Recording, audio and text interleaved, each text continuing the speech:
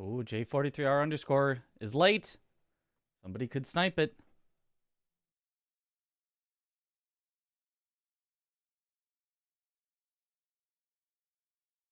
Oh, was first. Michael got it. What up, Inori? Redeemed first. He did J43R underscore. Sleeping on the job. Absolutely sleeping on the job. Bald and poor. Yeah, we're now bald. Yep. So we're so bald. So bald. No. So bald. Fresh. Finally got a 14 square bingo. All it took was 4 seasons and an extra event, but we finally got a 14 square bingo. Because they just didn't realize you have to not let them have any lines left. We should play Baldur's Gate to celebrate. Ah. Baldur's Gate 1. All right, let's surely that sounds we'll play some Baldur's Gate 1. Shouldn't have gotten a low taper fade. I don't know what that is. I'm not zoomer enough to know what a low taper fade actually is. Does anyone know what that actually TTS removed? Oh yeah. It was so that you guys don't do it during the actual match to spoil. I don't think mods have the power to turn that back on, do they? I have to turn it back on myself manually. I'm here to see Mitch. Who dis? This is the brother, Rich. Yeah, it's Mitch's brother, Rich.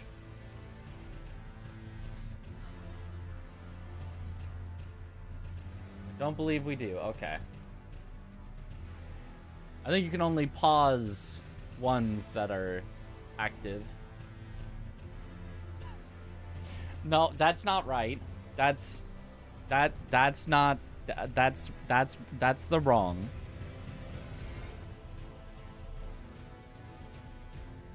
Okay.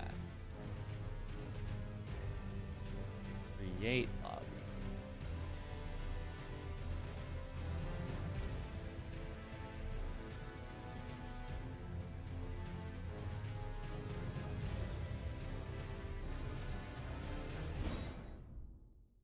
Unpause and pause. Gotcha. Okay, so let me...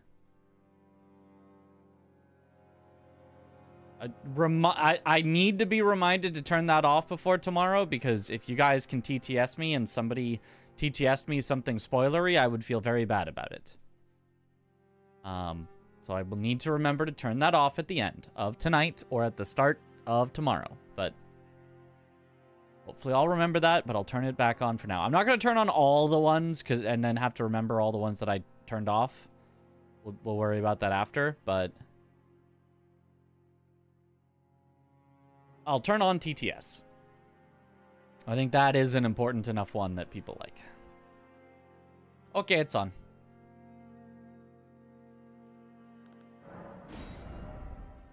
Nice cut. Is it fresh? No, it's old and moldy. Actually, how is it fresh an actual question? Is there an answer to that? Aside from just like, oh yeah, my cut's so fresh. Look at it. Have your reminder prepped and ready for later. Awesome.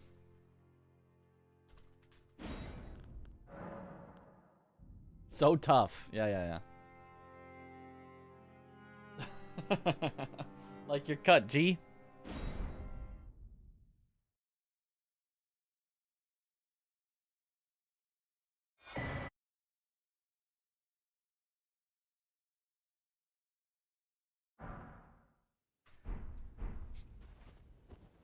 Okay.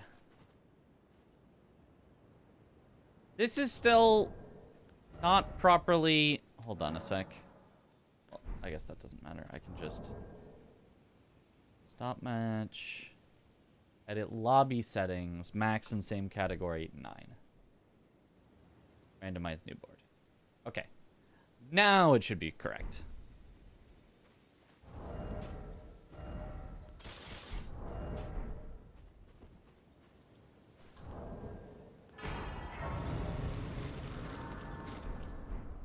So always do those things. 222,000 nanners? Nice. The problem with going with these tiers, like, it's helpful. It's like 20 of a stat for 20 stats for 10,000 is pretty good. An average of 500 per stat. The problem is, once they run out, you're kind of like in a bad spot. But I feel like it should generally always be worth it to just take those at the start. Always buy this. Always buy this. Those are not going to break the bank. But then I don't think you can afford to get anything else guaranteed. Okay, 2 Kindred cookbooks.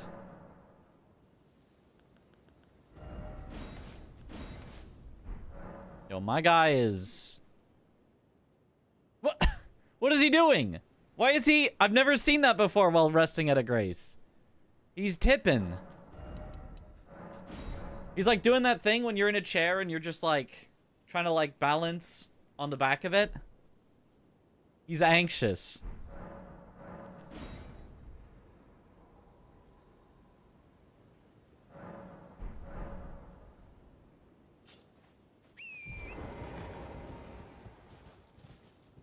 Okay, so I think, going to time the difference in the 2 Kindred cookbooks. First bot didn't go off yesterday night and today. I know. You gotta fix that. You gotta fix that. What up, J43R underscore? We're gonna start at -1 minute, so we'll have to add 1 minute to whatever time I get here. But I do want to test out the 2 different ways of getting Kindred cookbooks. I think my way of going straight to Morth is faster, but I need to be extra sure. Go. So we'll add a minute on to whatever time we get here.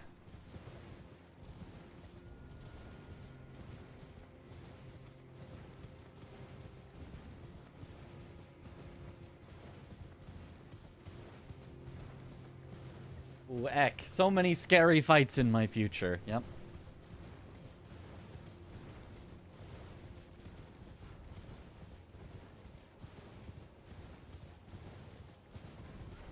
I mean, I guess you could pick which way you're gonna do if they're close, based on what other squares exist on the board. But like this one having put Florisax to sleep, if you went the other way, you'd be like so far from that. But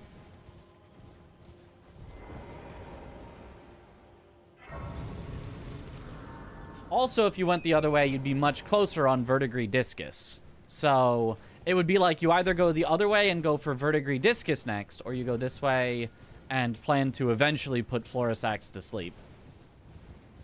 So I would probably go the other way and do Verdigris Discus, but I just want to see. We do a little seeing. Good luck, Mitch. Thank you for the good luck.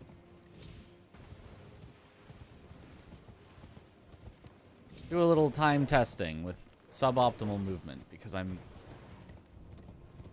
unsure exactly how to move to get through this without getting stuck on the rocks.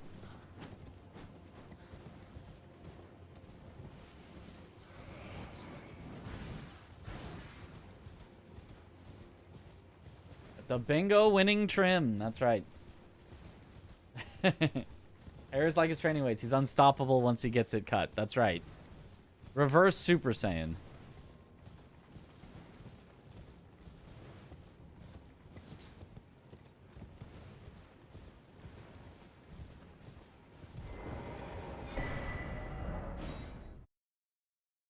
So far it's been 2 minutes 20. What if my hair is my mojo? Now that I've cut it, I'll lose all my mojo. You know, it might be.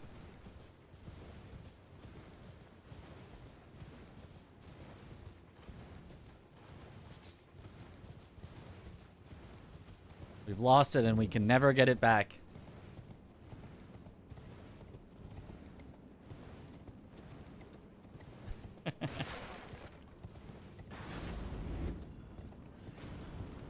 I'm gonna go like the full rush way. No, Egon or anything.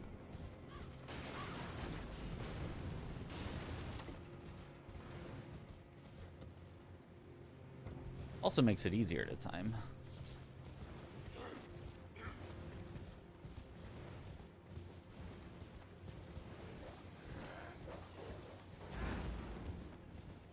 A lot of hair and no mojo, so it stands to reason that Mitch has a lot of mojo.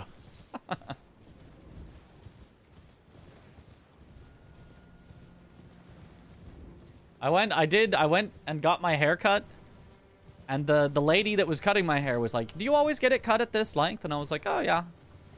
I was doing like 1 inch on top, and she was like, "Well, my brother has like a very similar texture of hair, and you know, for him, like he looks really good with it instead finger length instead of 1 inch." And I'm like, "Oh, okay, yeah.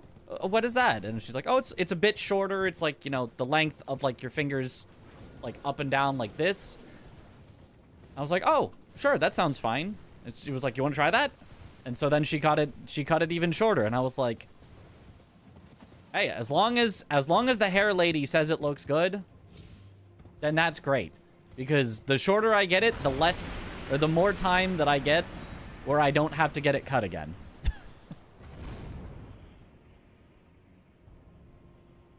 My goal is just basically don't go quite bald, but like get it really short so that I don't have to get it cut again for months until it gets way out of control.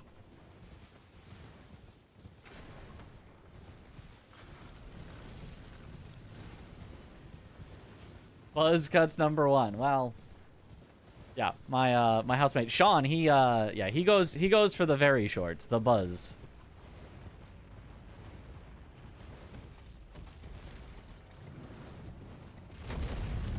I feel like that works for him though. He's like you know, he's played baseball and stuff, so it feels like it works better. I feel like a buzz cut on me would be just a little too much. Okay, so far we're at 420, which is really 520. And I can't see anything because of the stupid darkness. So I don't even know if I'm heading in the right direction, but hopefully this... It was the wrong direction. It's over here. No, it is over here. It's not over here. Did I go the wrong direction still? No, it's here. Okay. I did find it, but like we got to take like, I don't know, 5 or 10 seconds off. Boom. 5:55, but take like, so like 5:45-ish. Let's say 5:45-ish from that.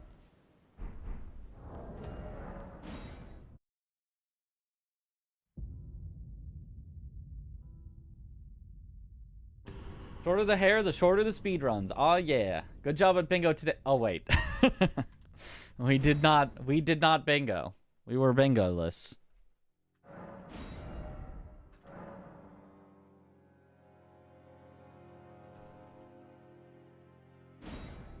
You understood what I was going for.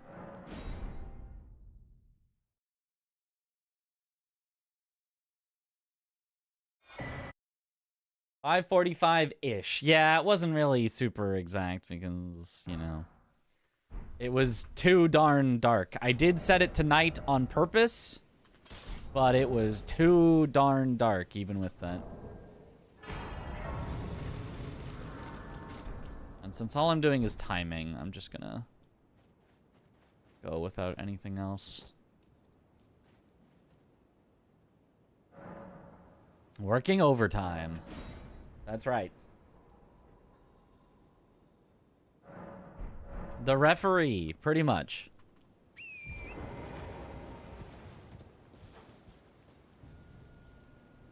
I should have also told Parky and Aggie what was going on, but I didn't get... I got confirmation from Domo that I should tell... So we're starting at 6:30. 6:30. I got confirmation from Domo that I should tell Swed and Chris, but I didn't get confirmation that I should tell Parky and Aggie, so I didn't, just in case. And then he ended up, you know, going in and telling them. It's like, oh, okay. That works. 20 degrees right now in Scotland at 4:45 a.m. I'm assuming you mean Celsius? Which then is warm? Reasonably warm?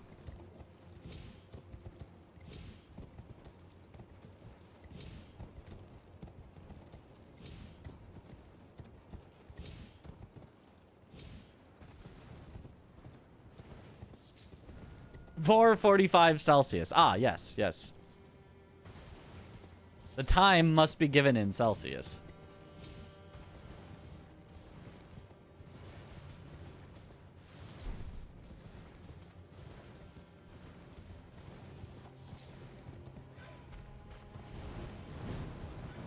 I mean, I could do the conversion.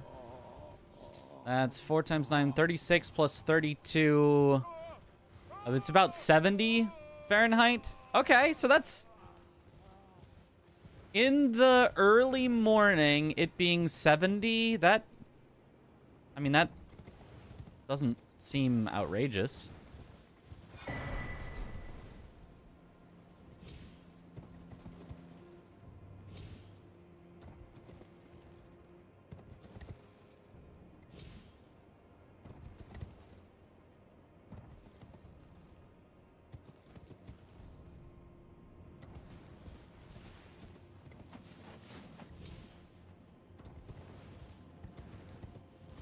.68 Fahrenheit. Yeah, if I did the... I converted it, I got the number 68, and then I rounded it to 70, because I assumed that when they said in Celsius, they didn't mean to the specific degree.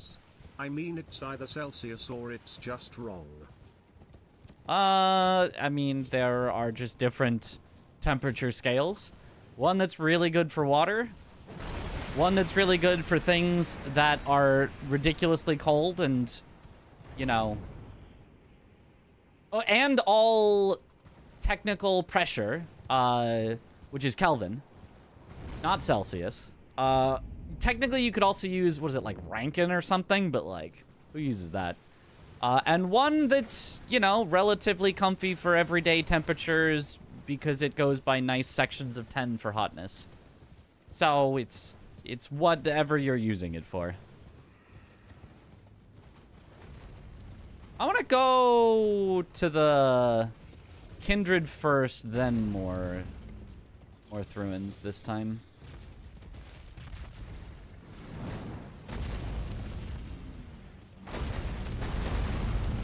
Oh, you want to go basically directly at the forge for this one. And then you just stay left. Okay, that's what I should have done. Kelvin is just Celsius shifted, correct. So again, it's right. And Fahrenheit is just Celsius shifted and rescaled. All temperatures are just a linear transformation of other temperatures because that's how any scale that measures anything works.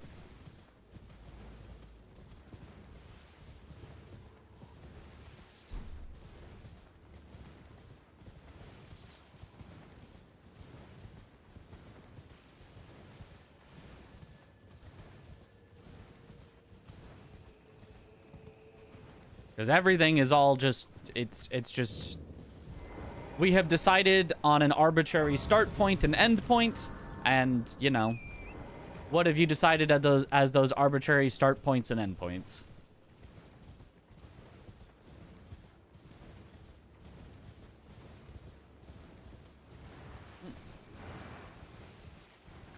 Lord Kelvin went to Glasgow University, so relevant to Scotland. Well, there you go. We started this at 6:30, if I remember right. Is that right? 6:30?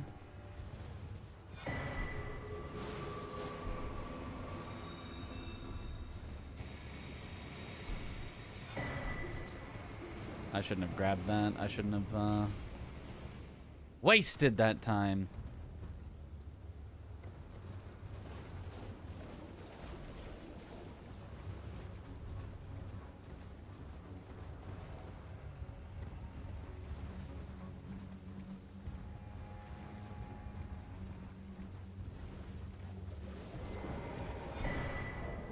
we end at 11:50. So 5:20 instead of 5:45. So yeah, as I expected, this one is just faster. I would have crushed Tom in that race that we did if I had just not died. Absolutely crushed. Unless my accidental detour when I was timing the other method lost me 25 seconds. Or actually would have lost me, had to lose me 30 seconds. Because the actual timing that I got was 55.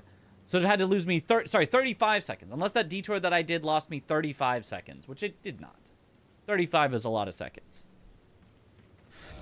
But it does slightly depend on what graces you want to have unlocked for, like, what you'd want to go for after. So, like, on this board, I would do this, go back to Morth, and then immediately get Verdigris Discus. Would make the most sense to me.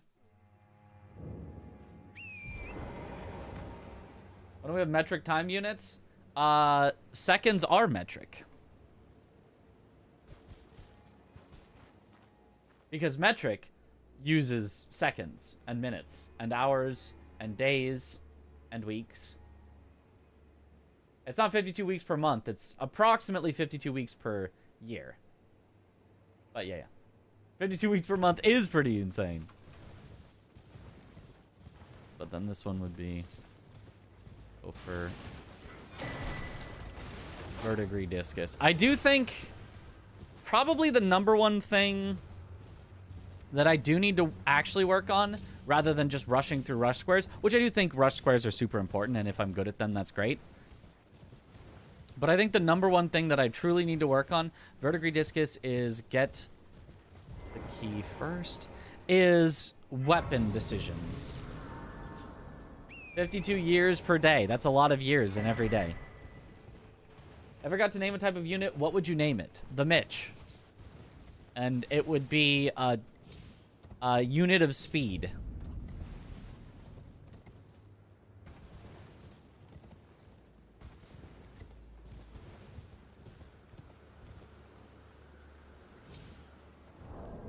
Oh, did that work actually? Oh, it did. Huh, that's not how you're supposed to do that, but that worked. Why? Because it's faster.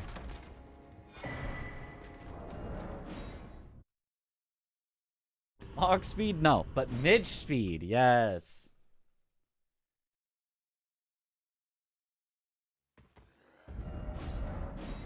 Time units are funky because they're based on physical phenomena. Like, there are approximately Earth rotations day per orbit, and you can't change that, so those are the numbers. But you could divide it differently. You could divide a day into 10 hours. It wouldn't... Oh, wait. This is not the proper fastest. How's the fastest way to get from... Warp back to this grace. And then you go forward, left. You probably go drop down at the same spot we do for the other square.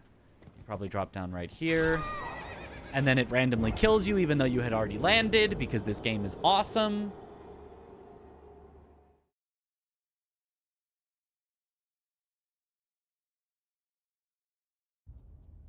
Right, and then you could divide those 10 hours into 100 minutes. And nothing really would change. Or you could make it 20 hours so that it's, you know, approximately the same as our current... Well, actually, I guess since we we have 24 hours a day, you could make it 20 hours in a day. You could divide each of those into 100 minutes.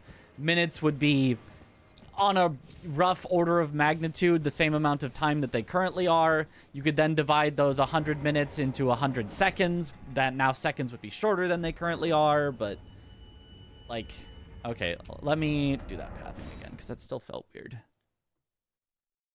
Is there no mod to fix stable ground and jumping and stuff? Maybe. I mean, it's kind of core to how the game works. But I mean, maybe there is, but even if there is, we wouldn't, use it. Mitch.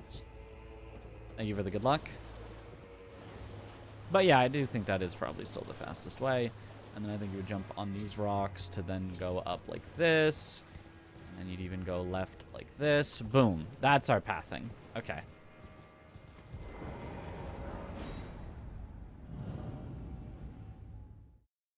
If a day was divided into 10 hours, you would only get 3 hours of sleep. Yes. Correct. It's this idea to metric association or something. Honestly, it sounds good. I mean, I don't... Does it sound good? And that would be verdigris discus. And then from here, I would already have the imbued sword key for whenever CBD was able to get the rest. And I would do... At that point, I would probably have given up, put Florisax to sleep, or... Well, not necessarily. But I'd probably go for kill the golden hippo next. So let's see what weapons are there. Also, 60 and 24 are good numbers. They're perfectly fine numbers.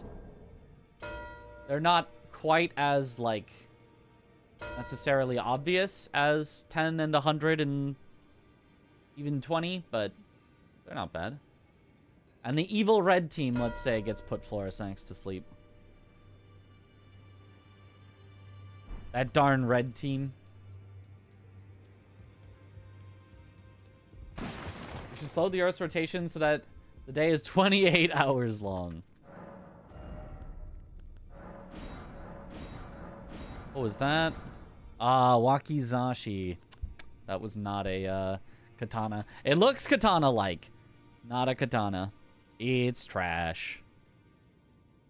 Oh, if there was a perfume bottle only square, you could just buy the lightning perfume bottle. That would be interesting.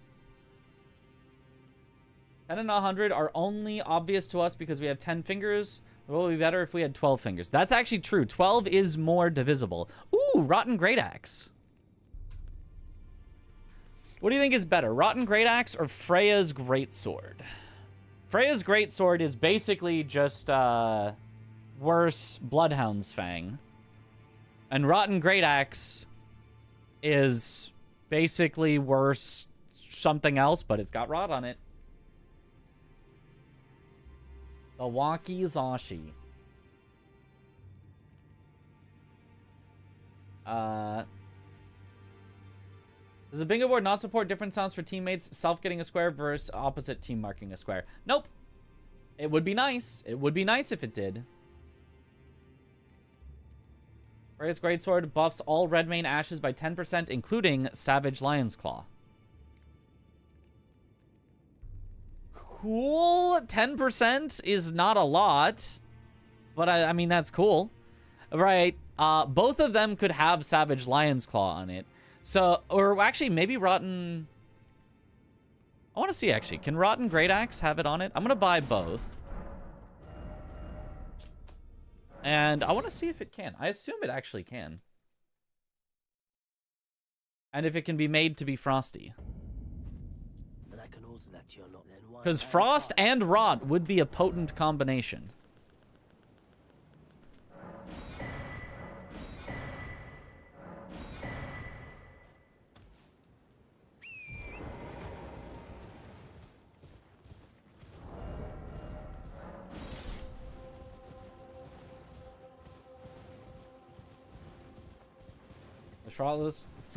Wish Scotland could be made frosty right now.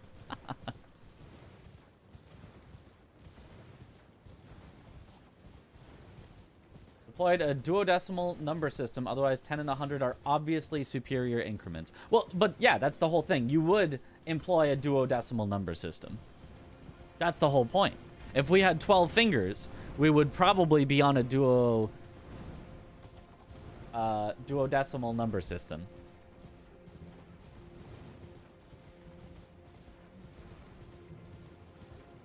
Base 12 would just be standard over base 10 if we had 12 fingers. Exactly. That is, in all likelihood, what would happen.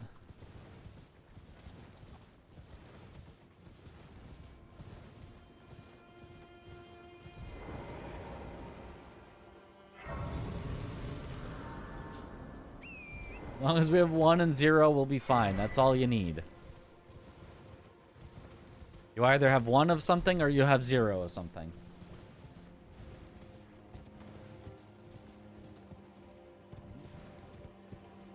$10 in base 12 would just be 12 in base 10. Yep.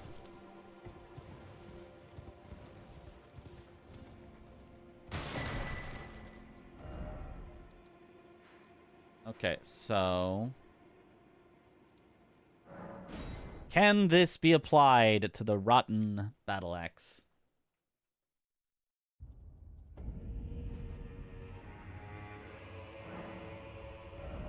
Rotten great axe. Oh, it can! It causes frost and rot. That's actually so good. That's actually so good. Wait a minute.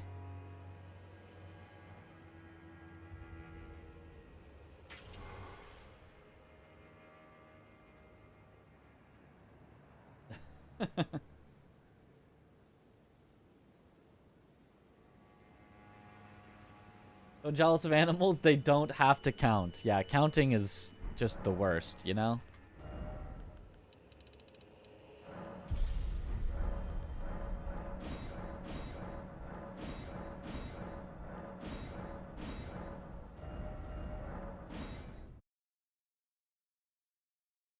Scaling gets a little wonky, but it works, yeah.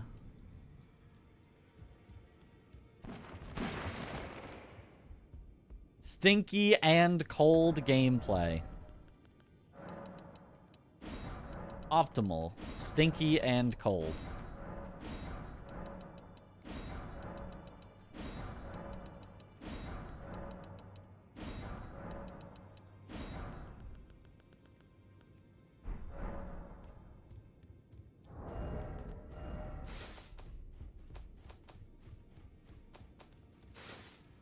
Really? I can only... Okay. Works, I guess.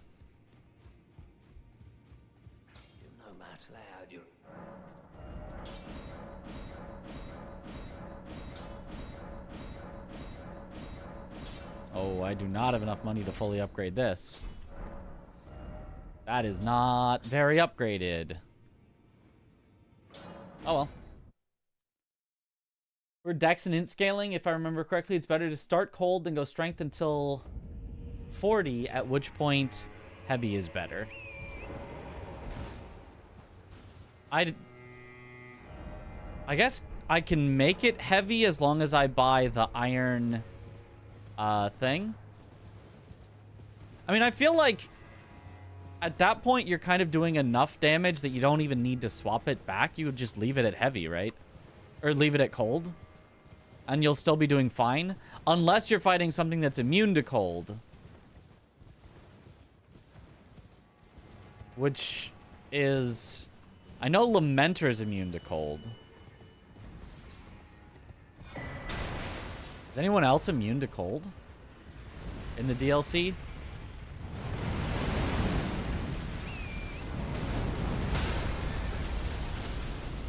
Hate when he does that.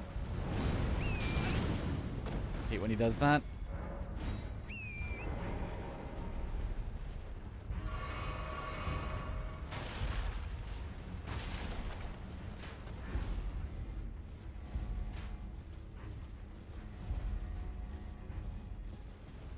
Canadians, maybe?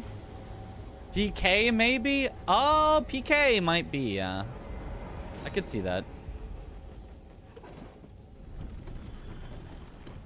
Accurately represent 1/3 of 10 without needing a fraction or super repeating decimal notation, I'd be very slightly happier.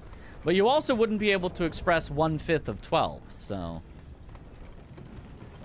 PK is immune to everything. Okay. That makes sense. He's just a big bag of bones.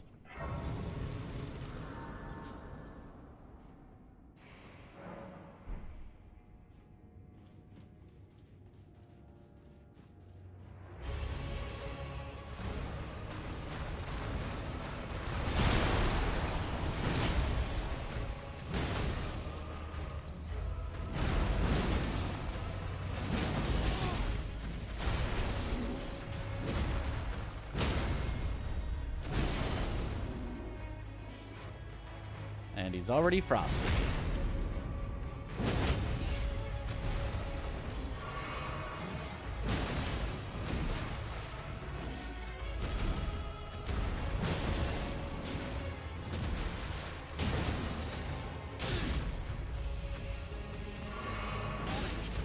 Okay.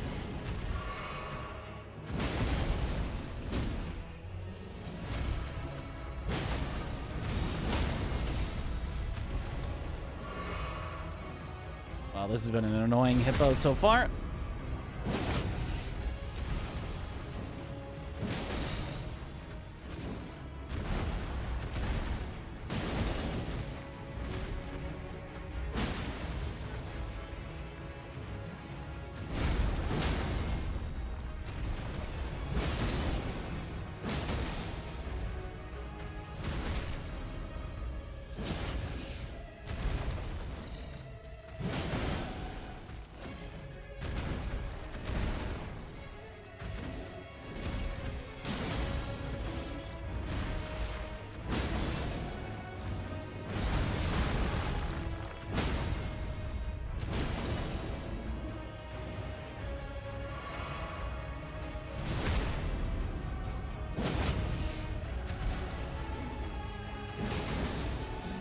It's always hard to, like, tell how much damage the rod is doing in total, because it doesn't do it all at once. Because, like, it feels like it's ticking for nothing, you know?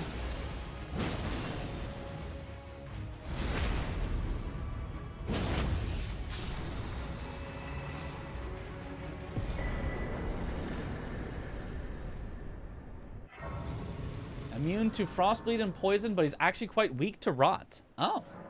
Huh. Interesting.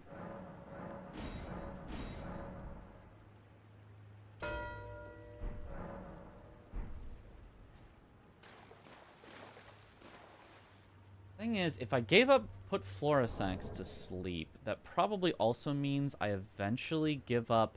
Ooh, but actually that means red team going through... I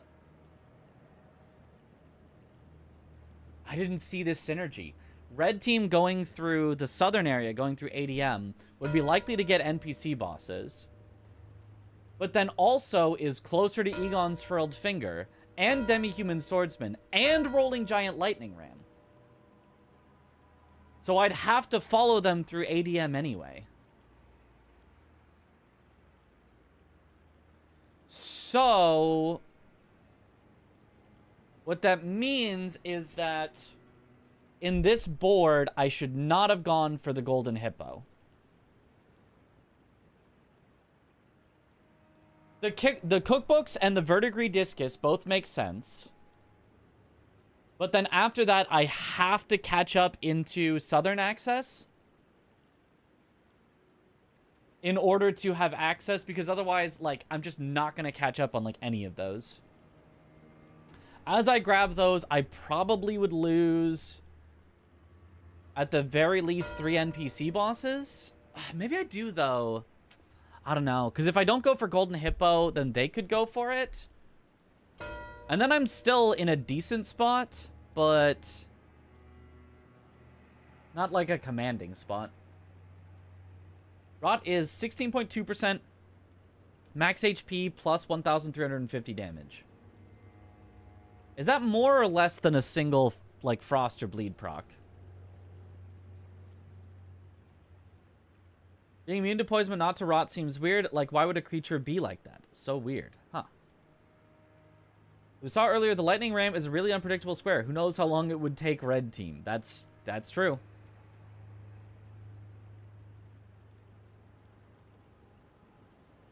Good evening.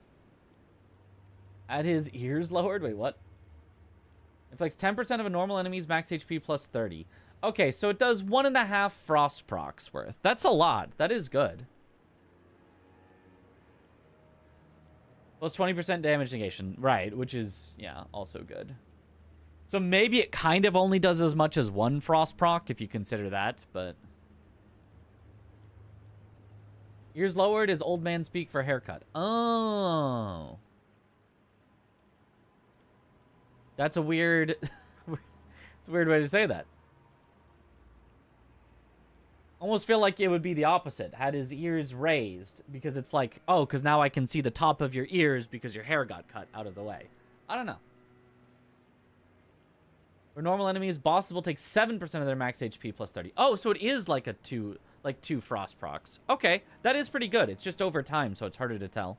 Last time people in Tom's chat were talking about the latest bingo match like it was the funniest thing ever. Oh, the one that was Chris and Swed versus Parky and Aggie, that was yep, that was something. That was definitely something. Some kind of a thing for sure. Hopeless Rot is kind of like doubling up on Frost procs. Yeah. That sure was a match. Cinema? Question mark? Being the messenger repeatedly was very funny. Yeah. Ask Ada for his lightning ram setup. He had a semi-consistent one. That would be nice to know. First, let me go over to lightning ram. That's a good one to practice, actually, now that I think about it.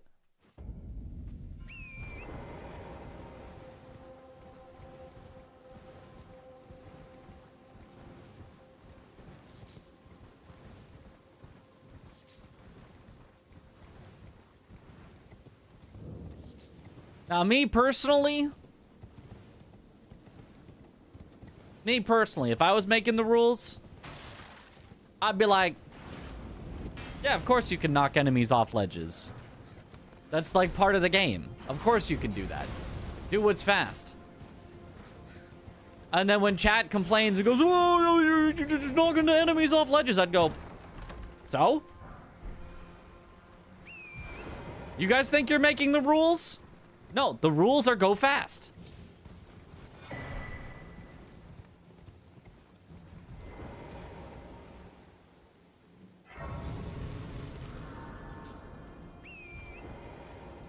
But that's just me.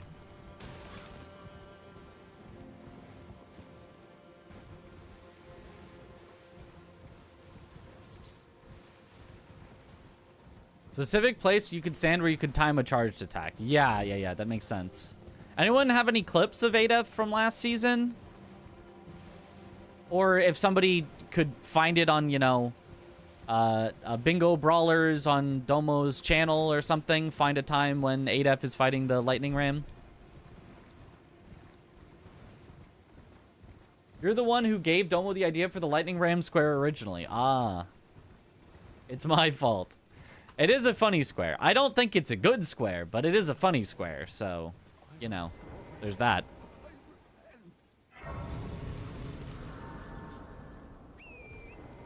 But even clarified that he did the same thing last season and refs said it was fine. So, I don't know about last season. I was not there for every moment of last season. But I can tell you that I have been told from multiple people as we have been practicing, and I'm pretty sure Swed has been in the call when I have asked multiple times, hey, are we allowed to gravity cheese? And I have gotten the answer, no on bosses and NPCs, period.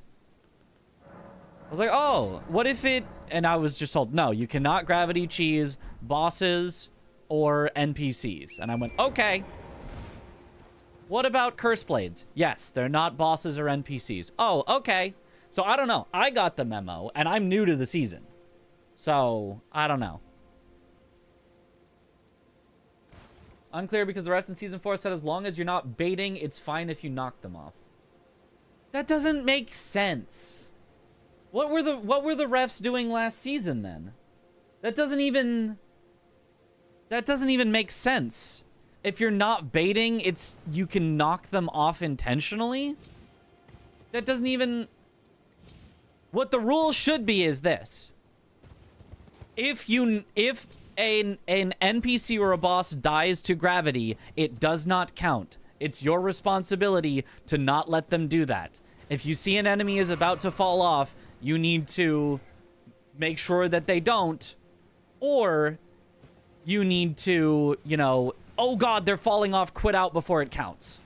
Because you do have time to quit out if something... Well, actually, I guess in an NPC invasion, you're kind of locked out from quitting out, but you get the idea. That should be the rule. Because that's... it doesn't make any sense to be like, well, if you do it in one way but not in another way, even though they're both on purpose, it's fine. Because I mean, Sweat did that on purpose. Let's like, he did that on purpose. Even in that ruling of like, you're not allowed to bait them off the cliff, that's effectively what he was doing, right? I mean, baiting is like a word that kind of feels like, you know, you're waving a flag in front of a bull and like trying to do it that way. But he clearly positioned himself on the inside so that every hit would push more further off. He clearly intentionally, forcefully pushed more off, which I would call baiting an NPC off. I mean, it's not, right? Again, that word baiting feels like instead of attacking, you're like getting near the edge, but like it's the same thing, right? So yeah, I don't know. Again, but if it was me, that would just be allowed. If it was me, I'd just be like, yeah, of course you can knock an NPC off. They're dumb. Just knock them off. That's how I saw it, and I thought I was insane. A lot of people were treating it as an accident. Like, it clearly was not an accident. Right? Like, did Swed say it was an accident? If he says it was an accident, then, like, maybe I can review the footage in a different light. But, like, watching it, it was, like, it was super obvious he pushed him off. If that truly was an accident, then, like, very weird accident. I specifically saw Swed repositioning himself so that he would get pushed off. Which, again, in my rules, that would be fine. But in the rules as I understand them, was never allowed. I don't know. Chris! No, Aggie! I had to go to my alerts. Aggie, thank you for the raid. Chris was the first one who said anything. I was like, oh, did Chris raid? Nah. Yo, Aggie, thank you for the raid. Welcome on in, raiders. And also Chris. Aggie. Holy nice haircut. Thanks. You know, I got it short so that I wouldn't have to get it cut again for a very long time. Let's go. How was the how many of the gauntlets did you get through? I saw you got through the first one. Did you get the second, the third, the fourth? I think he means because players can't quit out, if Moore becomes an idiot and eats himself off a cliff, even though the player is obviously trying to make him not jump, you're not locked out. Yeah, I don't know. Only 2. I mean, 2 is still more than I have at this moment. I only did 1 so far. It's hard. They're hard. Bless you. Okay. A little rusty. Been a couple weeks since I played. Yep. We've forgotten all of our no weapon skills. Very hard, but I like them. Oh, yeah. Okay, so do you know... Is there a setup for the giant rolling lightning ram of, like, where to stand to hit it properly? I know they were doing it with Great Katana last season, so that was, like, easy because it had a nice wide arc. Is there a spot? Whee! Which asked you if you wanted to send that. Well, it says first time chat from Raider, so I'm not sure what it asked if you wanted to send.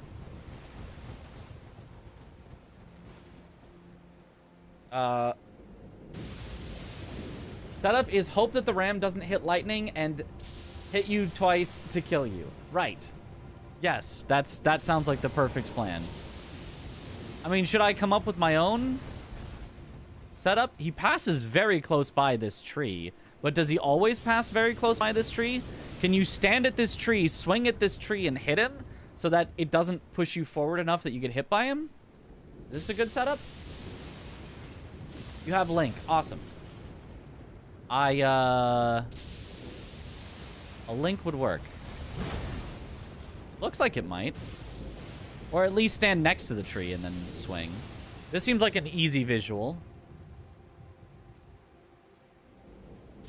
The TTS bless you. Twitch was like, do you want to send? Oh, that's funny.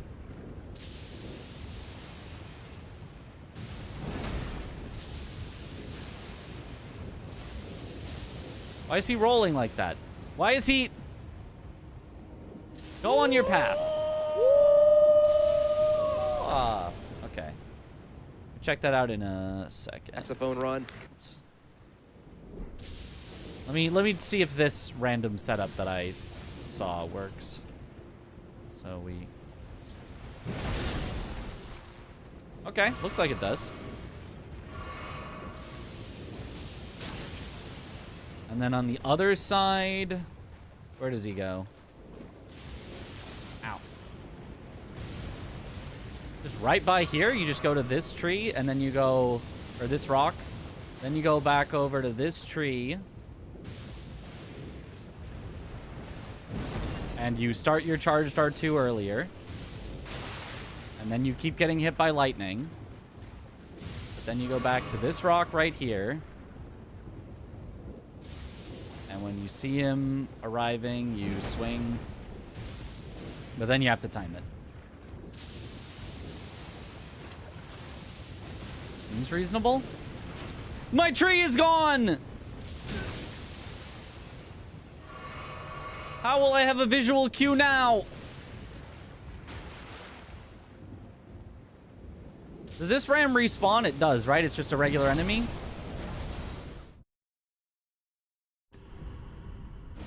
If you average out those swing times, you nailed it. Perfect.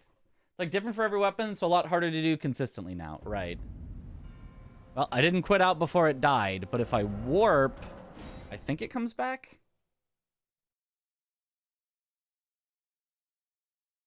I posted a link of 8F doing a setup at GDQ. Yeah, I know. I want to try out my setup first, and then see if 8F's looks better.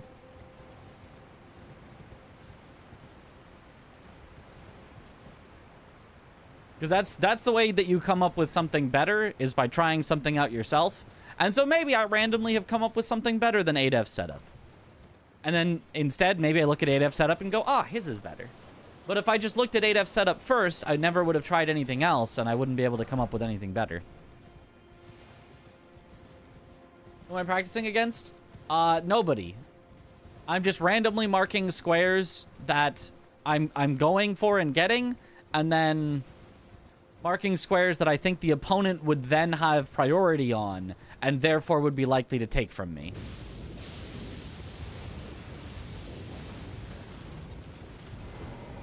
So if you just go... this is not the right spot. It's here. Well. Bit of a whiff, but...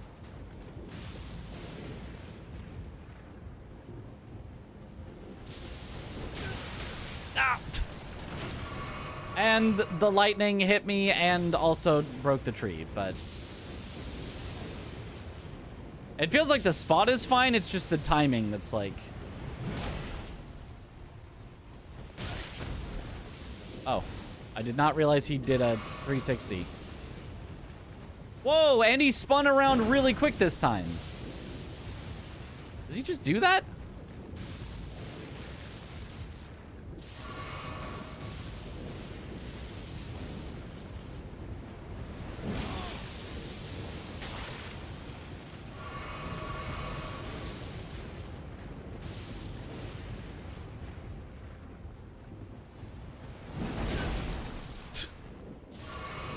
This is so dumb.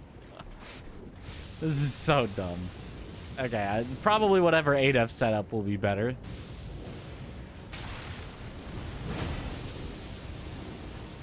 Cool, I had it and I got randomly lightninged as I was charging up my swing. Cool. Well, it's dead. So take that. Okay, let's look at 8F setup.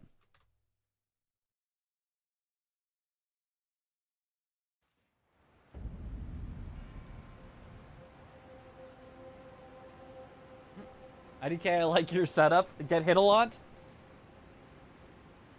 Perfection. You're Brazilian, you're having trouble defeating Radon from the Elden Ring DLC. Can anyone help you? Possibly. But I can't. But someone might. Oh, sorry. Leaking. Leaking! No! Ah! Nice square. Also, well, I leaked the general chat of the bingo brawlers of people looking for matches. No! Leaked. While we have a Okay, so ADEF setup. Will he get one hit in this time? He got one hit. Let's go. Go and for it to. What did he?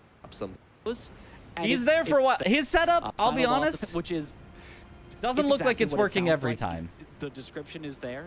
It doesn't even have an official name. It's just rolling. There he goes, and it's hard to hit. It just rolls right by you. I mean, it's a friend. You shouldn't want to hit it in the first place. It's just a big, cute ram, but it also does drop something, if I remember correctly. Is that the Spark Aromatic or the Lightning Aromatic? Or It's I don't remember exactly. It might be an Ash of War for the. It does not. It does not drop anything. I did not know if it dropped anything here. The Lightning Spark perfume bottle I knew was here, but What did it? Hello? It just kind of floated in the air. Very cool. Very cool. Okay, ADEF just kind of waiting for it to roll back around. It So does what's roll in the a set spot? path, and he's at this rolls right over. gravestone? Is that it? So as you can tell, definitely the final boss. Definitely the final boss of Bingo and the DLC. Is Will he this get even one a hit in setup? this time? He got one hit. Isn't this just kind of standing in its way? I don't know that that even looks like a setup. Does it? Hey, that person on the couch looks just like you, but it can't possibly be you based on the hair. Yeah, it couldn't possibly. Actually, I think my hair was kind of... it's not short there, but...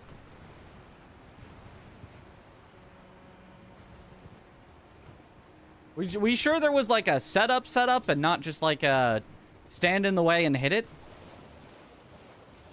Also found out the giant hand drops a spirit ash. It does not. It has a spirit ash on the ground next to it. Similar to what the lightning ram does. Has the perfume bottle next to it. There's two specific spots that are close together. But like, I didn't see any like way to see where the spots were, unless it's maybe at the gravestone. Like I can see this gravestone is kind of where you set up.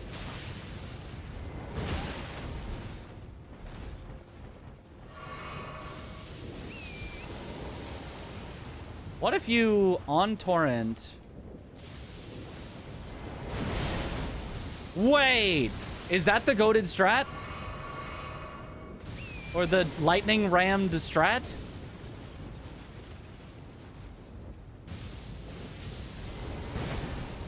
Ooh! Wait.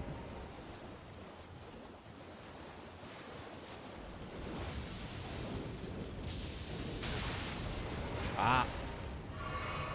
It's juking me.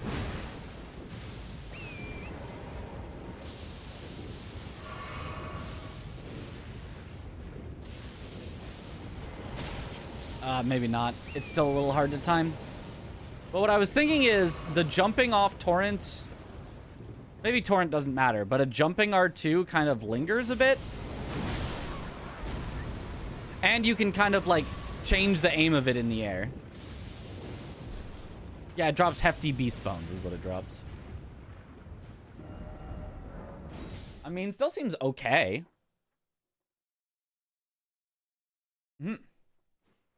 Setup I always use is Dahugaka using the Season 4 mod. Yeah, that would be nice, but we can't do that. We have to learn it with random weapons.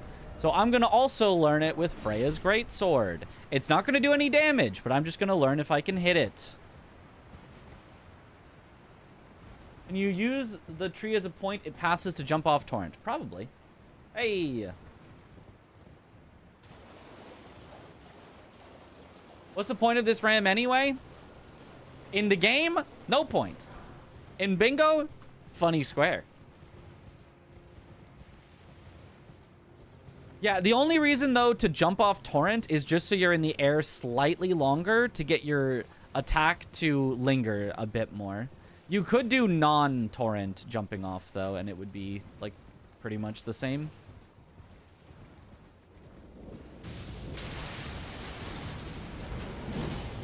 A little late.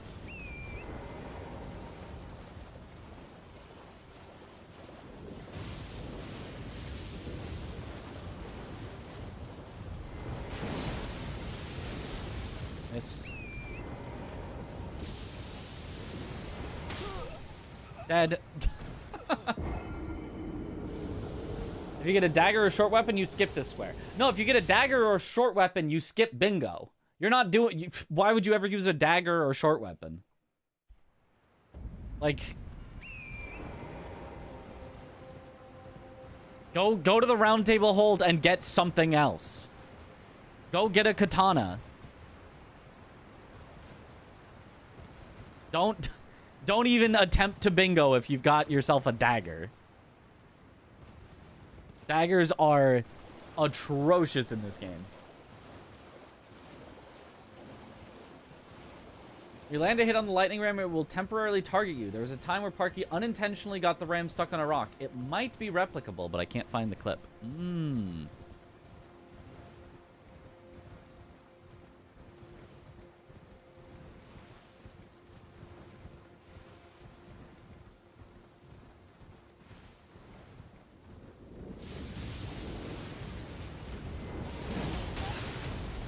Okay, so that's a little too early.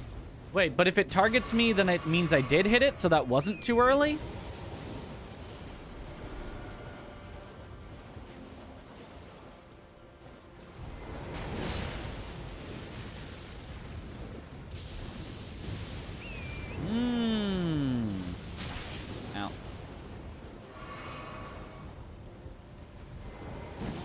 Ow. Turned the wrong way.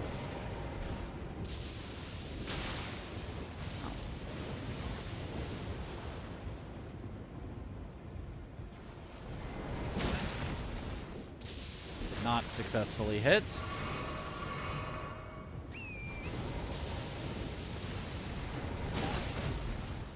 That didn't hit.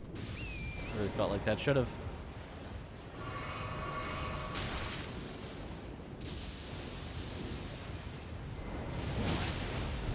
That one hit. But I'm out of flasks, so now it would be win in this hit or lose.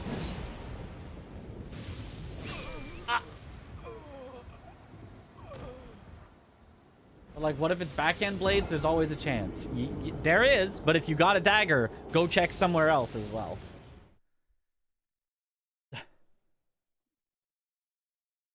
What up, Sam? First of this hour. Yep.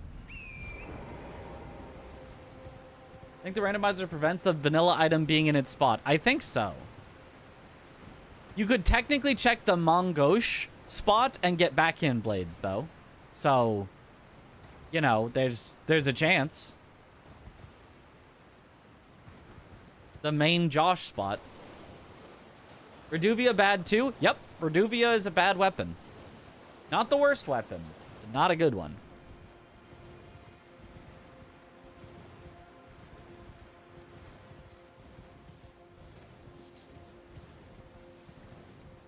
Could it be Falx or something? No, that's a curved sword. What curved swords exist in the DLC? Is Falx the only one? Late.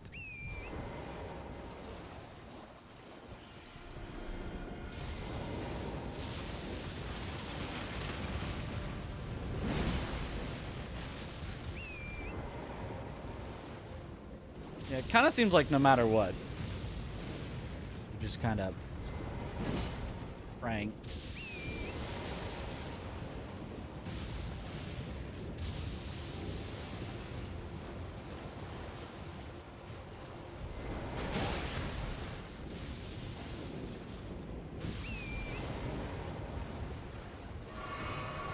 What if I... because it does feel like your sword does lay on the ground a bit, so you have to, like, kind of cut it off. And then it turns at the last instant, and it's fine.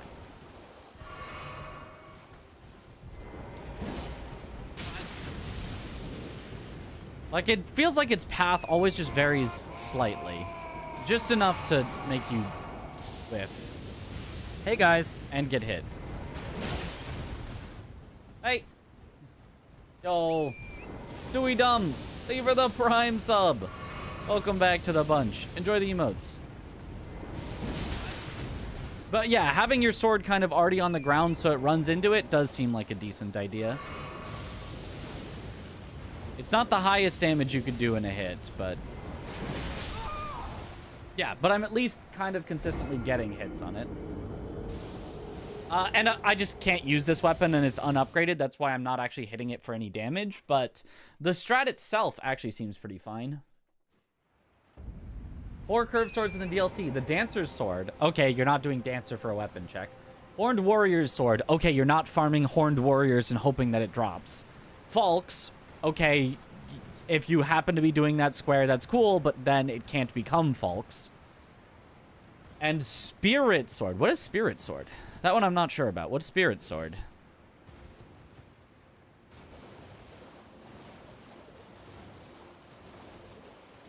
This gives greatswords a bad name. This is actually a curved greatsword. So, okay, I'll go back to the Rotten Axe though, so that we can actually see it doing some damage. Spirit Sword, curved sword with magic damage. From where, though? How do you acquire? Well, missed, but you can see the vision. Get a lingering hitbox instead of one that's only out there for a second. Almost. It really does feel like it can, like, curve around you if it wants. Does not feel like it goes consistently the same spot. Don't target me.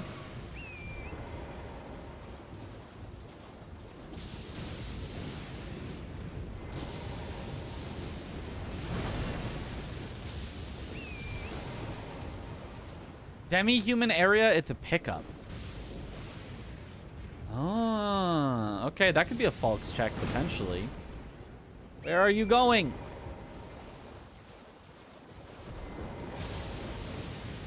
And then supposedly we're also not allowed to have the golem intentionally hit it with its fire. Is that the ruling?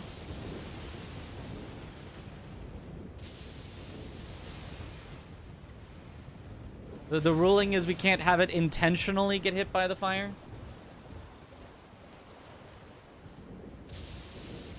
If you go left from Minions to reach Mariga, it's right instead. Okay. These from the ruling, the entrance to a triangular ravine can be accessed on the right corner of that lower area near some demi-humans. Okay, we might check that out. I also want to see if we were to, you know, accidentally, completely on accident, bait the furnace golem into firing fire at us, and it just happened to hit the rolling giant lightning ram. How consistent would that be? Accidents do happen, you know? Sometimes you know, you're trying your best not to, but there's all this fire following you, and you...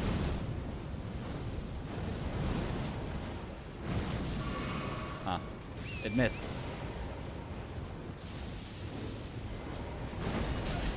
Ow.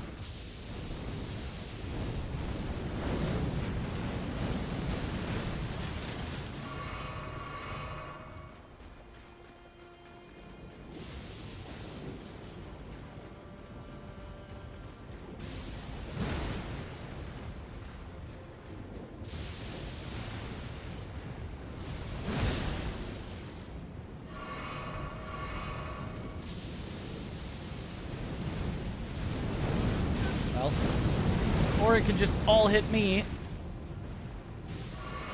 Does not seem to be very,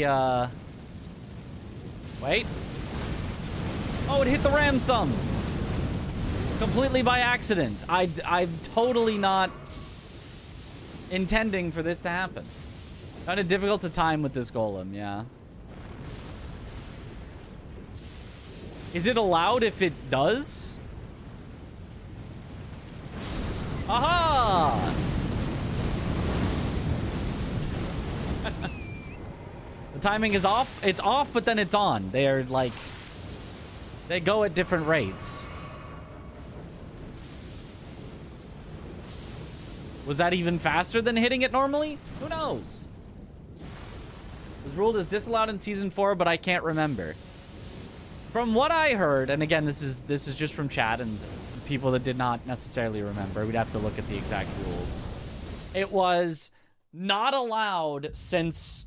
Not allowed if you do it on purpose, but allowed if you do it by accident. Which, by the way, in my opinion, you can't make rules like that. I truly believe making rules that it's allowed if it's on accident, but disallowed if it's on purpose is the worst way to make rules. But that's what chat said. Maybe that's not the actual rules.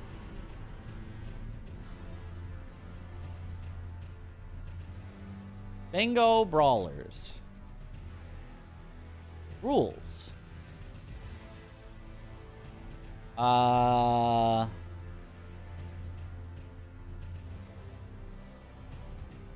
Let's see. Fair play rule. No exploits, skips, or glitches. Players must mark squares as soon as reasonably possible. For squares that do not for defeat X and Limgrave. To be tossed on Torrent the whole fight. No quitting out of Godric after death. Season 4 rules. No gravity kills on bosses or NPCs. It just says no gravity kills. It doesn't say no intentional gravity kills. It just says no gravity kills on bosses or NPCs. Cannot use the Furnace Golem to kill Devonia. Wasn't aware that that was possible, but you would have to do that one more on purpose. That sort of makes sense. Highlander armor set is allowed for the DLC armor set square. Why wouldn't it be? Is it missing a piece? Okay. Bale counts as a remembrance boss, sure. ADM counts as NPC boss, but not as a dragon boss. Ungasana is an NPC weapon. Moore's Shield does not count as an NPC weapon. No snake skips, no quitting out of doors or elevators. Base game are these. Bale's incants count as remembrance weapon. Ties can happen. Red Bear counts towards Red Bear Square. Lorisax sleep. Marked upon control. Collier at loading screen. On tables only. Mark Kindred of Healing Kindred Rot as soon as bug is done with recovery animation. Okay, that's slightly different than when I've been marking it. I think if we have refs and there can be rules like that, I just liken it to flagrant fouls in basketball. My issue too is that if you forget about the rule and then kill Anna with gravity, then IDK what the punishment is. I just flat out disagree. I think it should be this. I think this rule right here cannot use the Furnace Golem to kill Devonia is a better rule than don't intentionally use the Furnace Golem to kill Devonia. I think this is a way better rule. You cannot do that. As opposed to don't try to have it. It's like, no, this is a foul. Like in speedruns on speedrun.com, if it says you're not allowed to do a certain glitch and you do the glitch and you're like, I swear it was on accident. Too bad, your run's rejected, right? Now, I do understand that like the punishment here is like more severe, so you have to like figure out what to do if someone does break a rule and all of that. But like, I think it should just be either something is allowed or not allowed. Period or period. Like it's allowed period or it's disallowed period. Because I think that's just way, way cleaner. Oh, thanks, man. Fight Demon. It's your boy. If it happens by itself, you didn't do it. Well, you kind of did, though. You were playing the game.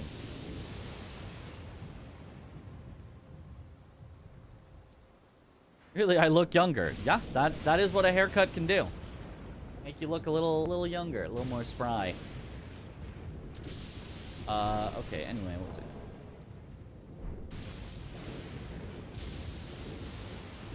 Oh, yeah, I was gonna check out that sword that people were talking about. I think there's an argument like, well, what if the thing might happen often due to RNG? Well, maybe it shouldn't be a square then. Well, it can, then I, like, either fully allow it or say, well, you have to prevent it then, right? And I think both of those are fine. I think it's fine to say you are allowed to kill Devonia with the Furnace Golem, and that to be like, okay, and then all players know that, and then it's fine. And it's also fine to say, you cannot have the Furnace Golem kill Devonia, and players will go, gotcha, I'll make sure not to aggro the Furnace Golem when doing Devonia. Right? And I think both of those are fine and valid rulings, but having like, well, try not to, but if it happens on its own, it's fine, I think is, I don't think is a good way to go about it.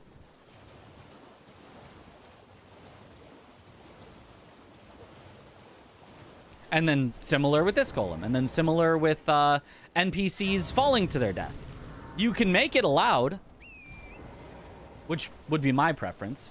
You can make it completely disallowed, but I don't think you can make it, oh, it's allowed if it happens on accident and disallowed if it happens on purpose. Like, I think that's just silly.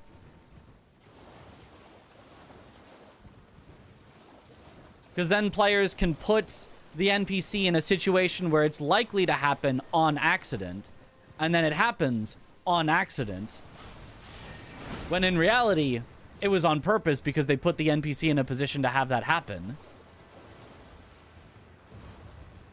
But they get to claim like, oh, but I didn't fully push it off. It rolled off on its own. Ah, there it is. Dancing Blade of Rannoch. Is that any good? Probably not.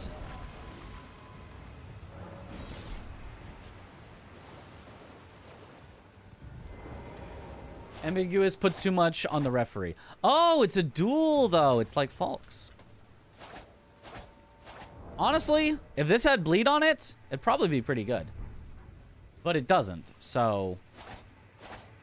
decent moveset, but like way too...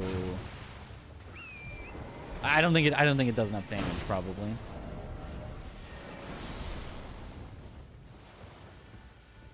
Really good dex scaling, but no status. Yeah, so it might be a good, like, super late game infinite dex weapon, but... honestly, run it if seed's dry. Yeah. I don't know. You could. It'd be fine. Wouldn't an easy punishment just be not getting the square? It depends. Depends on when and what you do it on. Like if it's kill 3 NPCs and one of your 3 is killed by gravity, there's 2 possible punishments. You can't get the square, period, and that one doesn't count. You have to do one more, right? But then in other cases, if it's like, you know, kills specifically more to get his armor set, and you knock him off the edge, and then you get the armor set, and you're like, well, you know, it, like, okay, then you, the only thing is, like, okay, you're locked out of that square now, you just can't get it, or is there, you know, something else you could do? But it's probably just, yeah, you're locked out of that square.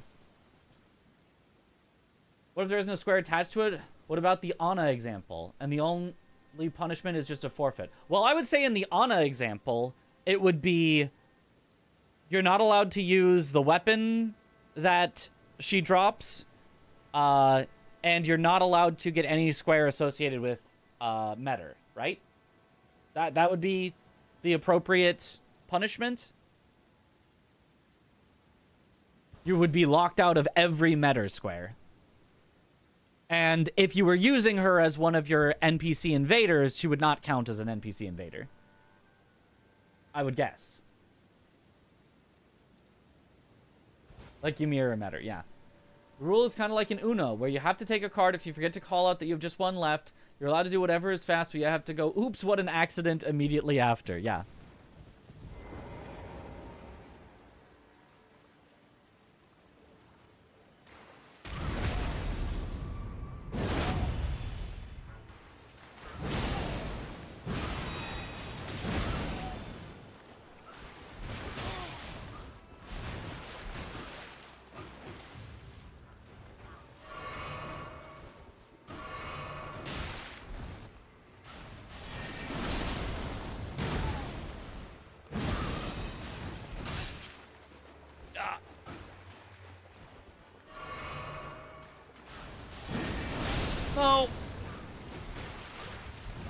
Yeah, that was dumb. That was a dumb roll.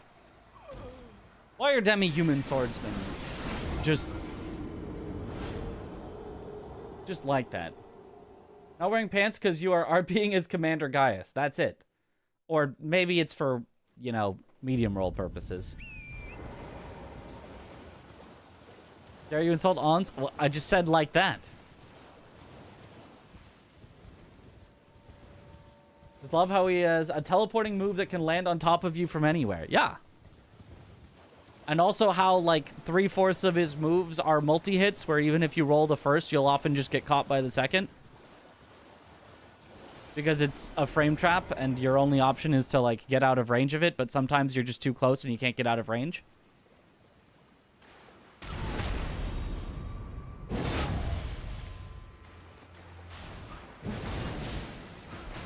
And he can just disappear in the middle of your attack so he doesn't get hit. Nice frame trap.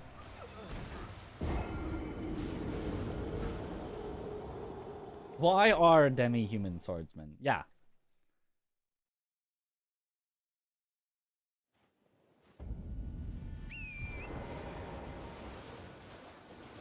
Never be mad at Ons. I love him.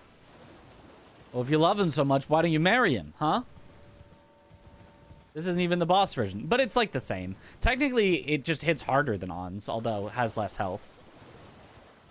Better in general to go for, I think, than Ons, unless you're synergizing it with, like, collect hefty pots or something. I just might. Oh, okay. Am I invited to the wedding? When they say, does anyone object to this marriage, I'll stand up.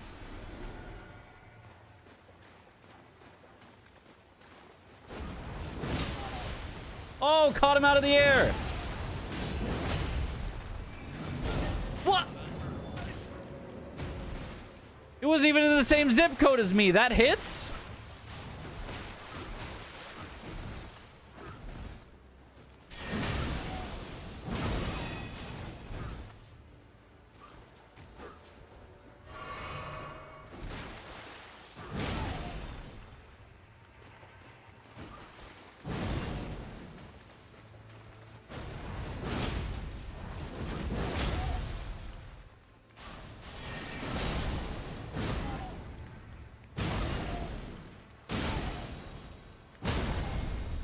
Aha! With a colossal weapon, you just do that. Crouch attack over and over. Same thing that you do to NPCs. Let me see if that works on Dancer as well, actually. Oh, apparently I'm red team now.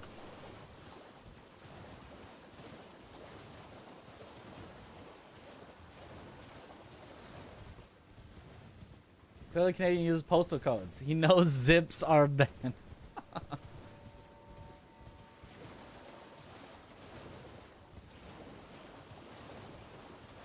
Evil Mitch is winning.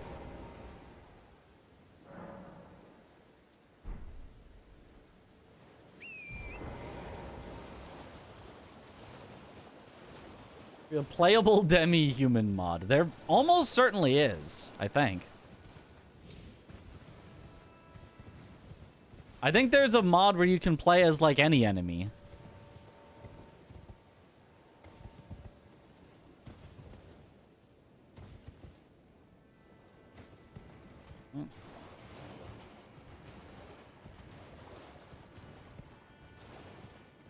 How much longer is the bingo event? 2 more days. We're halfway through.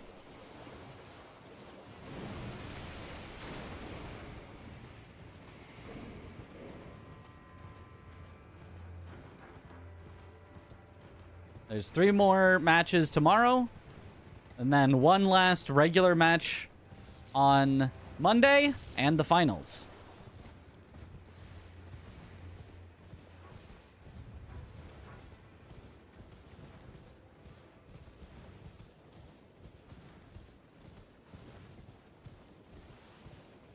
Velcro and belts before buttons. Okay, let's see if I can kill Dancer with being barely set up and only 7 healing flasks using... Oh, my strategy was a little off there.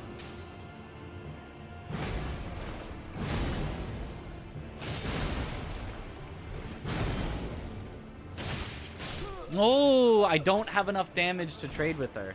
So no, this strategy doesn't really work. All teams bingo or individual ones in the following days? All teams bingo. What are the base game players doing that they haven't marked a square yet? Wrong answers only. Playing Elden Ring.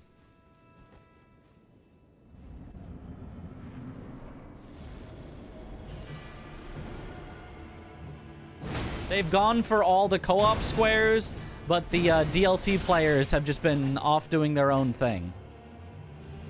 What if you had to play this same format, but there was no communication between teammates? You had to just guess whether your teammate had done their part of the co-op, and then like a ref marked the co-op for you when you both get your parts done.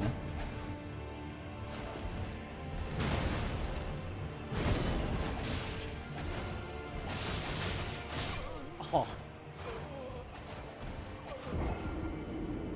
Ooh, also, random strange video idea, possibly for a bingo thing. What if you're playing Lockout Bingo, but you don't get to see what the opponent has marked until you try to mark it yourself? And then if the opponent already has it marked, it just shows up in their color.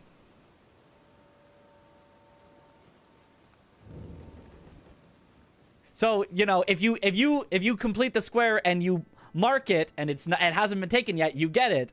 But if you try to mark it and the opponent already has it, it now just reveals that they've had it the whole time. That's evil. That would suck. I'm in. I'm gonna steal it. Thanks for the idea, Chop. Dang it! Dang it! Oh, I keep giving away all my good ideas. Battleship bingo. Okay, Chris. Aggie. Who wants to battleship bingo? Wait, it does kind of work. Oh, press the wrong button.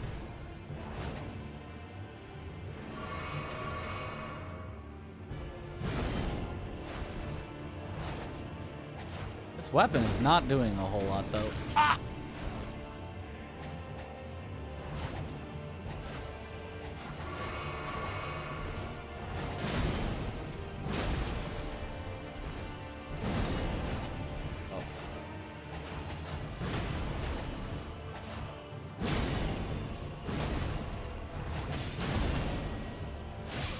Ah, yeah, no.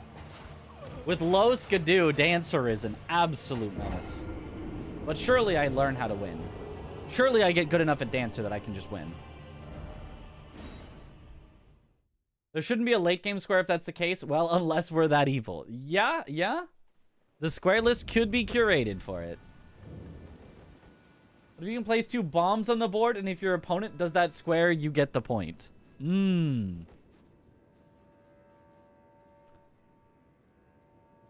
Yeah. What if, for every square you get, you both get to mark a square and you get to place a bomb that does exactly that?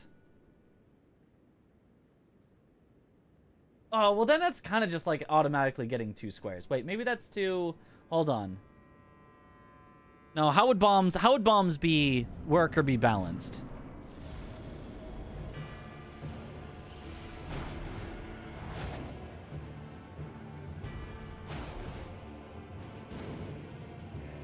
Maybe you either get to place a bomb or attempt to defuse a bomb each time that you mark a square. So somebody playing very defensive could, like, only be defusing the next square that they're planning to get. No, but then you just always do that, and then you just don't worry about bombs, and then they don't exist.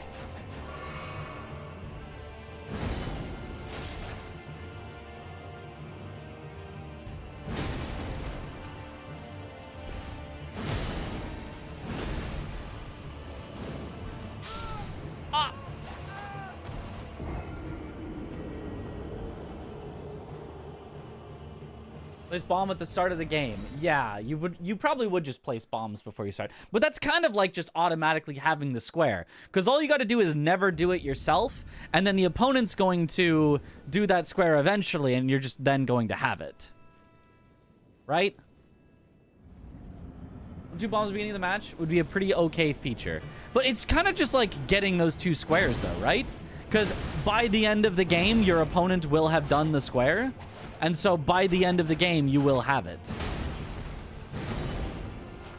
Whereas in Battleship, the game, you know, absolutely ends without you guessing every square. You know? So it doesn't really feel like you're placing a trap so much as just claiming a square that I win with eventually.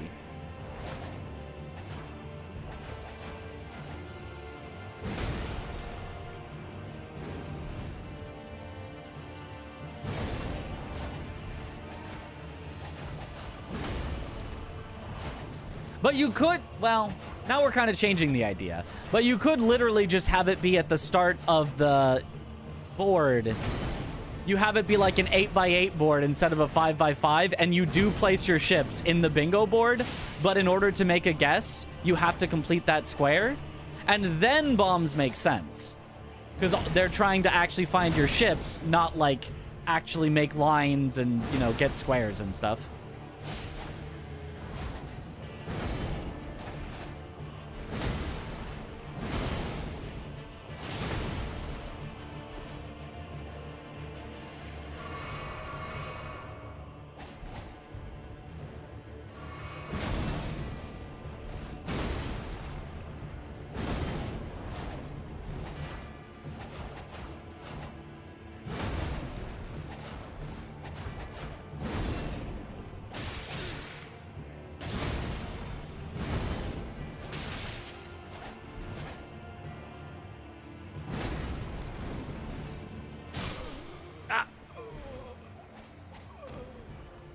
It would always bomb the center or center adjacent square, yeah. Make it only lock out every time you bingo. You get another bomb on top of your starting bombs. But yeah, again, that's just getting 2 squares every time you get a square, right? Call it Minesweeper bingo. I mean, we could add in like a million, you know, superpowers that you get. You know, you every time you get a square, you can, you know, place a radar that will tell you, you know, in a 2x2 area if there's a bomb there. Bowser Bingo at least sounds much better. The balanced way is that the bomb is placed randomly, so even you don't know that it's there. So you could do that square and it wouldn't count for your opponent because you placed that bomb, but if you do it, it counts for you. Probably have a maximum of 2 bombs placed after completing 4 squares instead of a bomb per completed square. Or make it wild. There are like 5 bombs placed randomly at the start, and it doesn't matter which player does it. The first player that does it, it goes to the other player. But then the other player still doesn't know that until they do it, and then they do it, and they already had the square.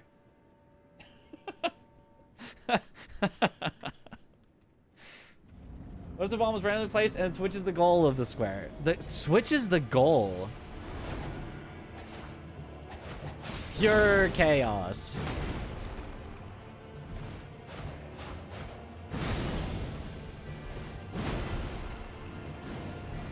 This is what we need. Pure chaos. Okay, so with a colossal weapon, though, I think if you can get her into a backstep loop and stay close enough, I think you can kind of just keep her in it.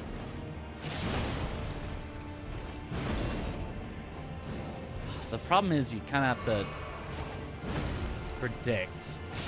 Ow. And this weapon is just barely not long enough, even though it looks like it's pretty long.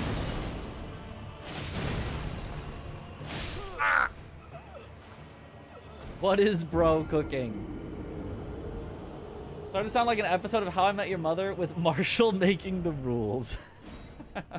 What if bombs just give a mandatory small challenge to delay the player? Okay, that could be fun.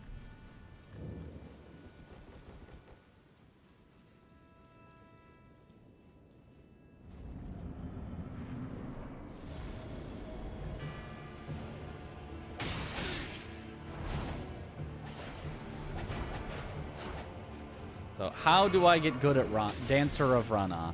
Is there even a way to get good at Dancer of Rannoch? There actually might not be. It might just be prey.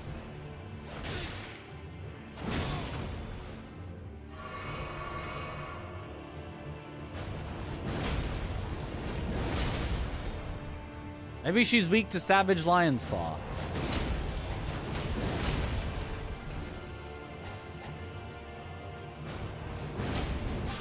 Oh, she can just fire. Even if you can parry her, you're not guaranteed to have a parry shield in the DLC. Bomber Bingo also goes hard. If you don't go for battleship rules, just bombs.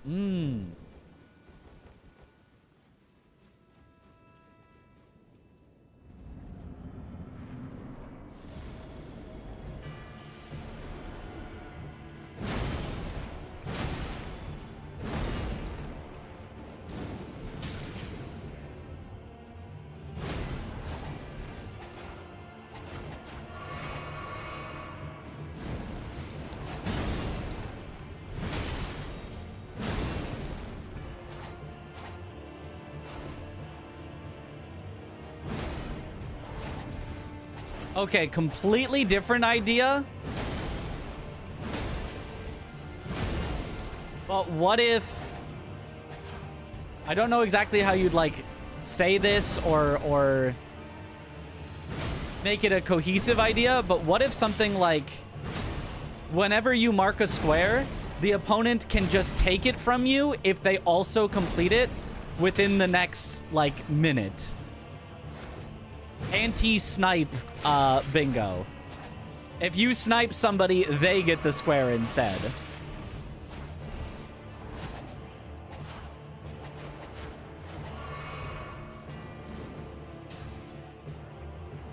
That would discourage being fast? Not really. It would just encourage doing things that your opponent could not possibly make up in a minute.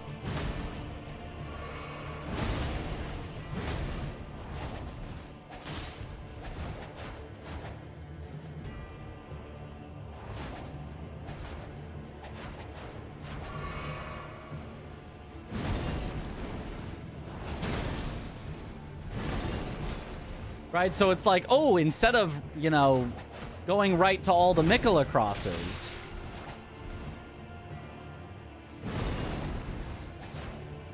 I'm gonna go and immediately, you know, kill Hippo, because I'm gonna get there and kill it more than a minute faster than my opponent will, because they're going for Mikola crosses or something.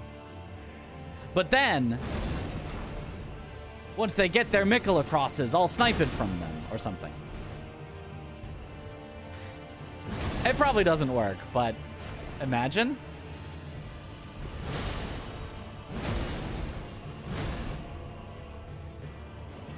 Okay, no heals left, but who needs heals? She doesn't have heals either.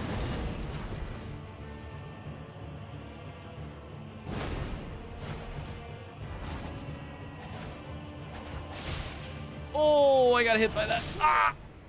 Yeah.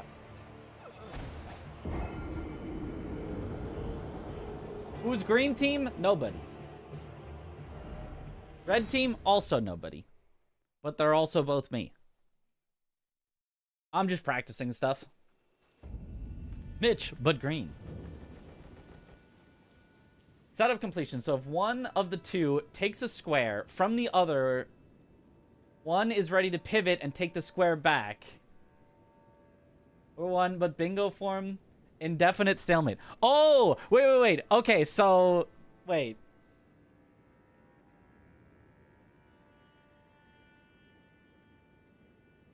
Yeah, you can take back within a minute.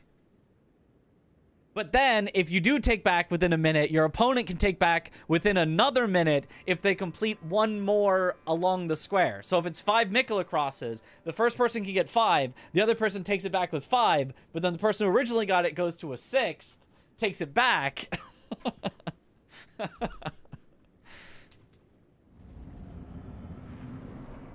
Eventually, there's no more Mikola crosses and it settles on somebody.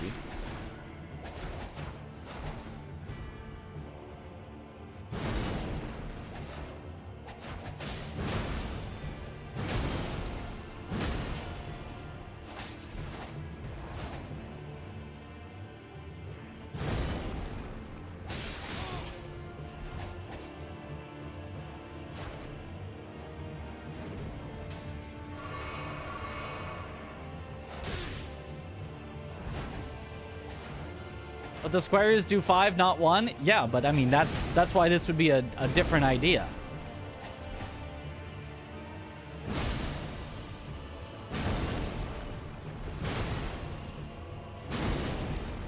So that way all the rushable ones are like, you know, much more contestable. Because they're almost all a certain number of something. Dang it!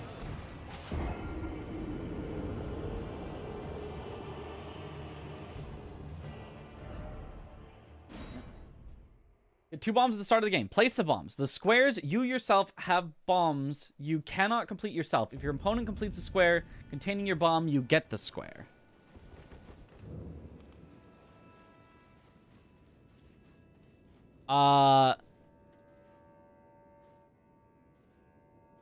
But then, probably then, after, like, half hour, your opponent gets a diffuser. They can diffuse 1 square. And then after another half an hour, they get another diffuser. They can diffuse 1 more square. So if your opponent correctly avoids them and then diffuses them,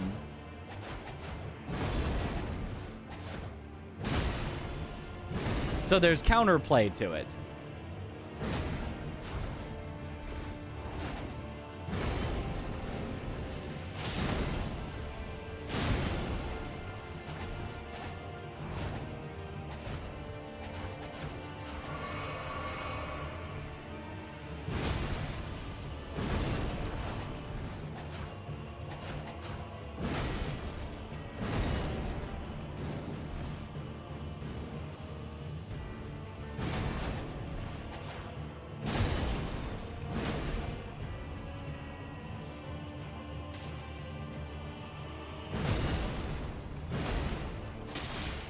Ow.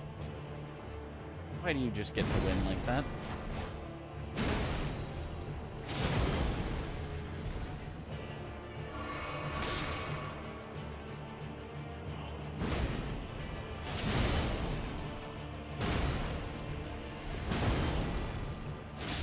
Oh, that really just kills me. Okay. A clean cut indeed. Just guess at what squares are bombs and put little flags on them to keep track. Oh, wait. What if it is Minesweeper? What if every time you claim a square, it tells you how many bombs are around the square that you just claimed? Huh? That's the cherished format. Yep. So you get one and you see 0 around and you're like, oh, awesome, and you can like get the next one and you see that there's 1 next to it and you're like, oh, Elden sweeper. Bingo for April Fool's Day. Battleships to Minesweeper pipeline. Yep, we've got so many ways that we can make bingo much, much worse. While I die to Rannoch and try to figure out some way to somewhat consistently take her out. I do think Savage Lion's Claw is actually good because she dodges the startup instead of the actual hit. Because Elden Ring enemies will animation read.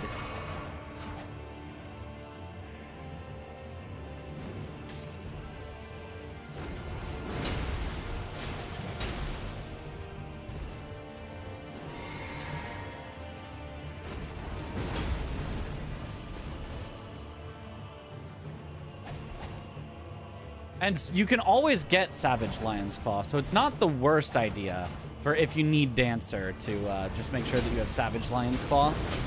Yeah, that actually kind of works. I wonder how that would work on, like, Rakshasa, too.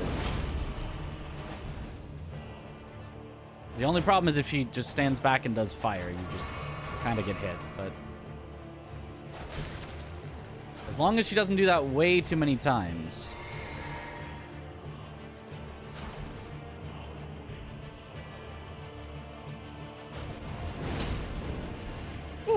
And sometimes you can still avoid the fire. Oh my gosh. Aha! Or you can just hit her.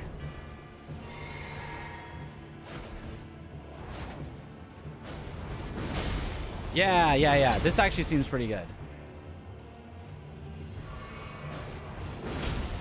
You have to space it right, but...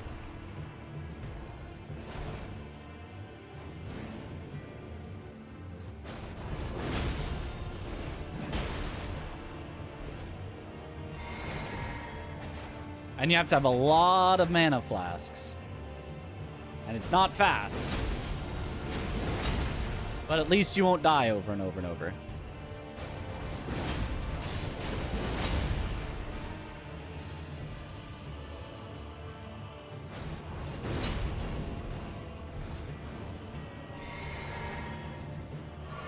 She's just spamming fire. Okay.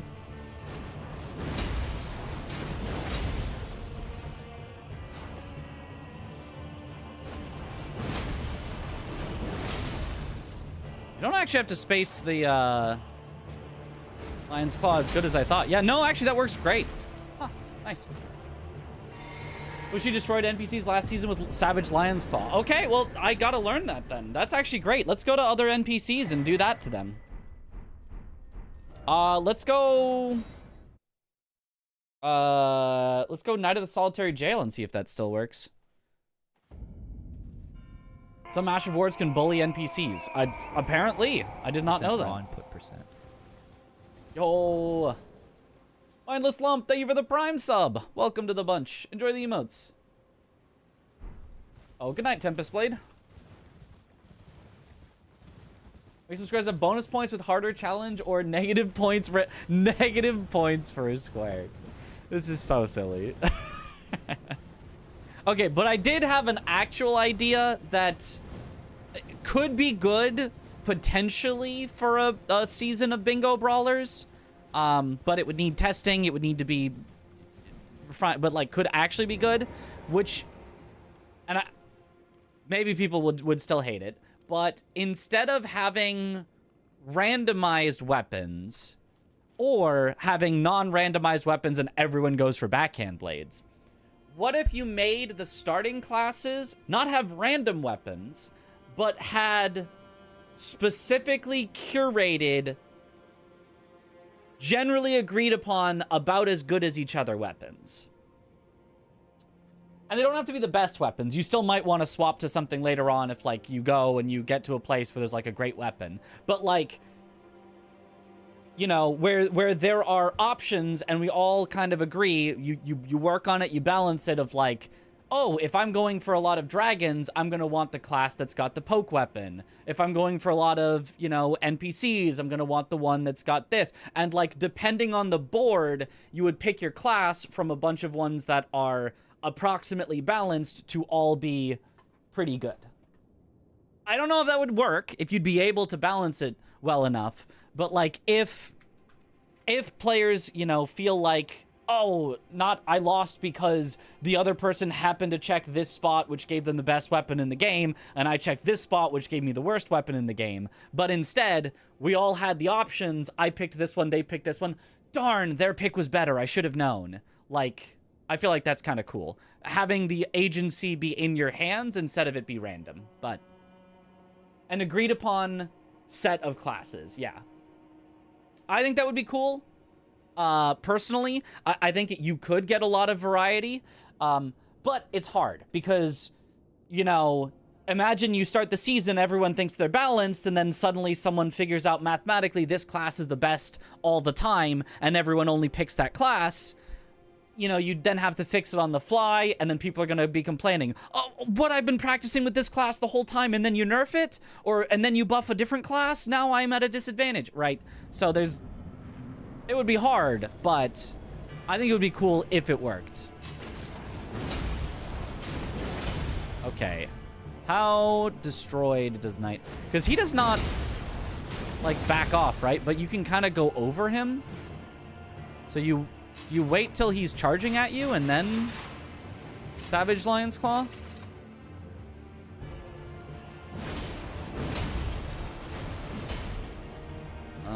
He can still hit you, but that's fine. Yeah, since he doesn't dodge, you can kind of just use it when he's a little far away. Oh, but then you could just miss! Ah! Do you know that he has more poise when he's two-handing? Yes, I am aware of that. I like that idea. You're still going to get people running different things due to preference and or what squares they want to go for. Right, but only as so long as you get it balanced enough. Because if you have, like, you can choose from, you know, Bloodhound's Fang or, you know, random 5 other weapons and everyone goes, Bloodhound's Fang, that one please, then, you know, it could be a little silly. There'd be a class that would probably be good at everything or most things. Right, there could be. But as long as you know, try to pick the classes so that they definitely have at least one strength.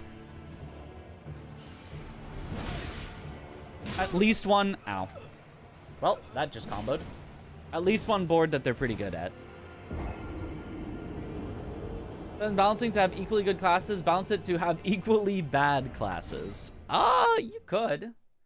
I think if you make them too bad, though, then it's like you go back to just, okay, everyone finds a weapon check, you know?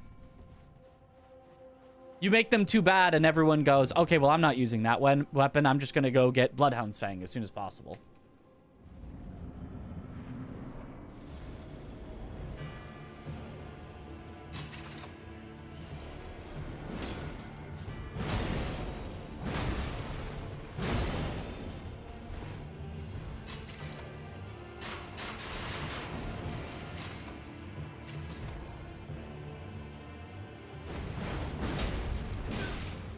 It's not so great. I can't, at least, if it is great against Night of the Solitary Jail, I haven't yet figured out when it's great.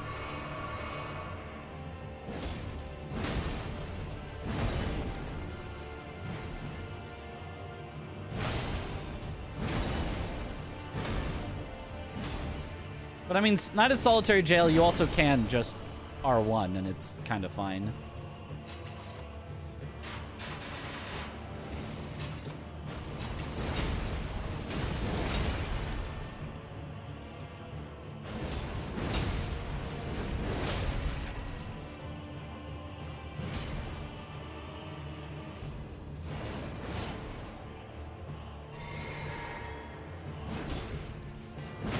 It kind of feels like you kind of pick depending on where he is as to whether to go for the Savage Lion's Claw.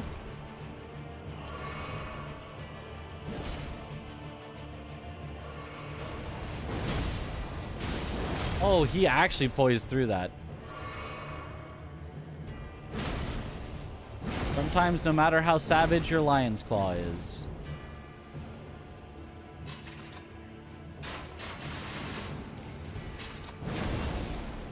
There's also the possibility of trying for this strat. It doesn't really work like this. Works in all bosses 4 players where you win those trades every time, but yeah, he really can just poise through that. If he starts attacking when you do it.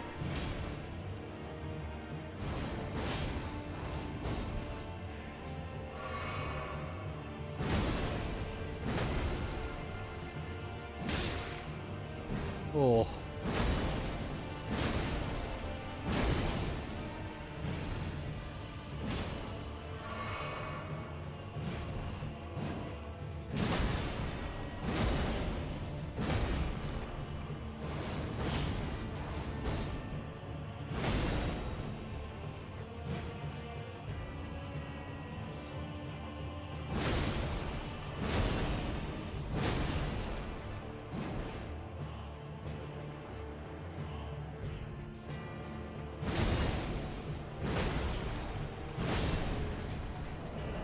I got him, but it didn't feel smooth.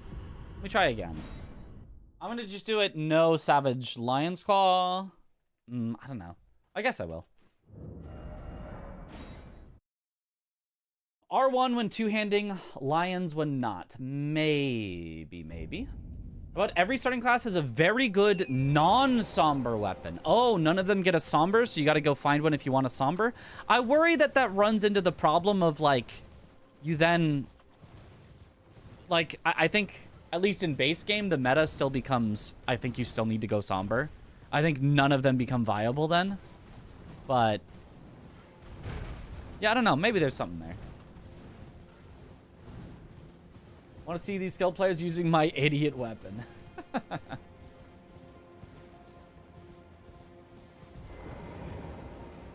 Bounty system where earning the bounty unlocks a wild card. We can reset anything on the board to a new objective. What if everybody gets the same starting class, but the class is randomized from a set list?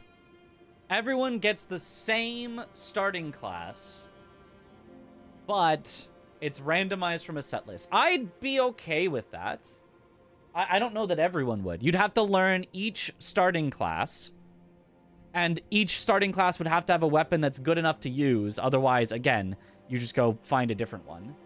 But that could be interesting.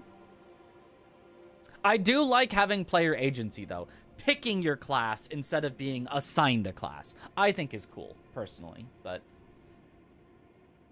we're talking about reducing upgrade costs for smithing weapons. Okay, I don't know that that matters. I don't think the cost matters. It's just how long it takes to gather them. Not for money. Oh, reduce the number of smithing stones you need. I still don't know if that fixes it, but maybe it does.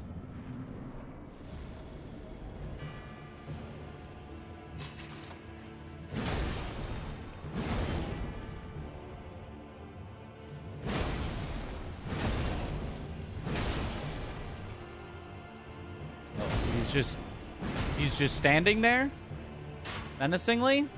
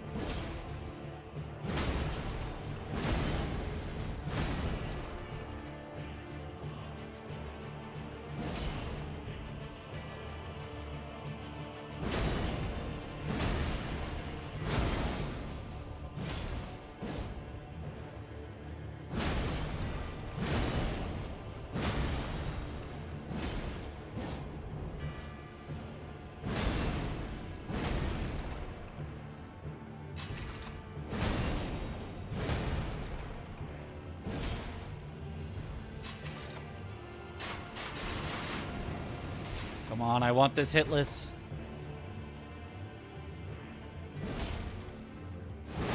No! He poised through. Dang it.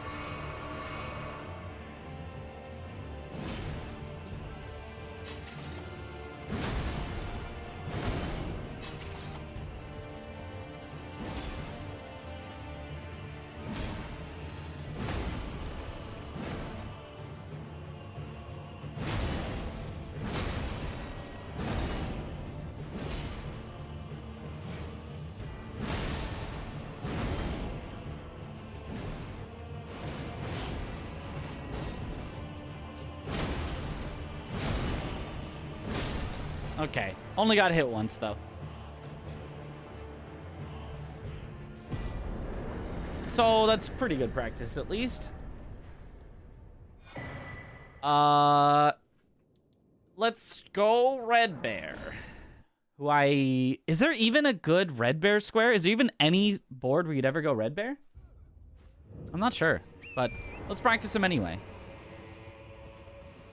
Well, there's a challenge square where at the start you can challenge your opponent to a certain square. Whoever gets it first gets a free square checked. This is definitely more like a viewer submitted bingo at this point. Which is still also fun.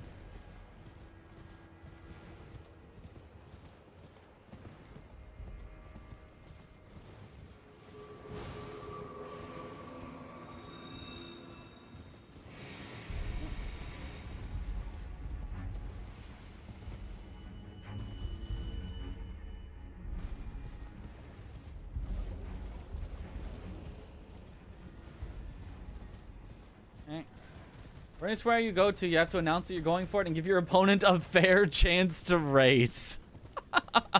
And then you're only allowed to progress that square. You're not allowed to make any progress on other squares in the meantime.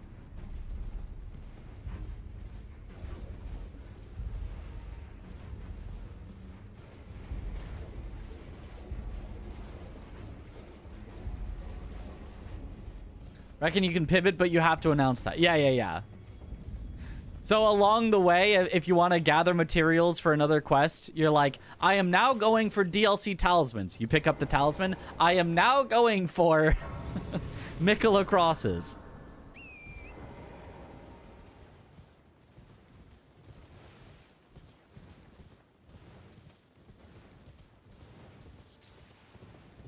Opportunity to continue for the original square since you already announced it. I declare a pivot.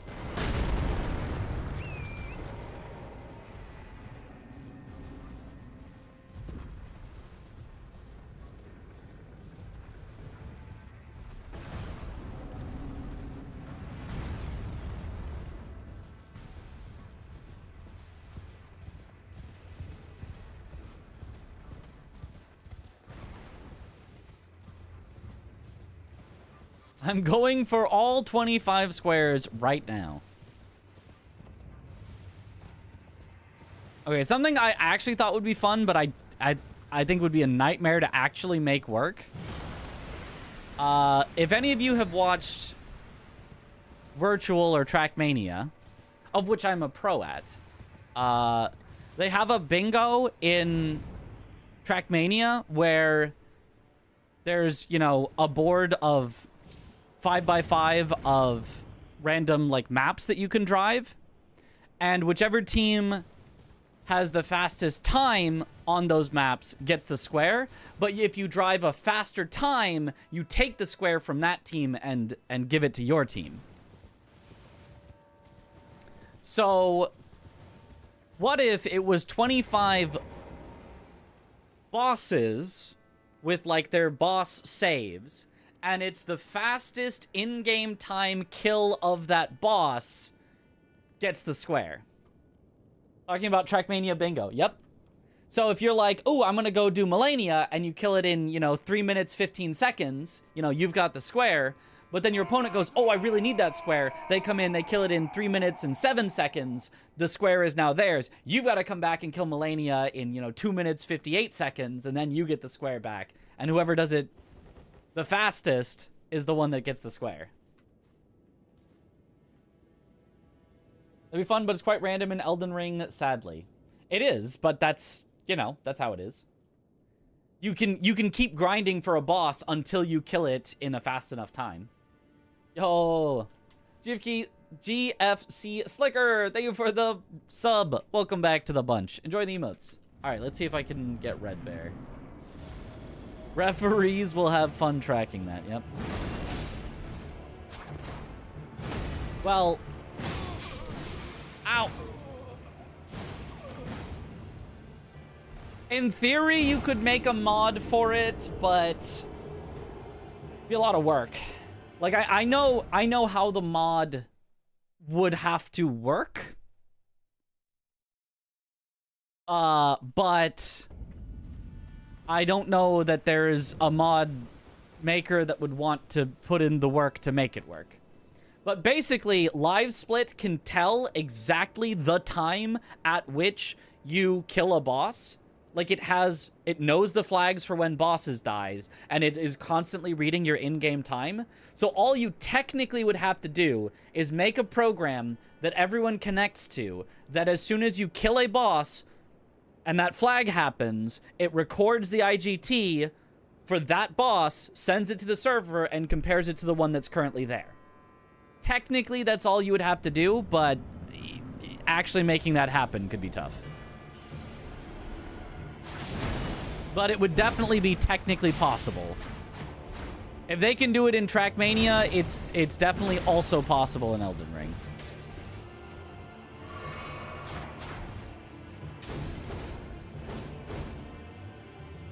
And respawn the boss? Well, no, you would have a bunch of set files that are all at 0 IGT. You don't need to respawn the boss. You can just load a save using the save organizer. So every attempt you would have to quit out, but like that's just kind of how that works.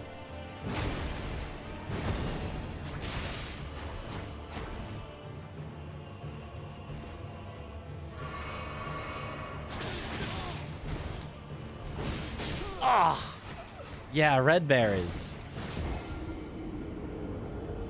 allowed to do setups because in Trackmania, I'm guessing you can't upgrade your car. Correct. So we'd have to figure that out. My guess would be there would basically be a setup per boss. Like, everyone would load into the same setup character on the boss. So maybe the Melania setup would be level 100 with a, Alablaster. But then the Godric setup is only level 10 with a Uchigatana or something.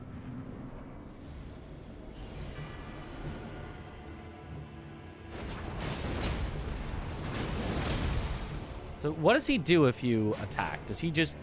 Yeah, he just keeps going. He's kind of like Knight of the Solitary Jail. His range is kind of bad, so maybe you can just outrange him and... Oh, but he can poise through with that.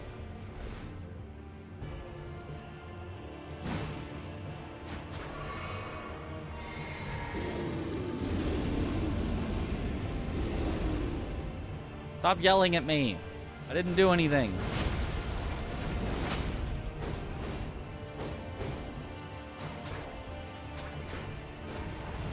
Yeah, I think Savage Lion's Claw would be the play for Red Bear if I need him.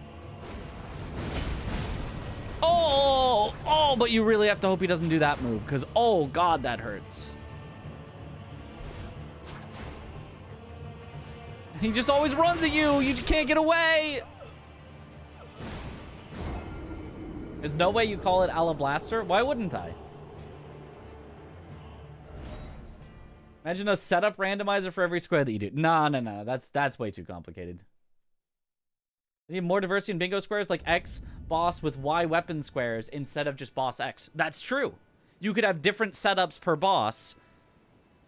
And so when the square list comes out, you load the specific boss and weapon setup that it says on the square. That's true. So there could be a square for Melania with Bloodhound's Fang and a separate square for a Melania with Alablaster. Although I guess that would still work. You would just have to have the files that you're loading have the name of the character match.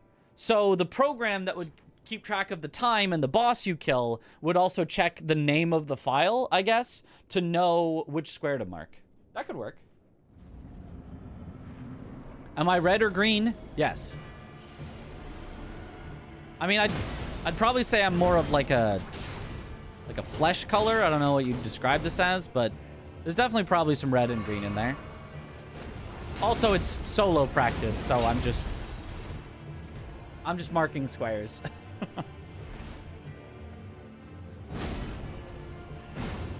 Yeah, I don't know. I don't know what you're supposed to do against Red Bear. He seems impossible to, like, counter in any way.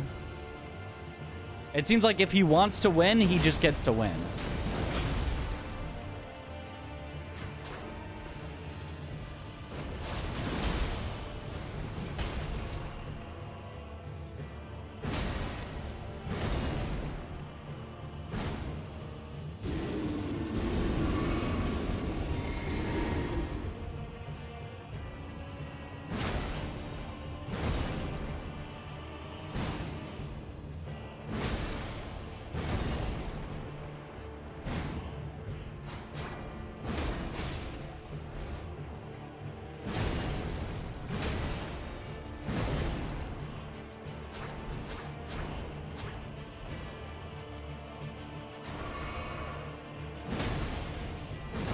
R1ing might just work better than Savage Lion's Claw.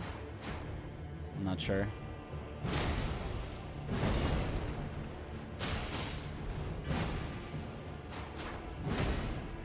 But he just dodges it then.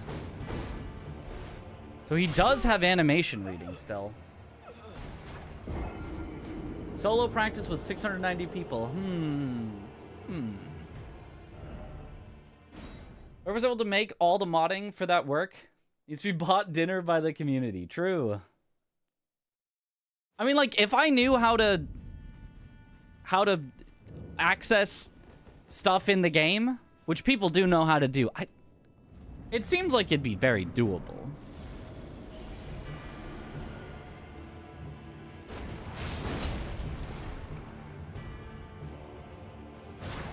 Winky plove, winky plove, winky plove, winky plove, winky plove, winky plove. Good night.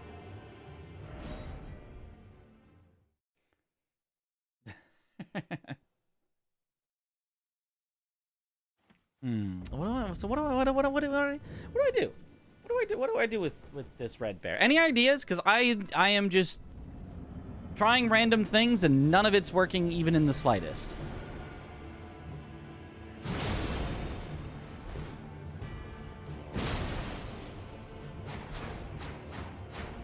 And this is even, I think, with like not a terrible weapon against him because it at least staggers him and has okay range. Now, granted, this is probably not the setup I would actually use. I'd have more skidoo and stuff, but yeah, he can. If he just chooses to jump over my attack, it's like, bye-bye.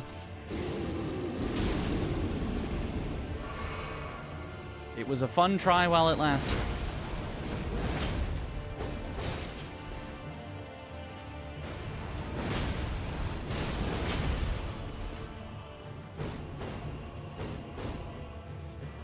Lobby him for him to not count as a bear? Well, you would never go for him anyway. There's no way... Excuse me?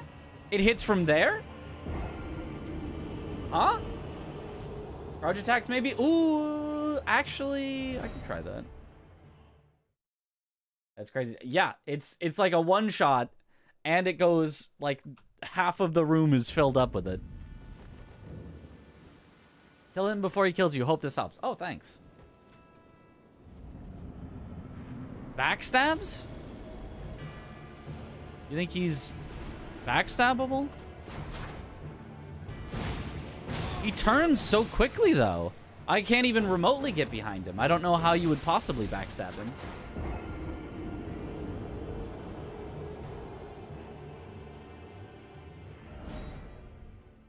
We all agree that bears are scary, but they're so big and fluffy.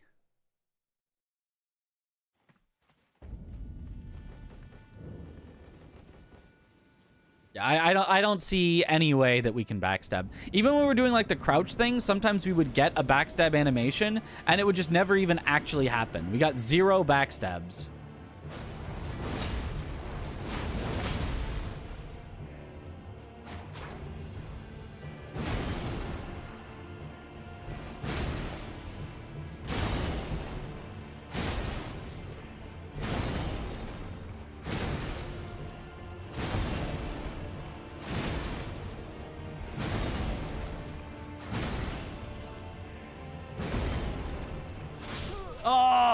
It kind of works, but every so often he gets a trade with you and you just lose eventually. I've never backstabbed this guy. Yeah, I don't think it's possible, really. I mean, it's probably possible, but not like, I don't think it's a good strat. Baited.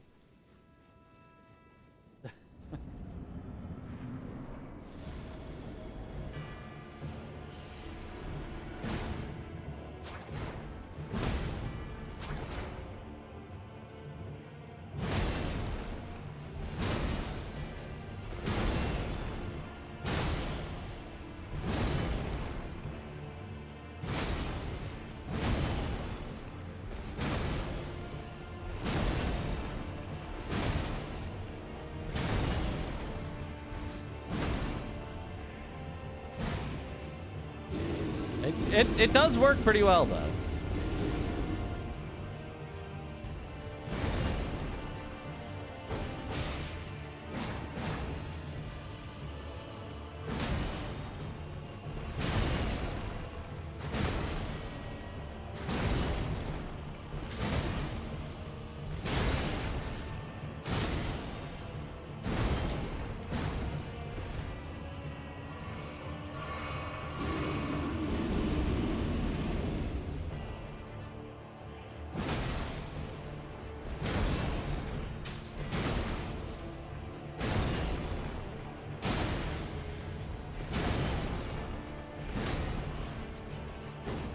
Surprised that did not hit. That really seemed like it was close enough, but I guess not.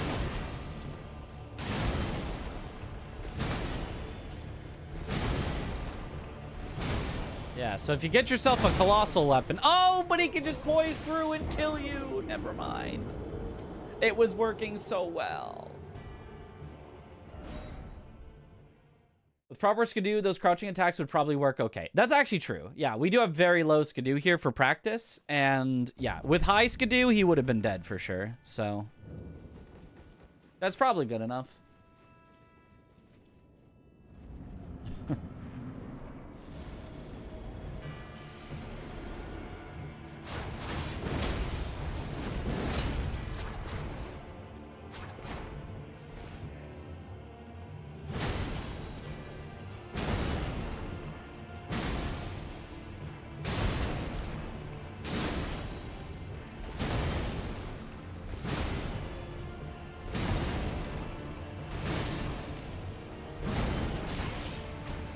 Oh, he rolled a weird direction, so it missed.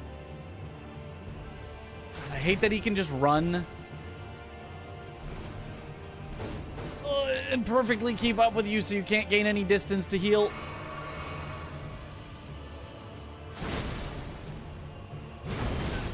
Oh, no way that didn't hit.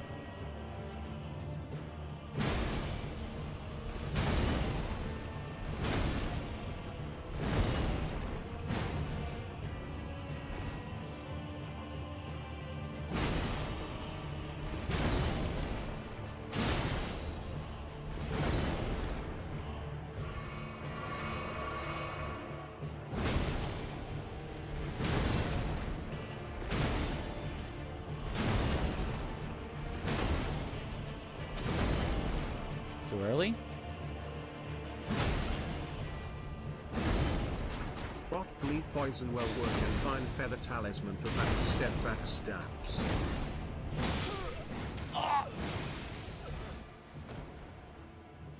Yeah, I've got Rot Frost, which is working well. Fine Feather Talisman for backstabs? What? Backstabs? What? I don't know what Fine Feather Talisman is, but how would a talisman help you get a backstab? Don't like how NPC bosses have infinite stamina and infinite FP. I don't like how NPC bosses. I don't like how NPCs.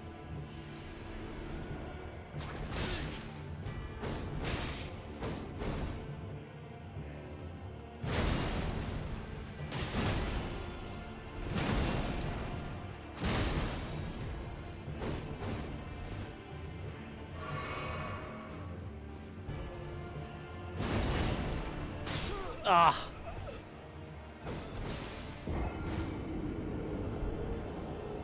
True. Talisman gives iframes on backstep. How would that... You're saying, like, turn away from him, backstep through him, and then try to backstab him? I don't think that would ever work.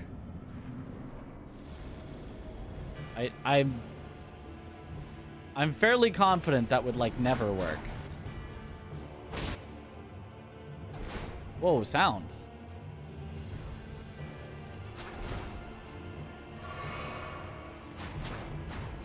Like, his turning is just way too good. Yeah, but that's against players. This is Red Bear. His turn radius is...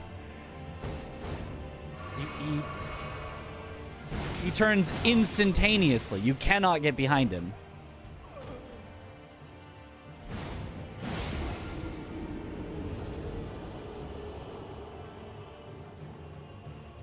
I don't like how. I don't like. They're just telling you what the talisman does. Yep. Thanks, Ben. Or Bep. His turn speed is... Yes. Yes, he does turn.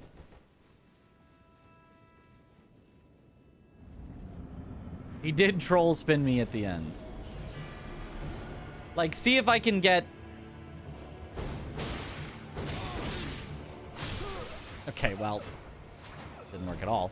But see if I can even get, like, for an instant where he's not already turned to face me. I don't think I can. I think if you ever roll in, you're just always caught. Which, I know backstepping is slightly different, but it's effectively the same thing.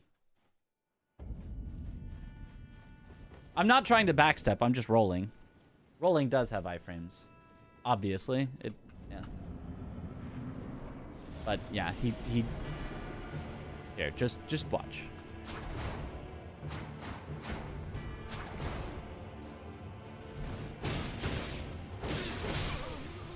Yeah, okay.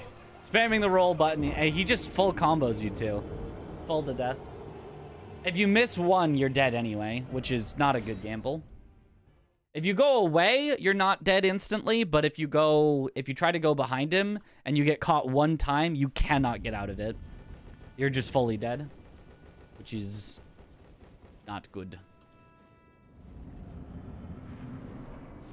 But I will continue to try to see if I can at all demonstrate just how much... Oh, he kind of showed his back to me one time because he got confused. But, like, he's seriously way too fast to ever backstab. He's literally hacking. Way too fast at turning, way too fast attacking into attacking. There's just no way it would ever work. You're eating a massive cookie with chocolate and nuts, and it's delicious. Like a chocolate chip cookie? What kind of nuts, though? Because if it's almonds, I kind of like my cookies probably without. And I feel like that's the only nuts they put in cookies. Not that I dislike almonds, but I don't know. I don't think I like them in cookies. These, I've heard. Oh! Didn't know they were making cookies now.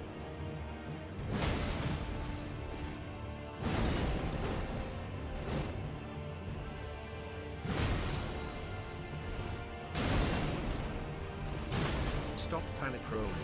Relax, Forgan, have fun, winky plov, winky No, plov, see, winky there's a plov, backstab. winky plov, I winky plov, winky plov. I got a backstab, but it doesn't work.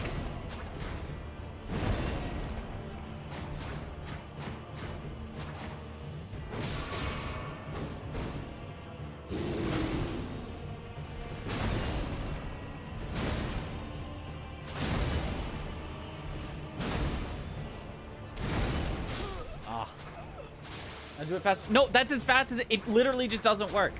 It just doesn't work.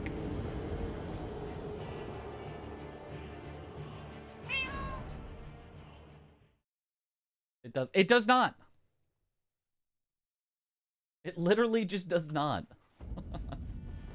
Hazelnuts. Oh, okay. That sounds good. Great baker near where you live. About an inch thick. You tried backstabbing, though? Yes, many times.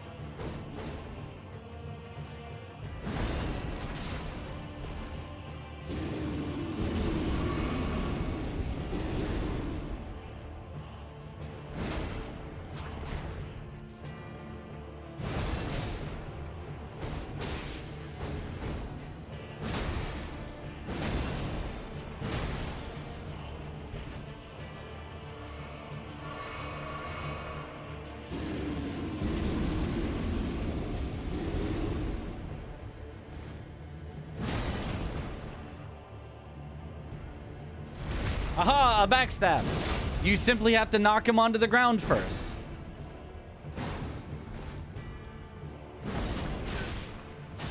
You know, you're right, though. You can backstab him.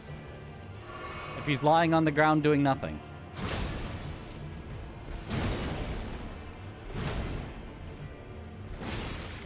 Ow!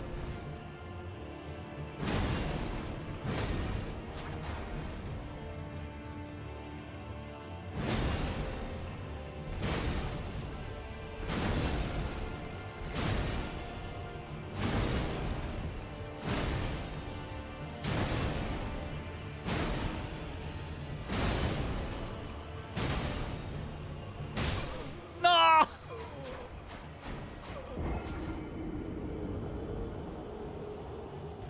You can almost. That was good. I know it's good, but it's almost enough to loop him.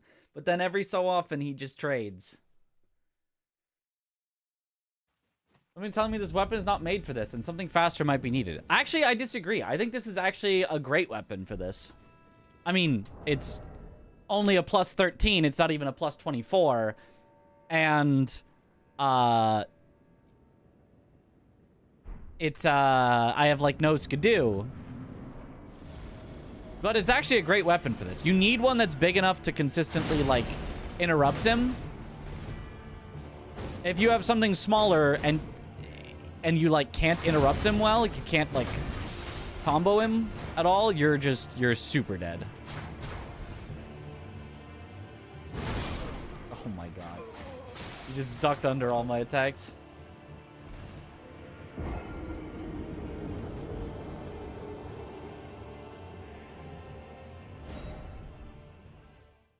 All the slams and no stagger, though. You can't stagger NPCs. You can only make them flinch. NPCs are completely immune to true stagger, unless they block. If they block, you can break their poise and you can get a riposte. You cannot riposte NPCs unless you parry them or break their block. Maybe there's like a third way that I'm forgetting, but you cannot just hit them until they're staggered. They do not have the stagger like that.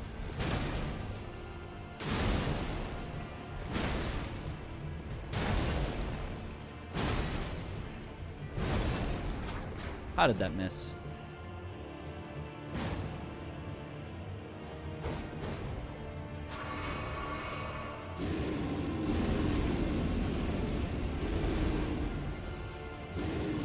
Stop.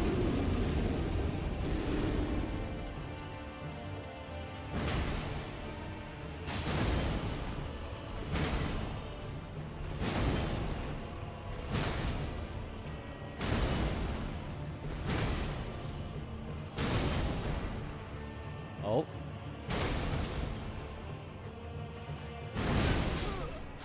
Ah! He did the insta-kill move. Sleep lets you riposte. Ah, that's the way I was forgetting. Yeah, maybe. I think so. I think that's correct. I'm not actually sure. They're just like normal players. You don't get just front stabbed by enemies, only backstabbed. Yeah. Well, unless you get parried. I heckin' bite you, or something. Or something. Okay, what if we at least upgrade our weapon to plus 24? Because we would have our weapon plus 24 no matter what. So, I should probably at least do that. And not just keep punishing myself with, trying to fight it at plus 13. I thought maybe I could learn it better with a lower scaled weapon and like master the fight. I just don't think there's any mastering Red Bear. I think you have to just kind of overpower him. Like I think if you needed to rush this square for like a block or something, just good frickin' luck. I think doing it at low power level is super rough. Oh, there it is.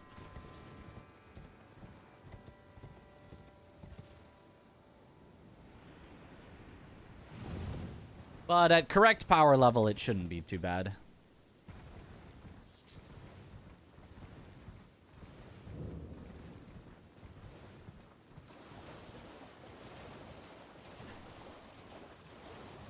Not reading the best part of the message. SMH my head. Yep. I have selective blindness for certain things.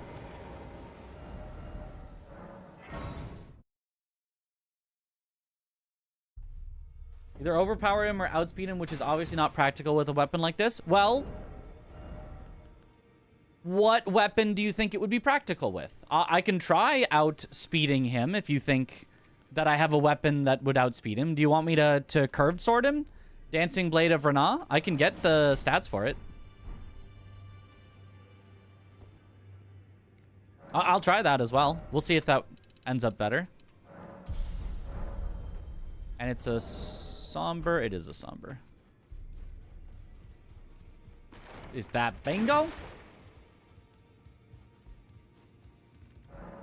What from Soft Especially to do other than out DPS the NPCs? That really does feel like the only solution that I've ever come up with.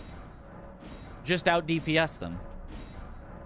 Which honestly might have been part of the philosophy just of FromSoft in Elden Ring, because that's also how it, I'm pretty sure, is for let me just get some endurance as well. For Lamenter. Like, Lamenter, you literally have to out DPS him, otherwise you lose, period. Like, if you do not have enough DPS on Lamenter, you just die. So that honestly might just be FromSoft's partial philosophy with Elden Ring. Which is not a good philosophy, I think. I don't like that as a philosophy, but...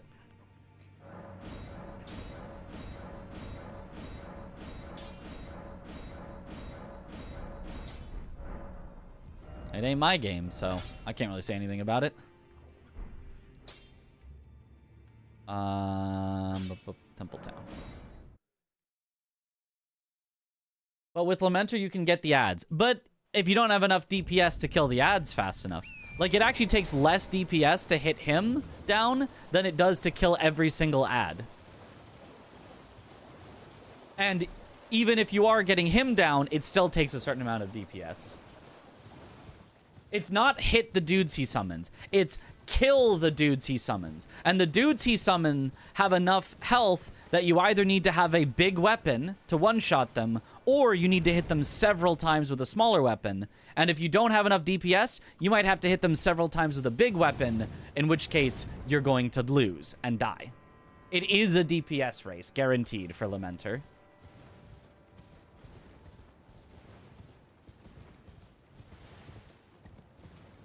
If you are level 1, unupgraded weapon, 0 skidoo, I do not believe Lamenter is possible. Literally not possible.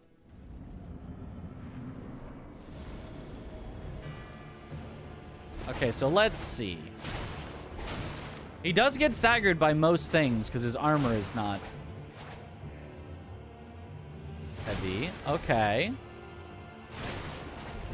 Oh, okay. Wait, maybe fast weapon is nice.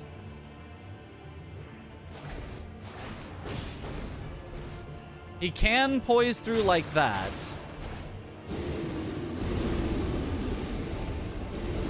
Gosh, that hurts.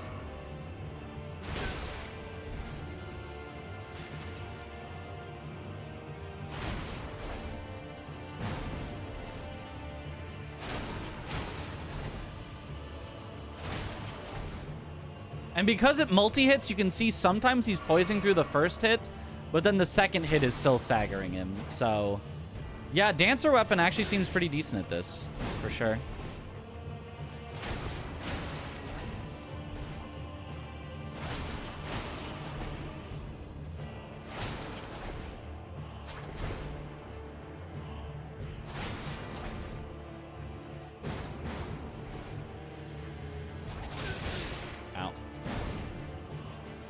The only problem is him jumping.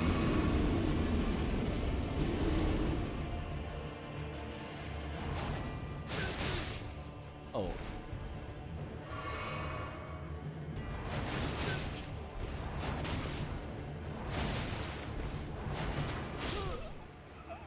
Oh, you hold the button to do the unending dance. Oops. I was doing it wrong. I was trying unending dance there, yeah. Only we got the scaling with The incant he gets. His incant is ridiculous. If it actually did that much in game.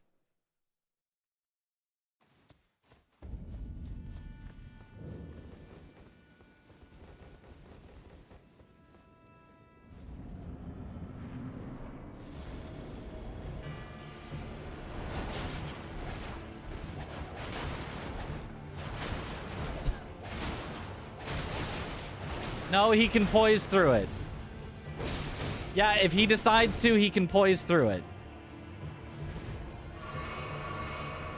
It kind of works, though. Yeah, no, he can just... there's the poising through.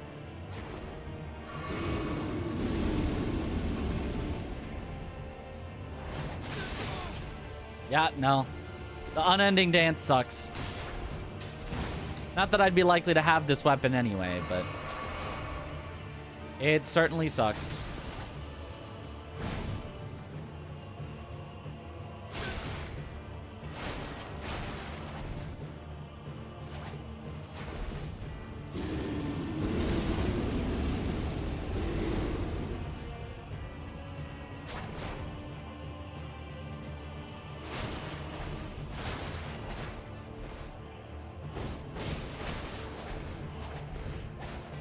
Yeah, and he can still just dodge whenever he feels like it. And without any frost or anything, because this is a somber weapon, it goes really slow.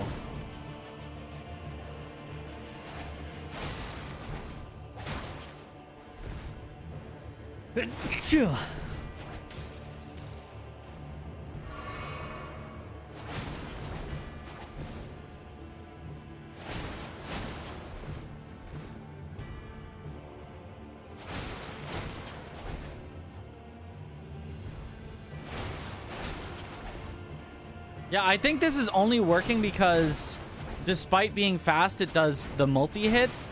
I think if it was hitting one time, if it was like a katana, I think he would just poise through everything I do and just kill me. So maybe I'll go get a katana and see if katanas are at all okay against him. I know a great katana would be fine because you can just outrange him.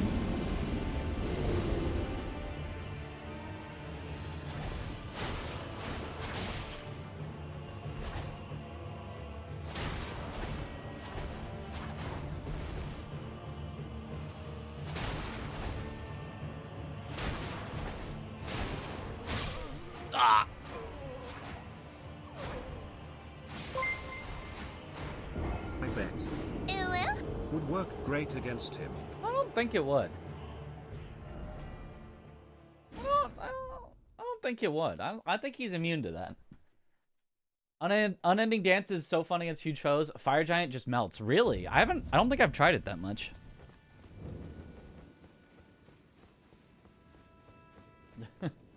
Jokingly called Bear Communion.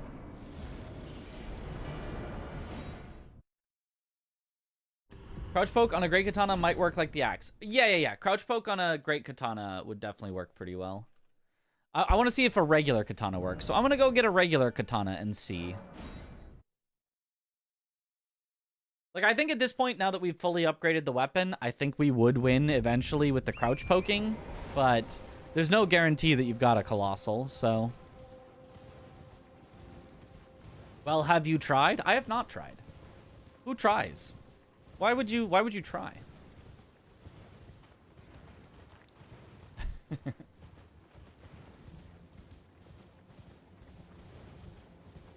What did backhand blades get mixed up with again? Daggers? Yup, daggers.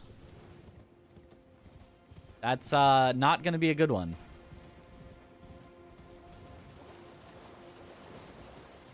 Ask that every day. All right. Rivers of blood. Can rivers of blood, the bat chest weapon itself, get it done? I need 20 arcane. That's a lot of arcane. I don't know that I have enough stats to get to 20 arcane. I can, but I'm not going to be able to upgrade the weapon very much. But, I mean, I guess for testing purposes, it doesn't matter.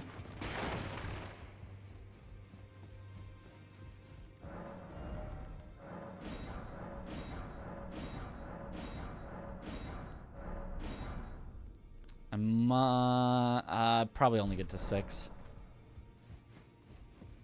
I've tried using Azure Comet. No, not yet. People always ask, can Rivers of Blood, but never how Rivers of Blood. People are so insensitive.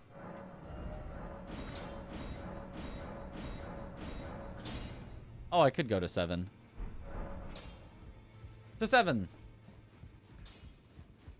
Why Rivers of Blood? I'll do you one better.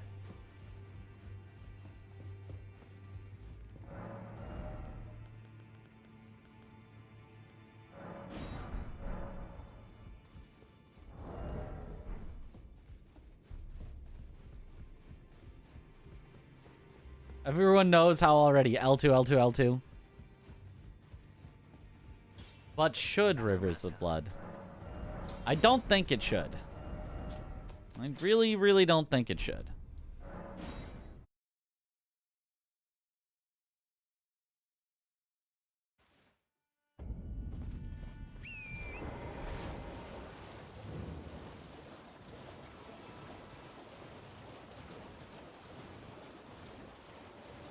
However, I mean, even if the L2 works, which I don't know that it will, we do want to see if the R1s work, because I want to just see if the standard katana moveset is good enough. More like Rivers of Yu. Even scarier than Rivers of Blood.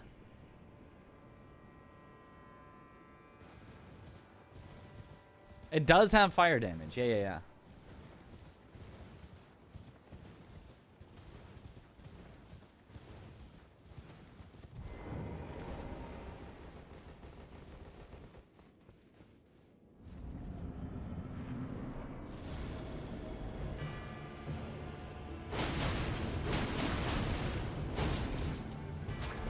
Aha! Get Rivers of Bloods.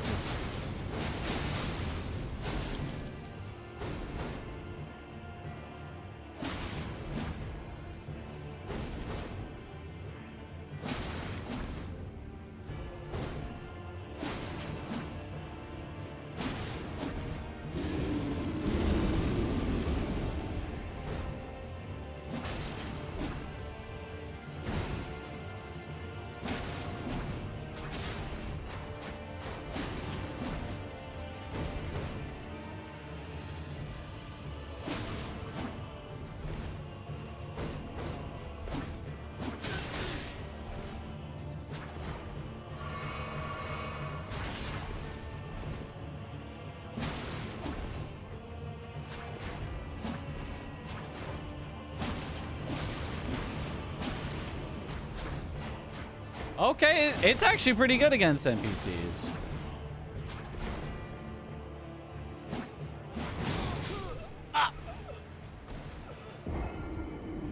Until he does that one. Because that one just hyper armors through and it's his strongest move that instantly kills you. But other than that one, it was doing pretty good. Also, this upgrade material separate from the upgrader. Yeah, they have to go back and forth and back and forth. It's... And they're like on opposite sides too. It's not even like they're a little separate. It's like they're like the furthest two people in Round Table Hold, except for, I guess, Dung Eater.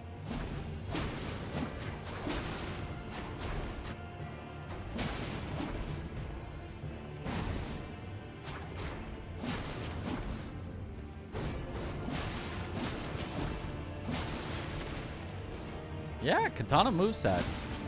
Especially if we had something like Naga Kiba with even more range.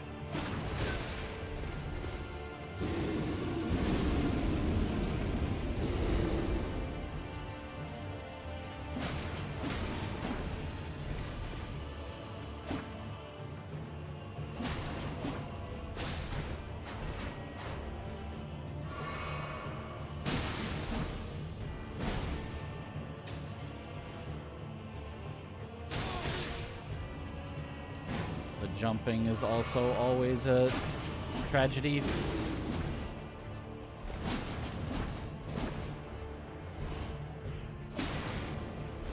Unless he just jumps and does nothing. That works for me.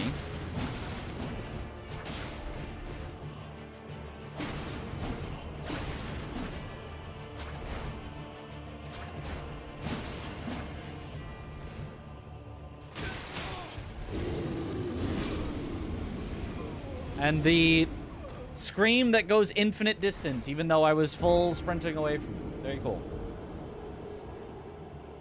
Don't think Rivers does have a poke. Not sure, though. I don't think so.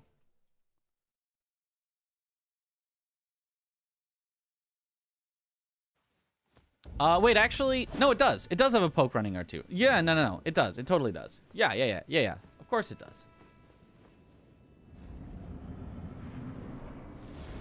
I think, like, all katanas do.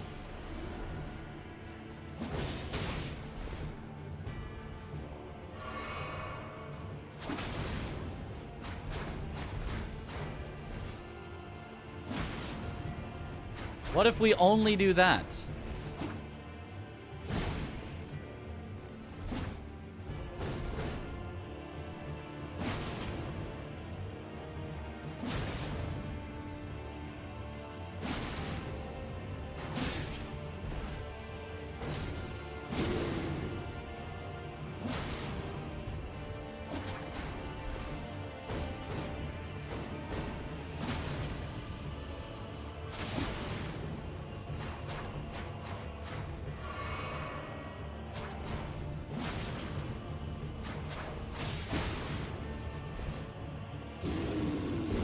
That seems like it actually, there might be kind of a loop there.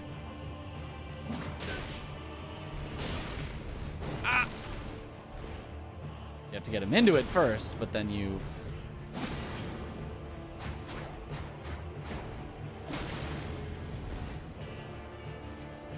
That actually might work. Ah! You run away. If he attacks, you counter it at the end of it. And if he rolls, you go in.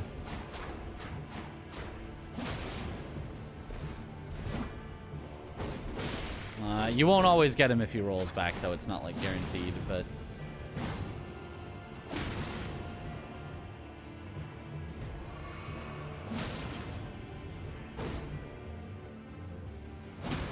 Honestly, seems pretty good. Oh.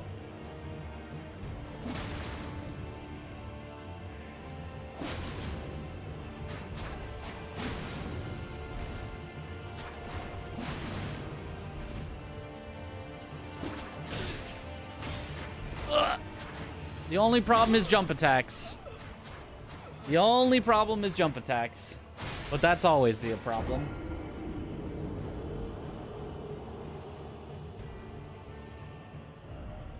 In and out running attacks are usually good with NPCs, yeah.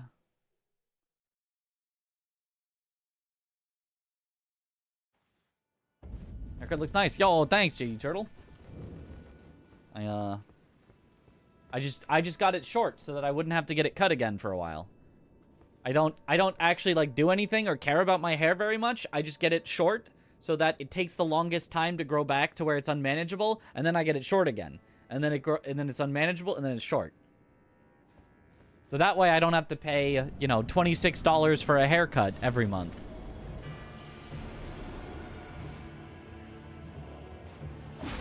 Or I'm sure some people probably do it every, like, other week.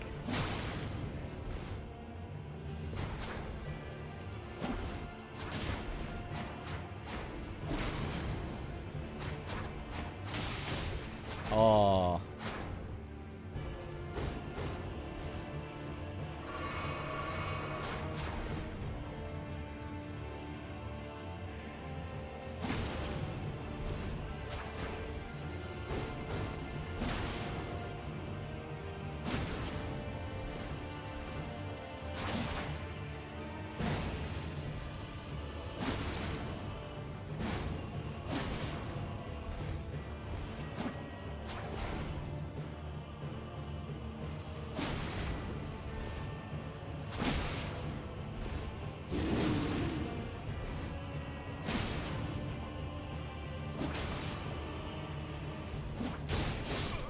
How does that miss?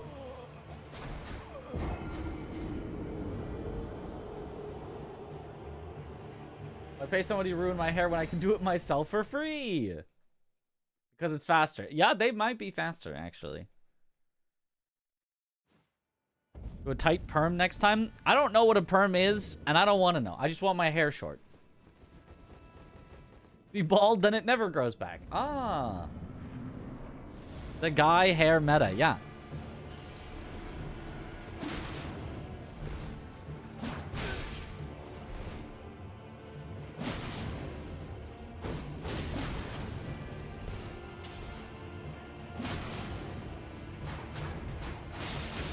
Ah.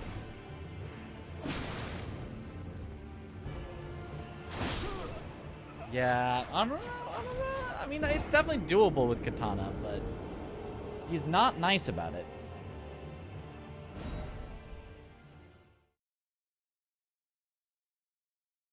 As a guy, haven't had a haircut in 7 years. Learn to trim your own split ends and you're good. Ah.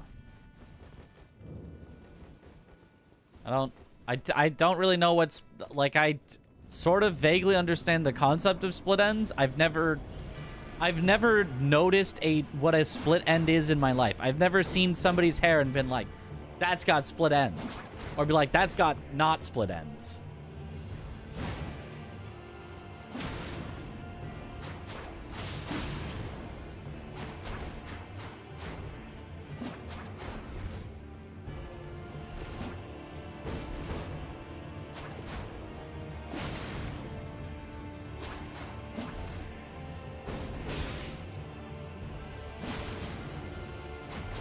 So my ends were probably so split. Not everyone has split ends. Oh. Maybe they weren't then. Maybe my ends were together.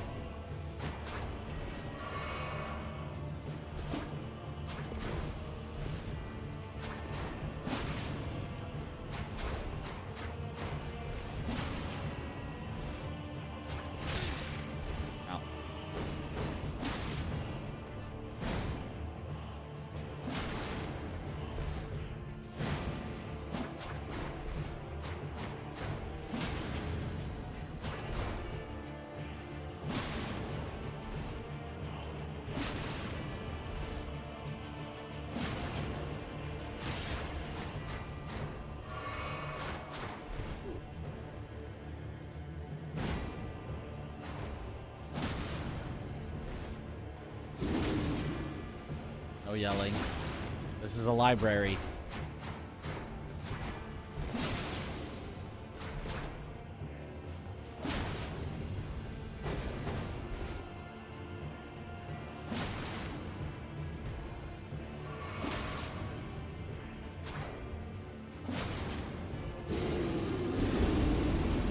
I said this was a library. This guy disrespecting the rules like that. Ow. Ow. What the heck was that move? I swear I've never seen that before.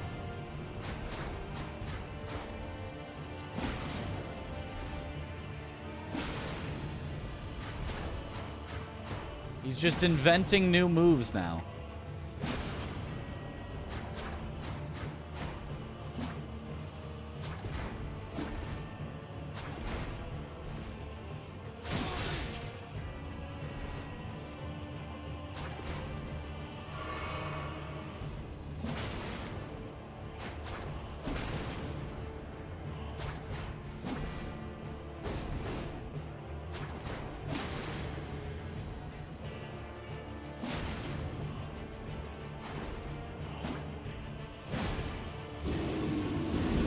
No.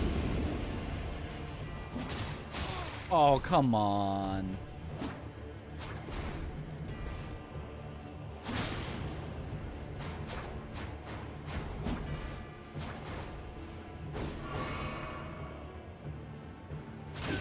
Not the jump attack.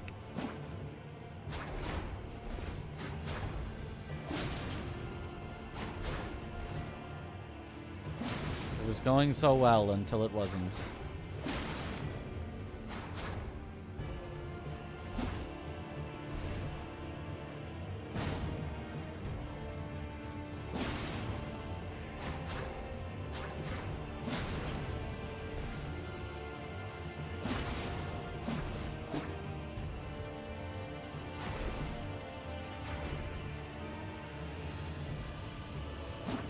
Not the jump attack.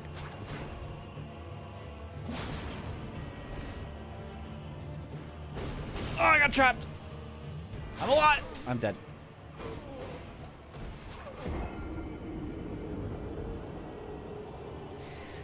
Yeah. I mean, but that's basically the strat, and then just be more powerful so that you win.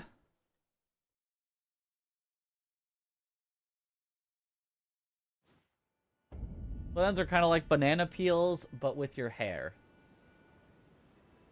Yeah, but like I haven't observed split ends in the wild. Like if you showed me a zoomed in picture and you were like, look, the ends are split, I'd be like, oh, okay, I can see the ends. They've split. I don't know. It's not that's something I've ever noticed in my life.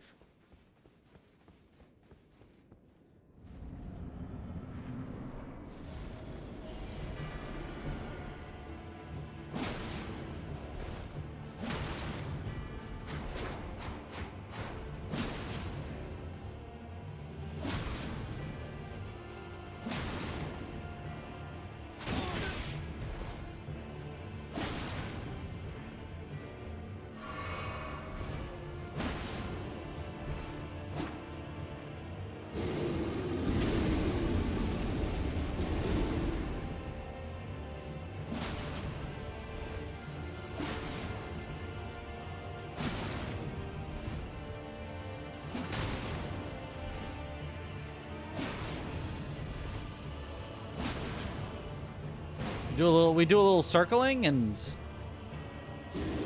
oh. And then the poking seems to be pretty good. Stop yelling.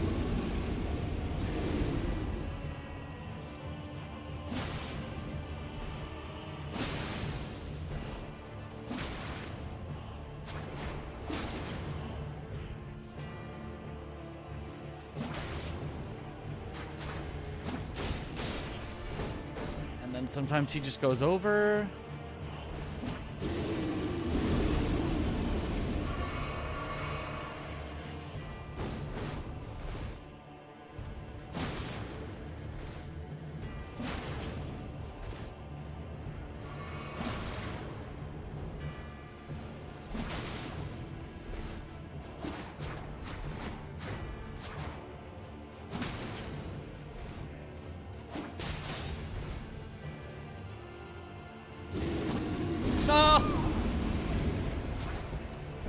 Get him. Yeah, but I mean, I think that's basically the best we can do for a strat. It's awful, but eh.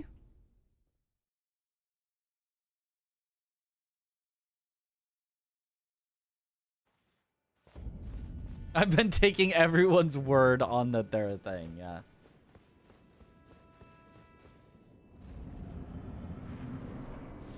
Okay, let me just take this and get out of here. My whole 3,000 runes. Let's just get out of here. Let's take a look at Rakshasa, which is gonna take a little while to get to, but actually, no, I already killed Hippo. It won't take that long. Let's see if we can consistently katana poke Rakshasa.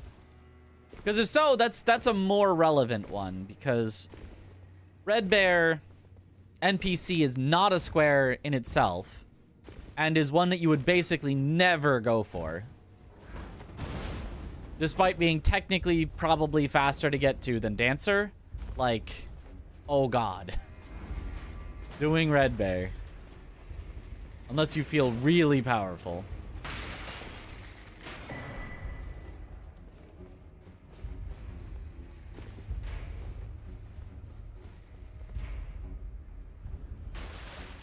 Probably seen them and just don't recognize it. I'm sure that an image has entered my eyeballs that had them, but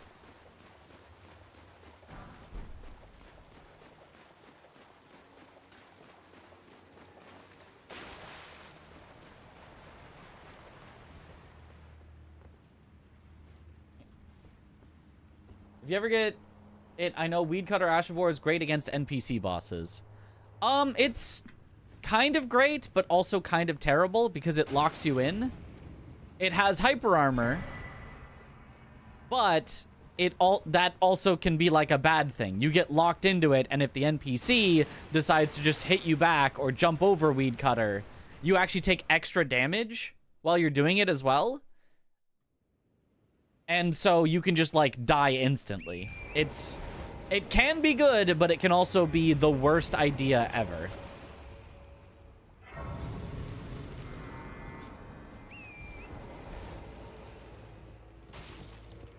The optimal strategy for red bear is to not do red bear. Honestly, like, yeah,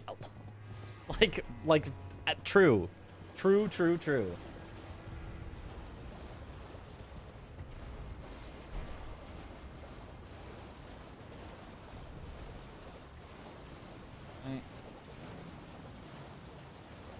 No parries? There's no guarantee that we would have a parry shield.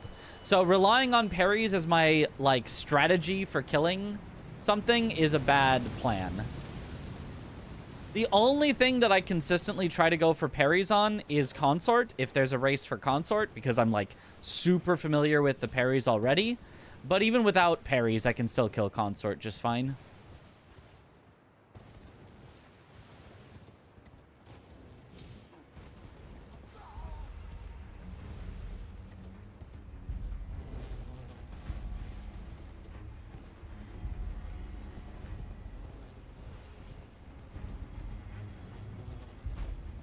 Hydrate. Thank you for the hydrate.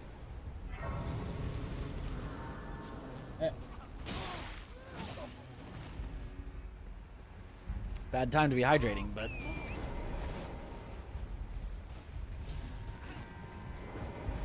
There we go.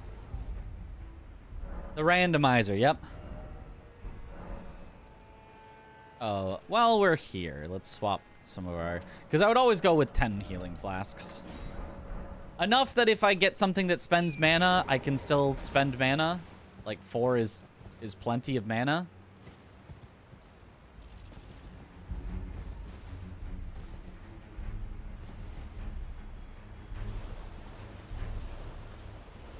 Testament to how awful NPC bosses are. Yeah, they are, definitely very not consistent. What does this thing give again? I think it's a somber stone.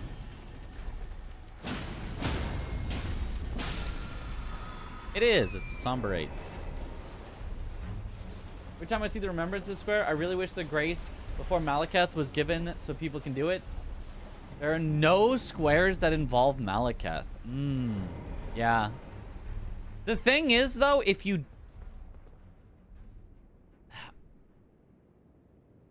It would be a way to skip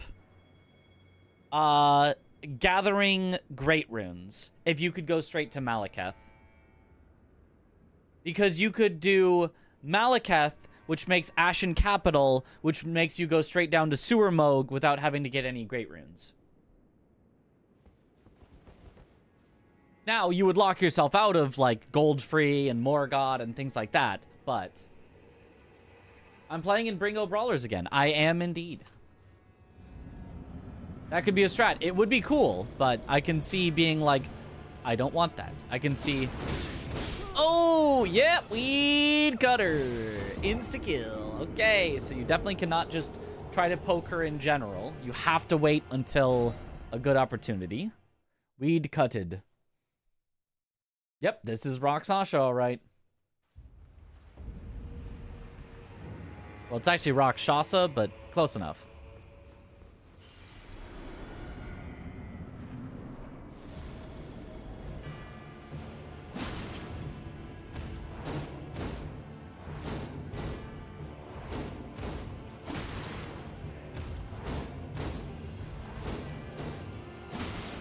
Oh, you can actually interrupt in between as long as you time it right.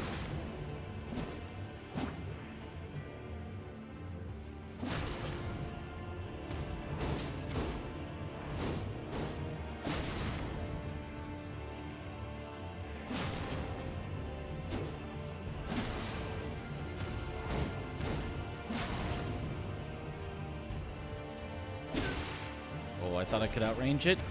Do not try to outrange that.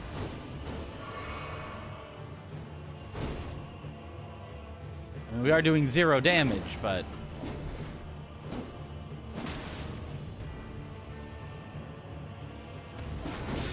Ah! Okay, but you just cannot do it in neutral.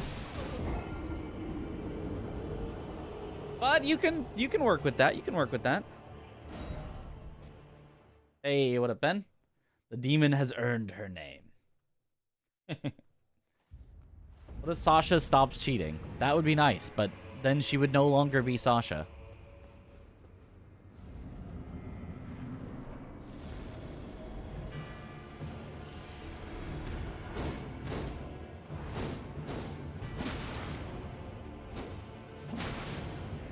It's part of Sasha's identity to cheat.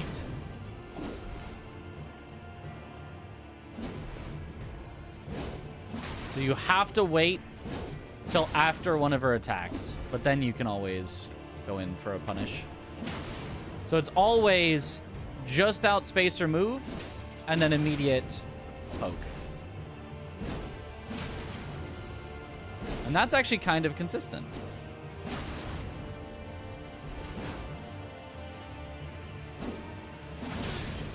Okay, not that one. She can follow it up herself too fast and get hyper armor.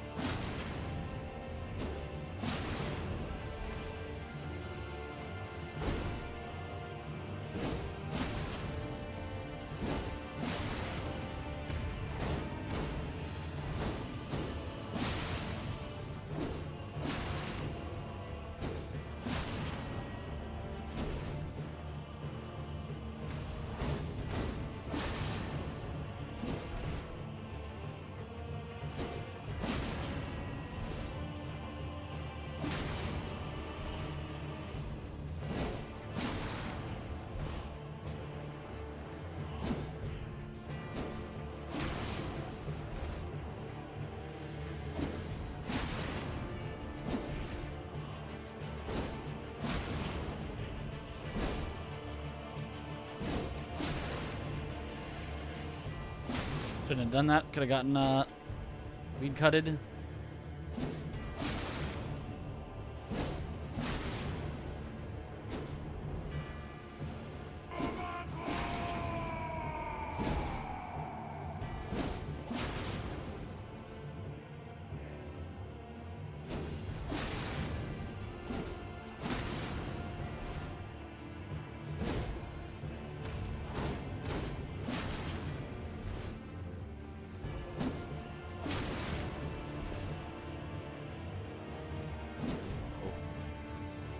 Scary.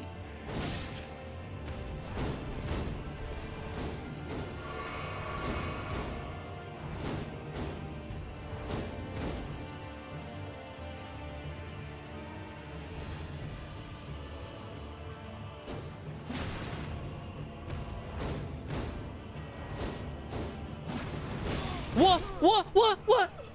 Why didn't that interrupt? Ah, I think I was too early. I think I was just too early. Oh, I was doing so well. I was like, oh, I've got this. I figured out a loop. I figured out a strat. And it does work, but oh, you make You're just a couple frames too early on one hit, so she's still finishing up her previous weed cutter, and oh, it's all Jover. Hyper armored. It's the move that gets everyone. Imagine if NPC bosses had the same amount of heals as the player. I do not want to imagine that world. NPCs just drink their entire flask all at once. That's why it heals so much. Ah, our superpower is that we can take a sip instead of chug. They are physically incapable of sipping.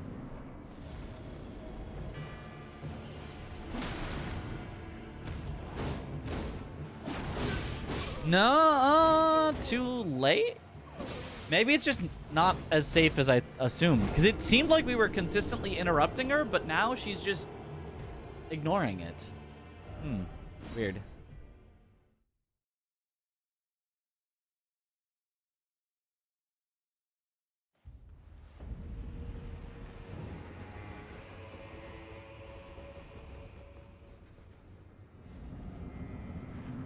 What I learned from today's bingo match. I did. That's...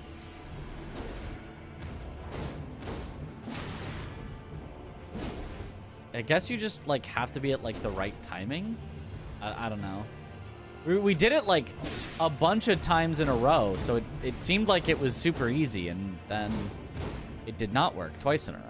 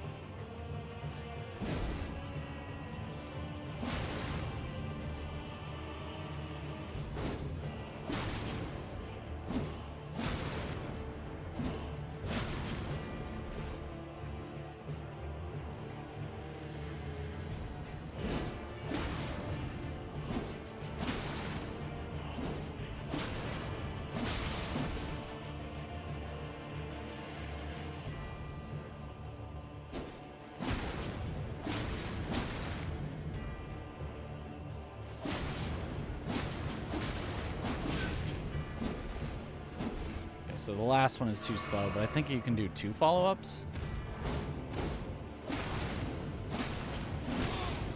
No.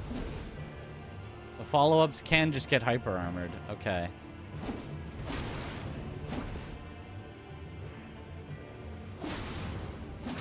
At least doing 2 of them can. Maybe you can do 1 follow-up.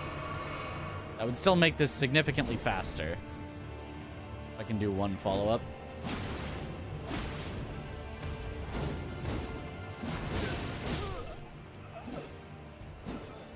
I guess that's too late. Livers of Rud.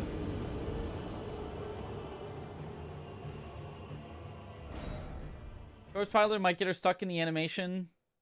Get some more bleed procs. Of course, can't spam it though. But I mean potentially, but if she also might just be able to hyper armor through it, and I'm guaranteed to be able to get a katana, but not guaranteed to be able to get Rivers of Blood specifically. So if my only plan was using Rivers of Blood specifically, that wouldn't be the greatest plan. But I could try.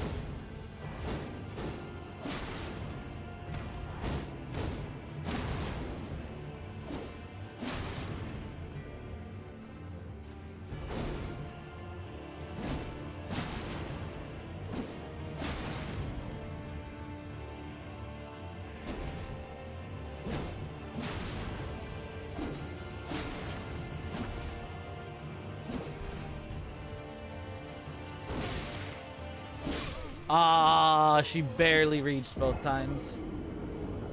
Spirit Talisman would go hard on this strat. That's actually kind of true. How much does Spirit Talisman increase? Arkshasa says, no, you can't follow up. At least not always.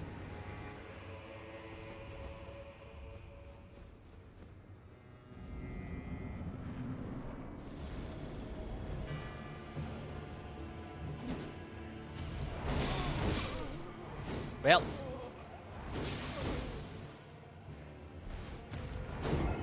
Spear probably costs a full golden hippo in the shop. 200k? I kind of doubt that. I feel like it's probably maybe like a 10k one.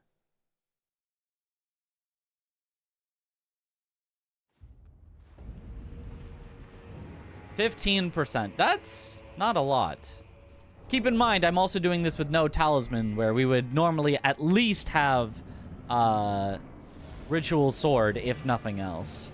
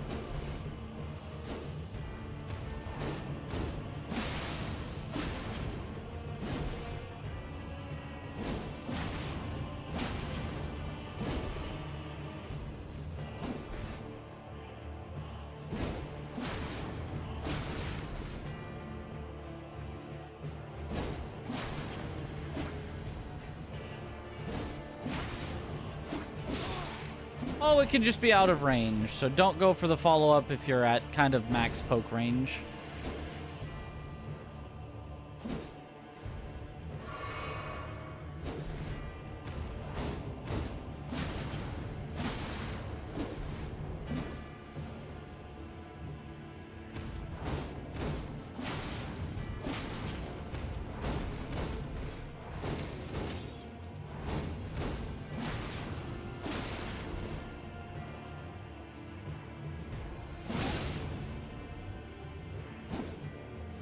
Doing that in neutral is a really bad idea.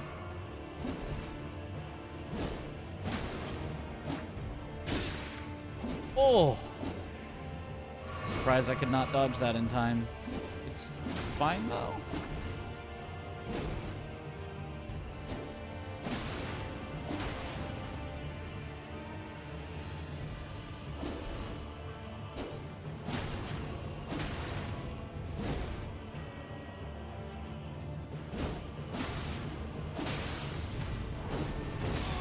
Oh, that puts you very close if she does that, though. Yeah, trying to go any faster with a follow-up feels a little risky. It's safer to just never follow up, to just poke and run. And poke. And how did that not interrupt her?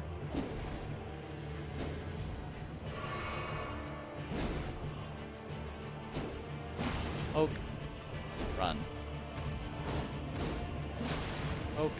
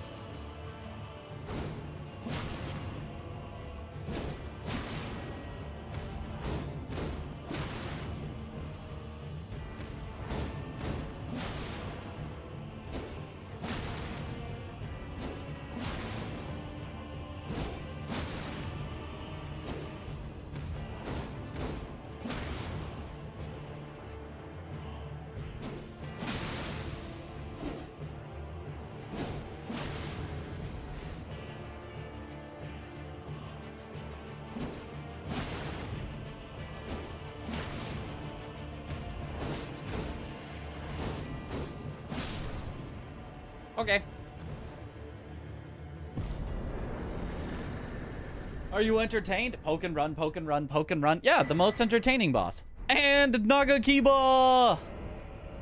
Sephiroth sword. Just your average sized katana that literally goes off of the screen. It's literally, it's off the top. It's actually just off the top of the screen.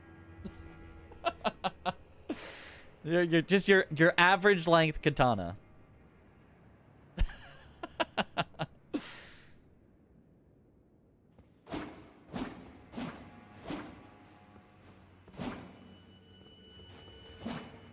The katana she tells you not to worry about. The sheath doesn't even fit it. I mean, it looks like it would. Is there like a sheath button? Because that sheath is equally absurd. I don't think you can manually sheath and walk around with your weapon sheathed. You need to two-hand the other. Oh. Yeah? But you... No ridiculous unsheathing animation? What is this? Where's my ridiculous unsheathing animation?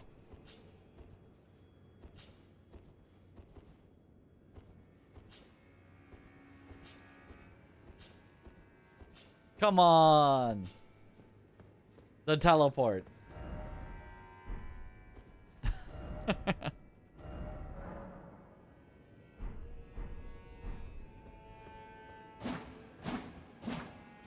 Okay, so with a katana, we have a strat for killing Rakshasa. Because I believe every katana can do the running poke strat.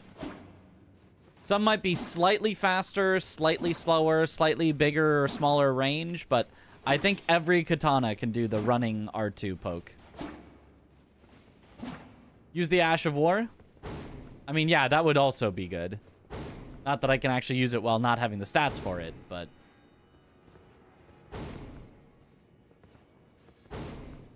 It's pretty cool. Back sheaths where the unsheathing always happens off screen. Darn off screen unsheathing. Okay, very cool though. Oh. We got a square. I should probably practice no-hitting some bosses, because that was a problem. Was it in the match versus Tom and Lobos that I could not no-hit enough bosses?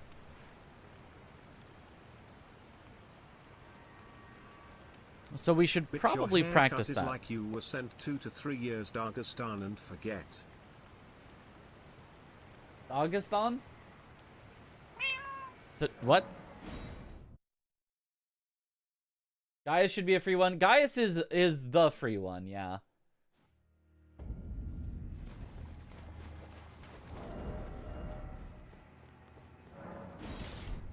And then otherwise, I should also practice Mesmer with a heavy weapon.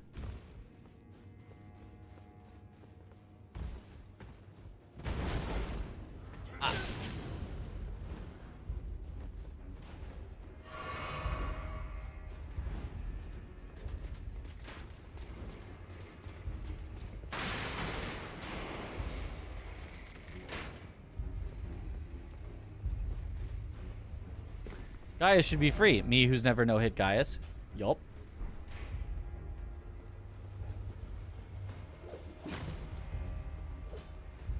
I think if I can at least do Gaius and Mesmer, that's 2 that are in the same area. That gets me 2 out of the 3, and I can't complete all 3. CBD would have to do the 3rd one, so that would at least be a good enough 2 to know. And then I can also practice... Like Midra feels like too late for that, but I can also practice Romina. Romina is another good one. Romina I feel pretty confident on as well.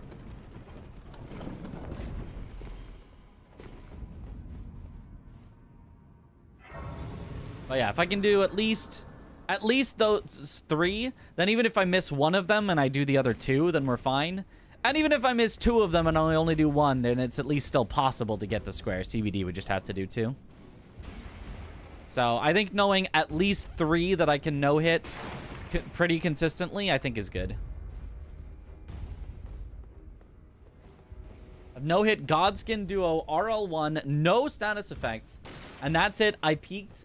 I'll never hitless any other boss in your life. Well, that's kind of all you need. I haven't done that. It's the 8 Remembrances square that's tough.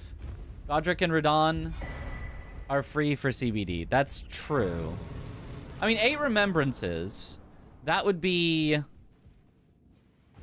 I mean, if I was to do, let's say, 4, I could easily do, obviously, Mesmer Gaius, then Romina. Whoops. Then... Good luck, bitch. R'Lana is just right there. So that's already 4 that are on, like, main paths. And then depending on the board, maybe you do Midra.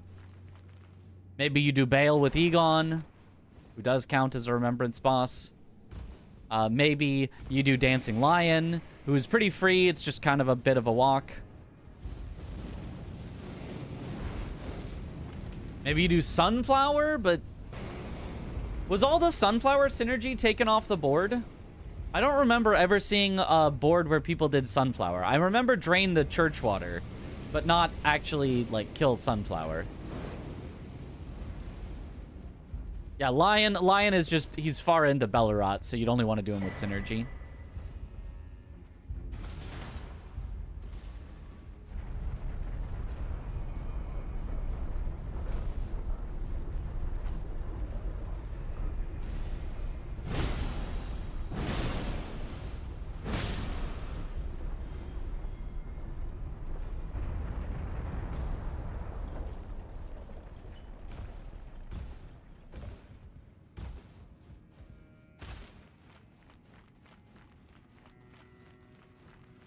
My evil side is winning. The American History X cut looks good on me. I don't quite know that reference, but...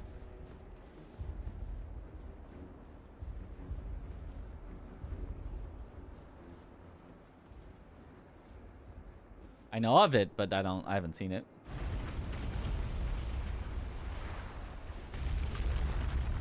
Has Green been sleeping this whole time?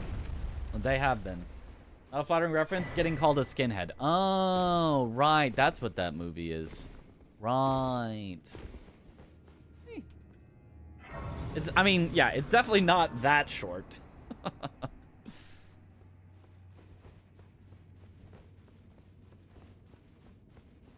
I've not seen it. No. I think if I had, I'd probably be offended, though.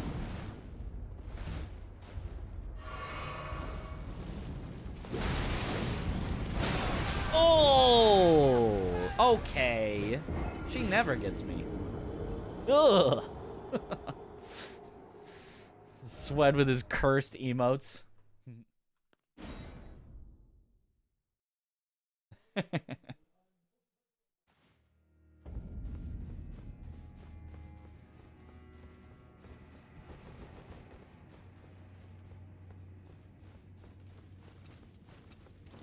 Yeah, call me a skinhead for my war crimes. That feels like a joke I shouldn't even say. That was funny, though. Not for my haircut.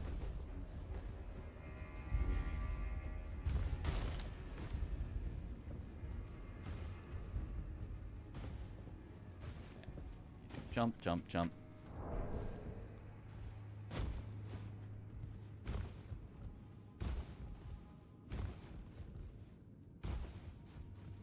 Morning.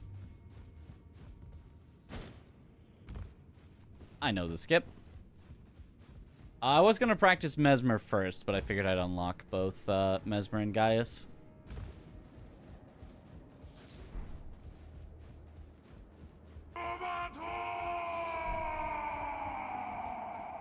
Yo! Thank the Armadillo. Thank you for the gifted sub. Let's go.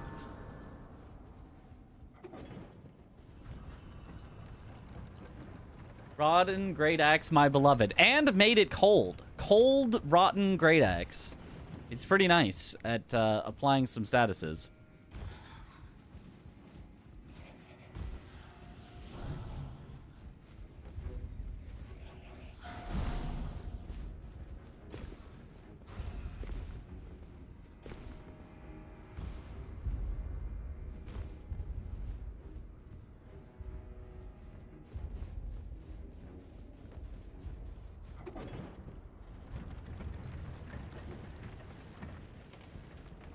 What's your opinion on reduced sodium soy sauce?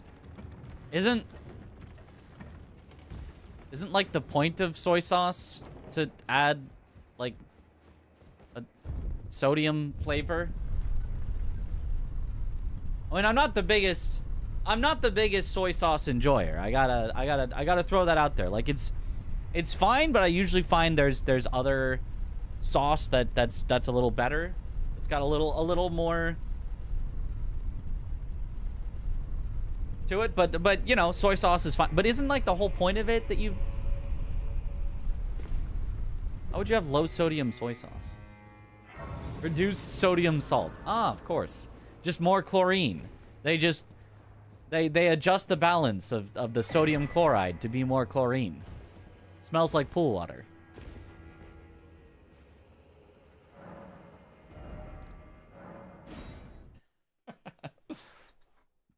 On my main, I dual wield Rotten Great Axe and Rotten Hammer. It's inefficient, but it looks cool. Nice. Pool sauce. Oh gosh. Did I finish upgrading this? I did. Plus 24. Okay, we can yeah, practice with this.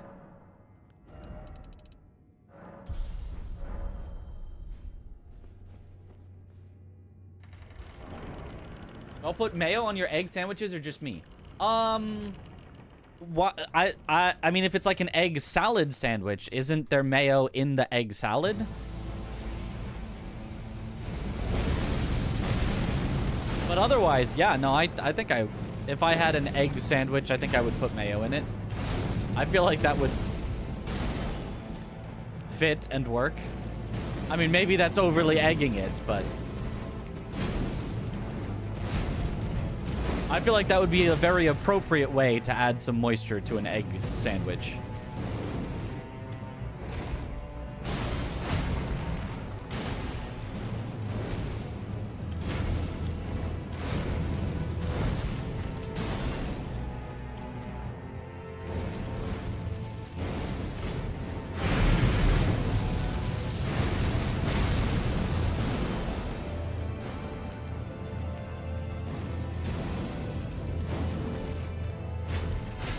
Oh, I couldn't really avoid that.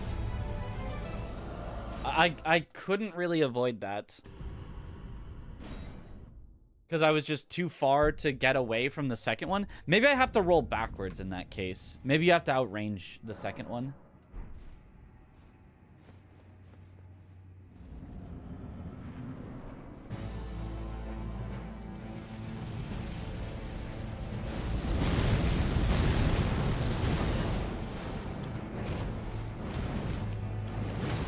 Oh.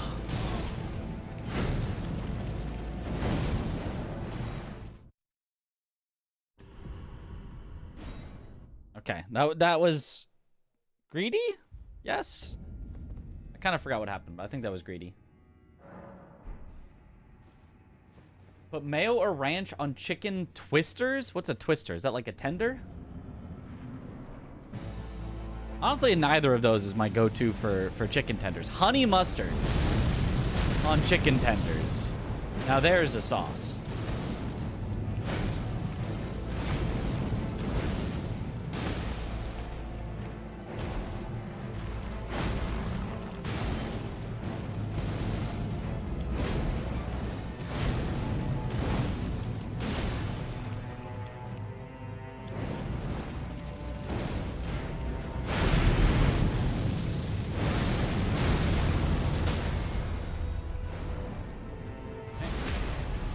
I just imagine a tornado full of chickens. That would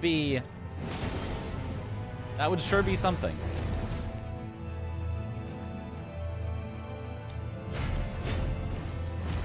In Japan, they had potato tornadoes, which were semi-common. Oh, I guess, yeah, that was greedy. Semi-common, like, street-ish food that was potato on like a blade where they would turn it and it would like turn it into like a spiral of potato, and then they would fry that like as that and then add, you know, salt and seasoning and whatever onto it. It's actually pretty good. It's pretty good. Sharknado, but with avians. Yo, thanks for good luck, Blanks. Blanks, the only undefeated team so far.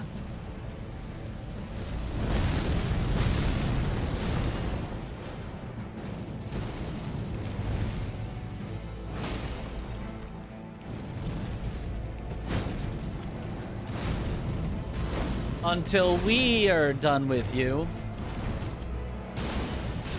Ah! Why am I still so greedy? It's a big, heavy weapon. You can't do that. Spiralizer, I think they call that thing. They feel about the fact Mesmer never uses like 3 of the incants his knights use. Or the 2 item ones. I mean, I don't know. I don't have any reason to believe he would know every incant from every one of his knights. I'm undefeated too, simply haven't played. Oh, you're right about that. Zoinks, Scoob!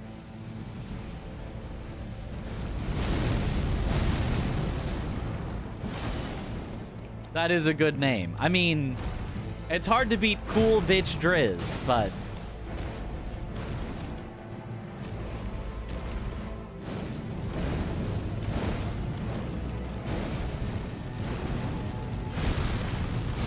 There we go, just played it nice and safe.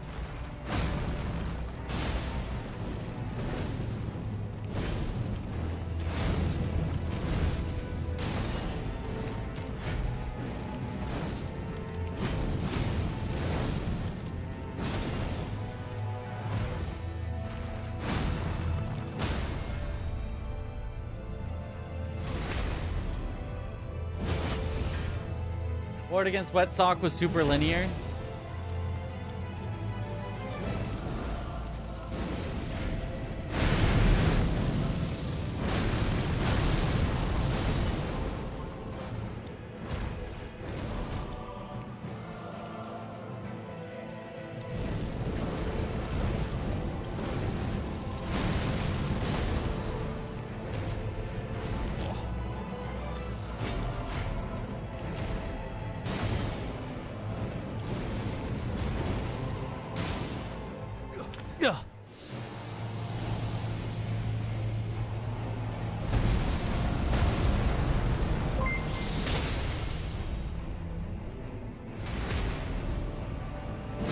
Mayonnaise provides a classic, smooth, and slightly tangy base, while ranch dressing adds a more herby and savory dimension to its buttermilk or sour cream base.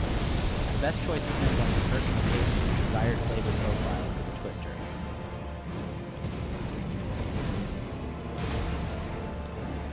True. Thank you, possibly ChatGPT.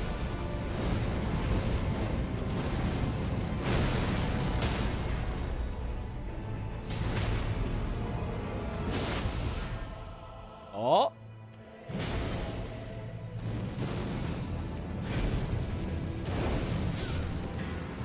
Nice. Hitless. I want to quit out early so that I can practice him again if I like. It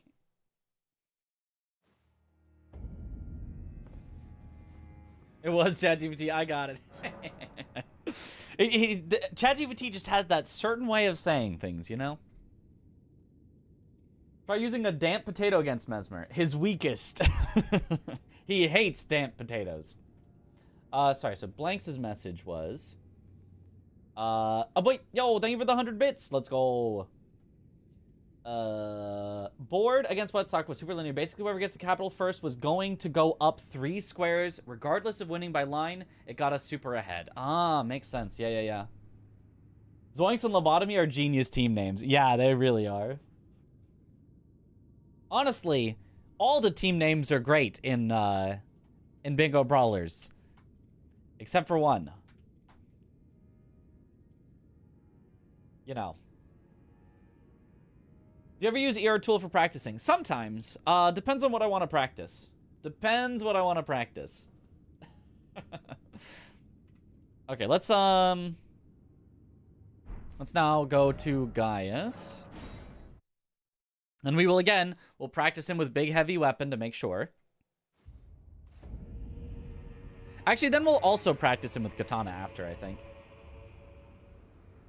Any Kazan action today? I think I'm gonna stick with bingo till bingo's done because I have a very hard time switching modes very effectively, I think, between, like I feel like even if it's just a one-day break, I can sometimes then be like, oh god, I forgot this important thing.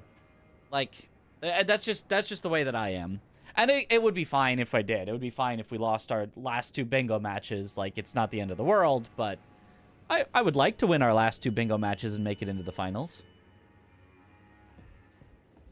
Yeah, I think that Chris and Swed against us played like the best game of their lives. Like it felt like they had no troubles with anything and they were like making every correct call and like it was like, oh my god, like what an unstoppable team.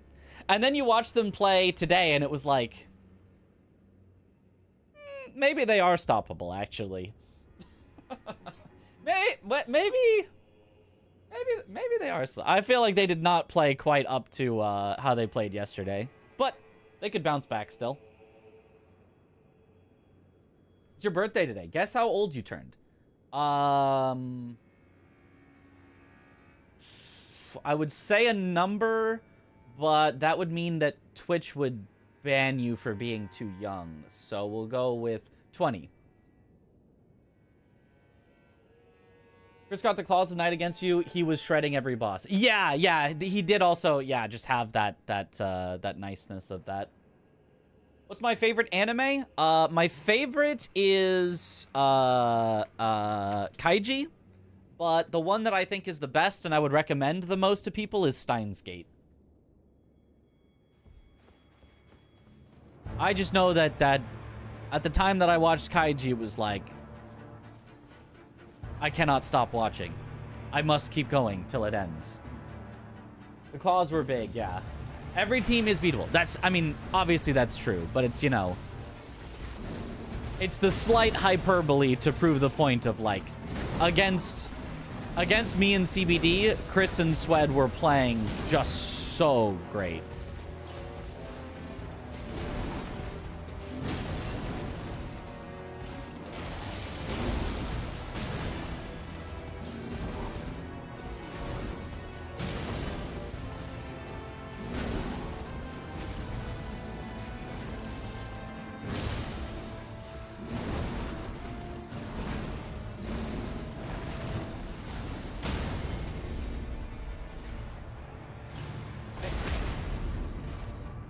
Normally, most people recommend One Piece as an anime. No, they don't. Anybody who recommends One Piece as a like, this is the one anime that I'd recommend that you watch if you have not watched anime before, is doing a disservice to everyone. It's way too long. There's no way.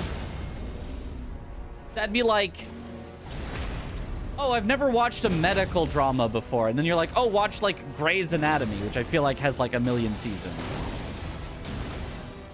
Well, actually, maybe you do, because actually I can't think of any single other medical drama. So maybe you do. I don't know, actually.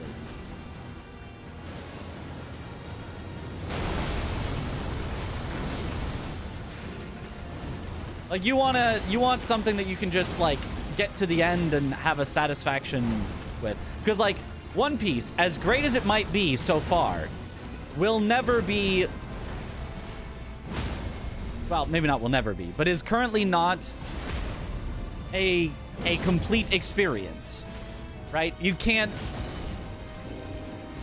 You're always going to be, like, missing out on some... Oh, so anime is things that never end? You know, that if that's someone's first experience... Okay, Gaius is just kind of easy, isn't he? Okay, he was about to be weird, though, but... No, I didn't quit out fast enough! Ah! He's dead! I wanted him to stay alive. No, he's dead forever. Dang it, I can't practice him with a faster weapon. Oh, well. I'd always recommend Cowboy Bebop, but I'm basic like that. I mean, Cowboy Bebop's a great one, too, for sure. Love One Piece, but there's so much filler. Right, it's like, it's just not one to start with. I'm not saying One Piece is bad, although I haven't watched it, so I'm not saying it's good either. But it's just, like, it just can't be the one to start with. It just can't. It's just a bad recommendation. Someone could recommend it, but it's a bad recommendation.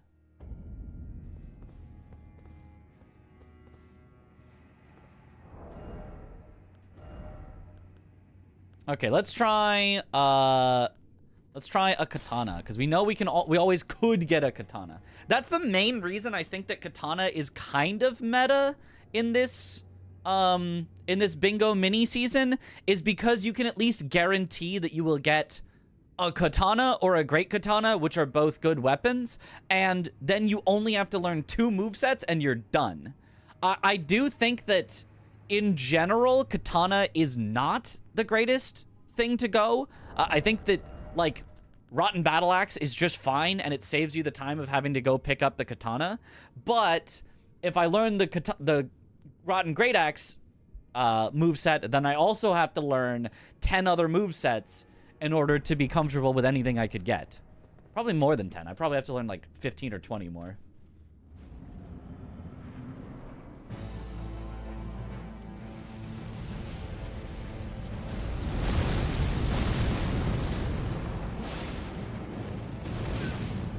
What? What do you mean that hit me? At least it was early. Minus Serpent Bone Katana. Even Serpent Bone Katana is fine. It's not great, but it's fine. It works. It's okay. The worst one is probably Hand of Melania, but I've never seen anyone actually get Hand of Melania from the katana check. But Hand of Melania requires you to get 48 dexterity, which is just way too much.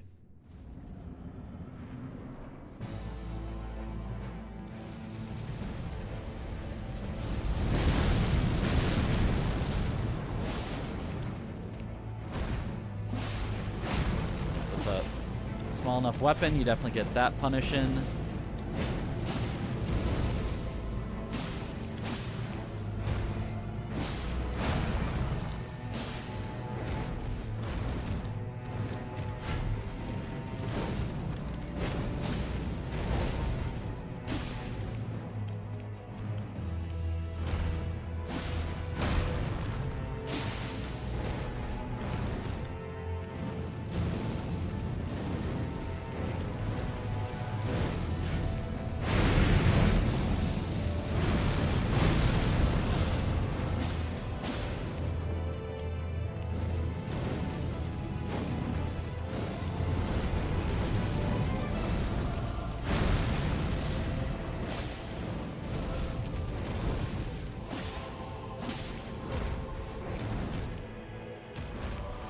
Oh, that I didn't think it would reach me. That must have been on the absolute tip of its range. Again. One slash I did was like 15 Serpent Bone Katana hits. No, I think it's regular damage is fine. Maybe I need to cheat it in so I can test show, but I think it's regular damage is fine. It just doesn't do like bleed like every other katana does. I think that's the only thing wrong with it, I think. 75% of the bosses are poison immune. I don't think 75% of the bosses are poison immune. Who's immune to poison? Romina's probably immune to poison. PK is immune to poison, but he's not a square. I think that's it. Aren't most bosses poisonable? I mean, it's not like poison is great, it's just worse than rot, but isn't it? Aren't they at least poisonable? DLC damage is tough to judge because of Skidoo system. Yeah, here, let me cheat in a Serpent Bone Katana so that we can directly compare. And we'll see if it's acceptable. Open up a little John practice. Serpent Bone Katana is non-somber, right? It's a non-somber that can't be Ash of Ward. So if this one's a +7, 7 times 3 is 21. Yeah.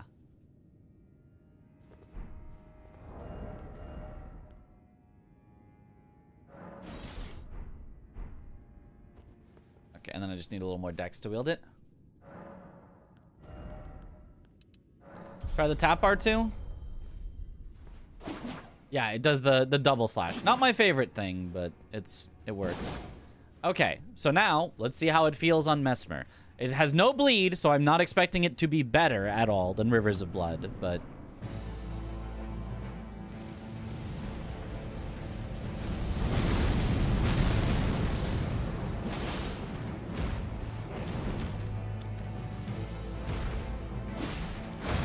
$341 on an R1. It's around 350 per R1. Yeah, whatever. I'll just die. Yeah, 350-ish per R1. I kind of just got greedy to just get hits and look at the numbers. Whatever. Versus...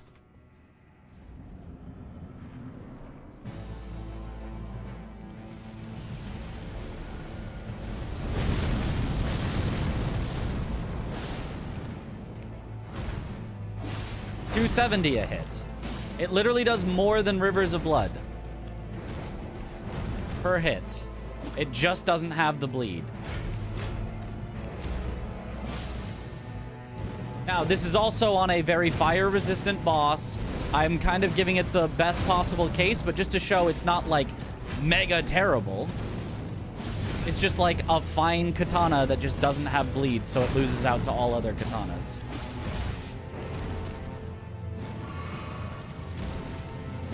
Like, it's still probably the worst katana. Again, except for maybe Hand of Melania because of stat requirements.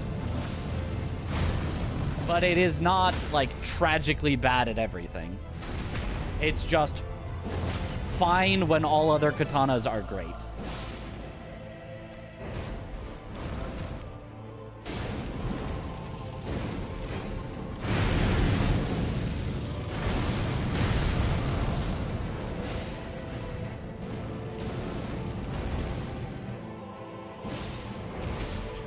Yeah, I can't do a charge R2 there.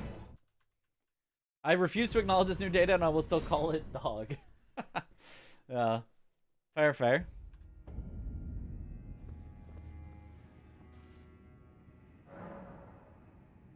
JJK could have been great if it didn't suffer the poison of serialization. It's just kind of a lot of cliffhangers for the sake of shock. The stories hurt a lot from it. Yeah, I haven't finished JJK, so I don't know. I did watch some. I reject your hypothesis. I reject your reality and substitute my own.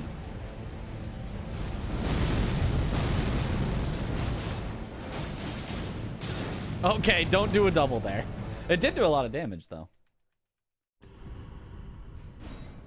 If Promised Neverland had followed the manga, that would be your go-to recommendation. I have heard very good things about the first season. As far as anime movies go, Your Name has gotta be the one. It's gotta be Your Name. I mean, come on.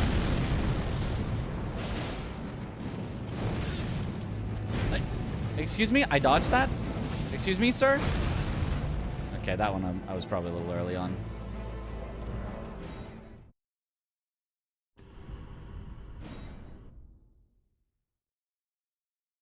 The Demon Slayer movie was incredible, but it's like a continuation of the Demons, so you'd have to have watched Demon Slayer. Like, standalone, like a standalone movie. Like, you know, your Miyazaki movies, your, you know, all those, I feel like Your Name. A Silent Voice, though? I haven't seen A Silent Voice.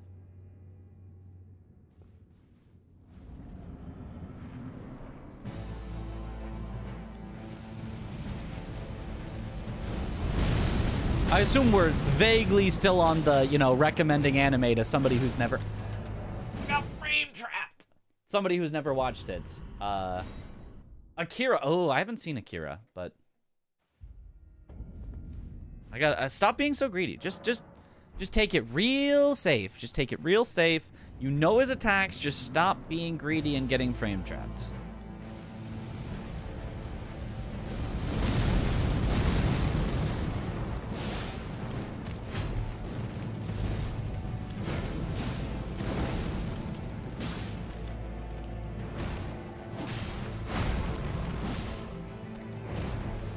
Oh, close.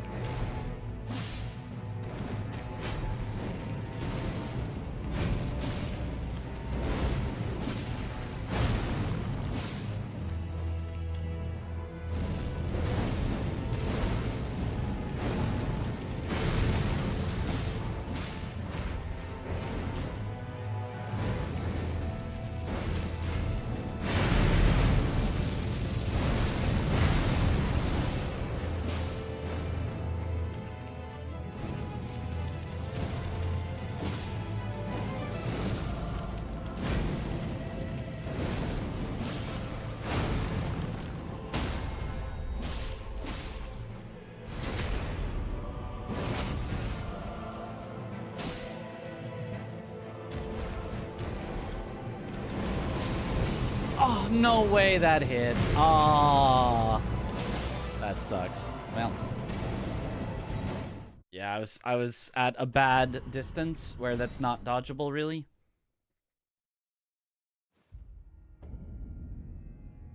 Sword of the Stranger, greater than Akira. Fight me.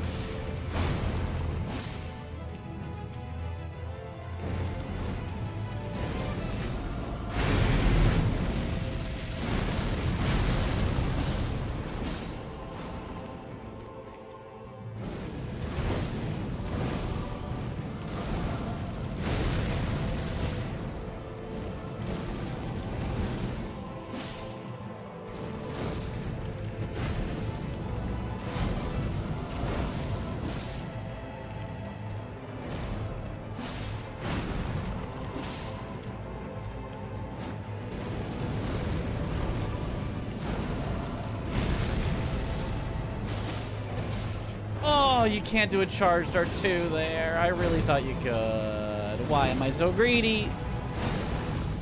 My greed knows no bounds. It's easy to not be greedy in phase 2 because, like, he kind of forces you to because he'll do, like, extra follow-ups. But in phase 1, it feels like you should get a charge dart 2 off, but not if he goes for his frame trap after.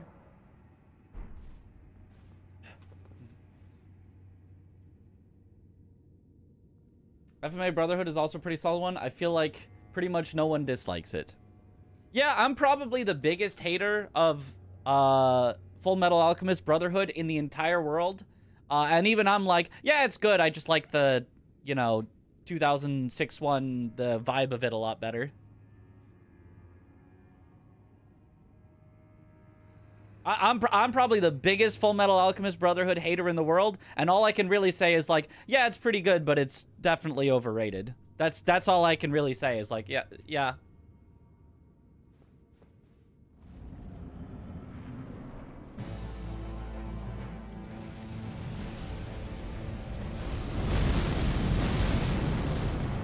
Not really possible to be like, it's bad, it's trash.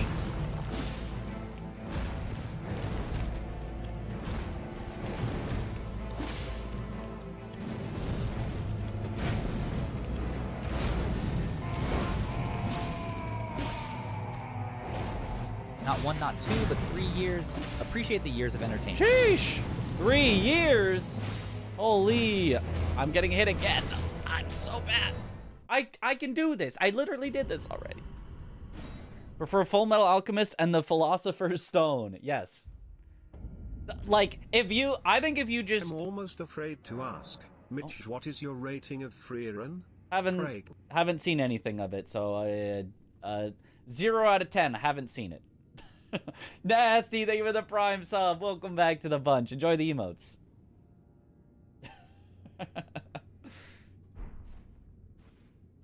Phew. As a non-anime dude, Parasite the Maxim was like your first love. Ah. People overrate FMA Brotherhood because they like the fire guy. I don't think that's the only reason. I think the people just really like it. I think it's good. I think if you take the 2 Full Metal Alchemists and you take the events that they cover the same, so not after the divergence, which is what I totally understand. Once the stories diverge, you know, like I totally understand the Full Metal Alchemist Brotherhood story, you know, as it concludes and all of that is more satisfying and blah, blah, blah. Totally get that. But before the point of divergence, if you look at the episodes that they have in common, I think the older version did every episode infinitely better. Infinitely better. Every episode where they followed the same story, I think the old one was so much better. And then they diverge, and then, you know, everyone's rating of the old one drops off, and everyone's rating of Brotherhood goes up. But that's, you know, that's my only thing. I think that if they had waited to make the older version until the full manga was out, and they followed the full manga, then I think we'd have a definitive Full Metal Alchemist that was, you know, the perfect version.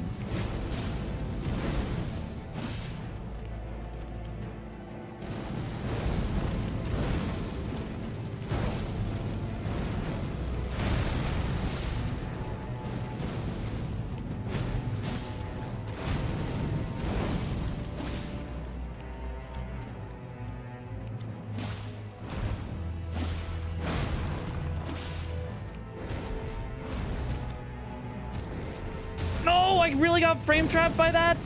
Oh, I wasn't even greedy. I just got frame trapped. Ah.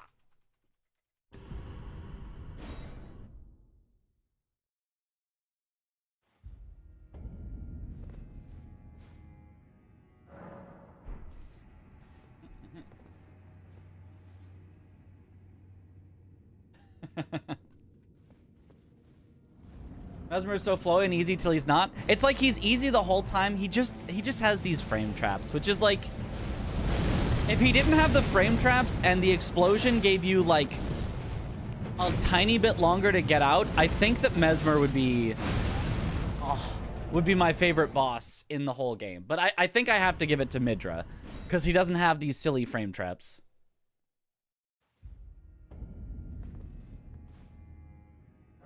Green team's falling behind. They'll catch up. Don't worry. I'm sure they're on their way.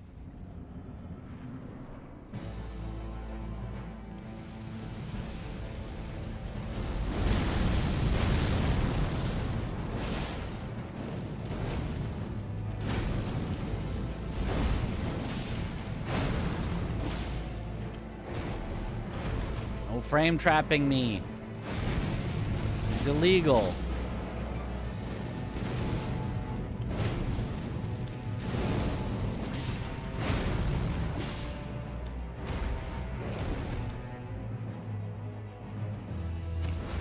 Stop trying to frame trap me. No, wait, frame trap. God, come on.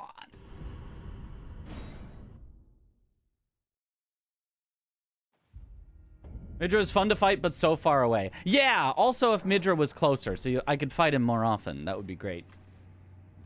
Well, the Midra fight took you probably longest of any boss in Elden Ring, while loving every second. Oh, that's awesome. Most people find Midra to be pretty easy. Even though, like, mathematically he's not.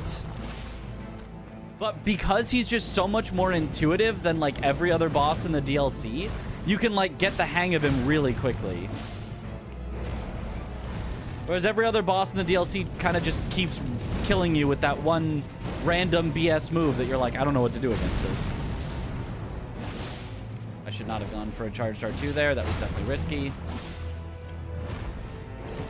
No frame trapping me.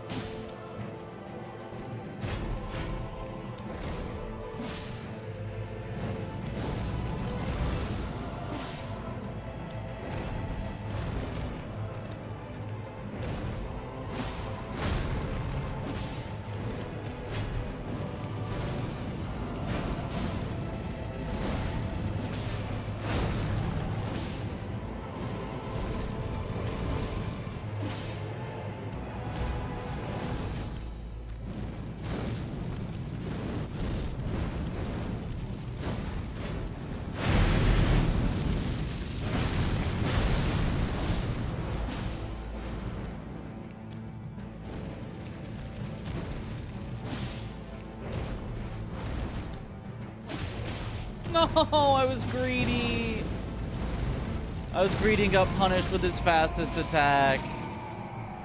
Any Kazan tonight? No Kazan tonight.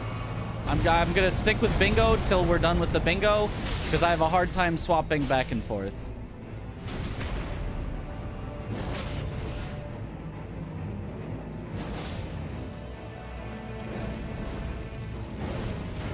Hard time mentally of like keeping track of things when I swap back and forth. I like to set a goal and like go at it till I get the goal and then get a new goal.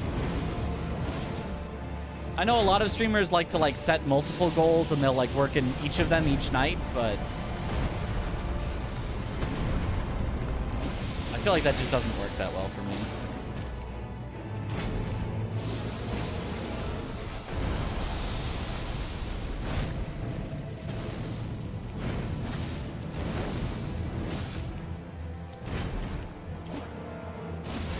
Oh, that was just greed. I missed an attack and I didn't want to lose the stagger, and so I just greeded. But you can't do that. You have to just let him reset stagger.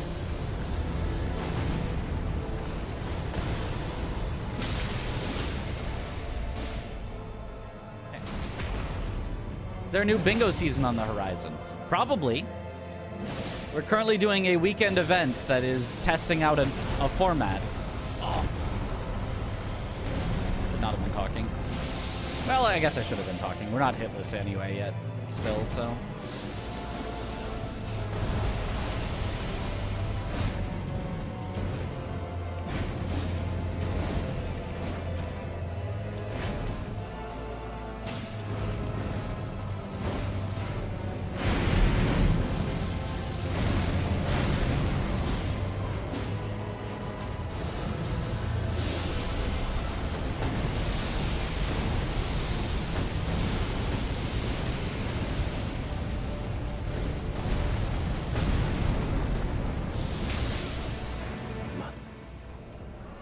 Okay. Actually get a hit list this time.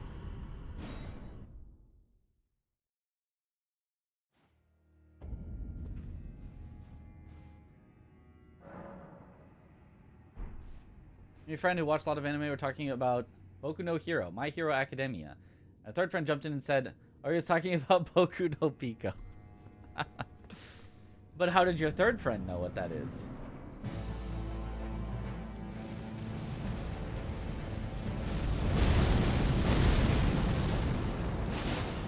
And why were they so excited? I'll go again. Dark Souls bosses are baby mode compared to Elden Ring, but the level design is amazing. They can be baby mode or arguably harder depending on... In Dark Souls, they're always the same difficulty, which is like pretty tough. And then in Elden Ring, you can either go in with a Serpent Bone Blade that's not even fully upgraded, no Skidoo, no talismans, and then it's like, whoa, this is so much harder than Dark Souls.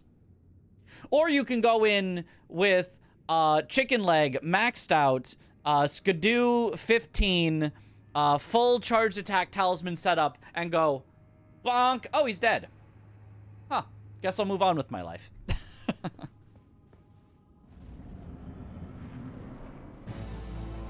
So that's the thing, is Elden Ring can be the easiest game or the hardest game. Oh, you can also summon, like, you just have infinite ways to make the game a complete joke if you want to. Whereas Dark Souls is always consistently, like, kind of hard.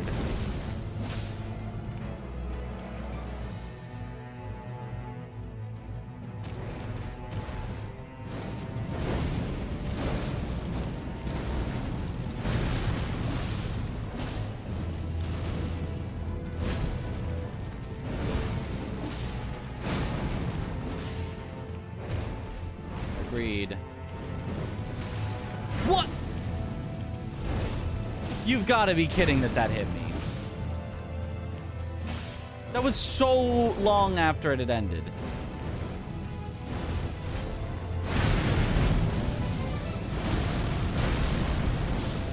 Alright, go again.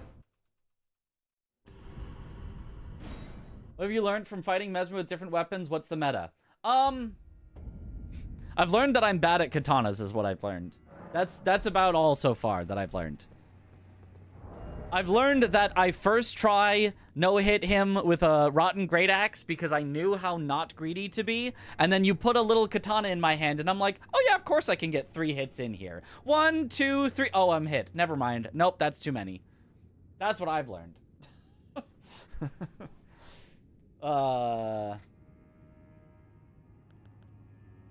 Yeah, you throw something heavy on me, and I'm like, oh yeah, I'll take this nice and carefully. We'll just do a little 1 hit, then we'll wait, and then we'll do 1 hit, and then we'll wait. If only there was a faster claw check than Claws of Night. Yeah, not every claw is great though. Like there's good claws, but I feel like there's a lot of claws that are also like meh. Like I feel like the best average quality of weapon. What are the best average quality weapons? Like katanas are definitely up there. Katanas are definitely up there.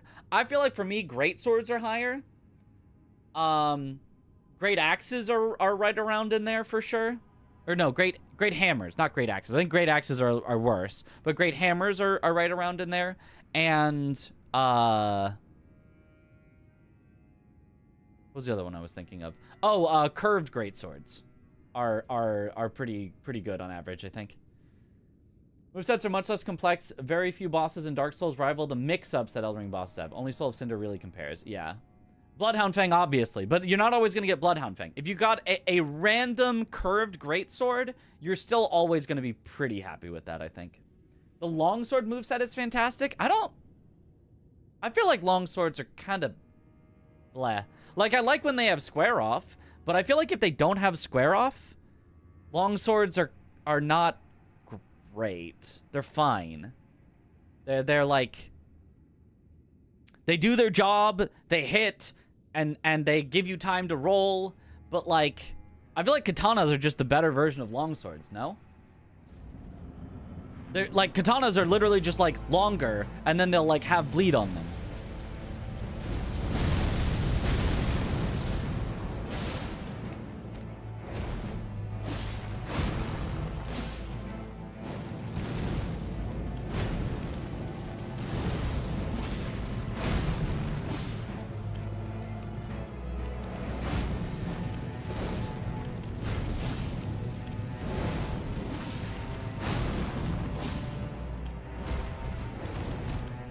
Frame trapping me, or at least attempting to. Oh, you got me with a frame trap. I just said to stop doing that. Oh, I hate that move. Longswords are faster. Probably. I'm gonna beat DS3 Longsword. I don't remember DS3 Longsword. I remember DS3 Windblade, it's dual, where you just shred enemies.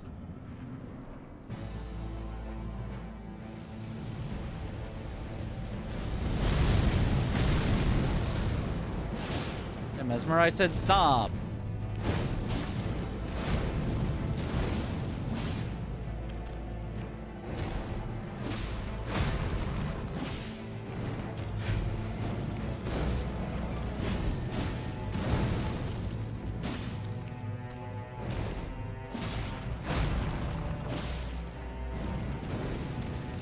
Like, I feel like the only negative of katanas is without something like Unsheath, they really don't do any, like, stagger damage.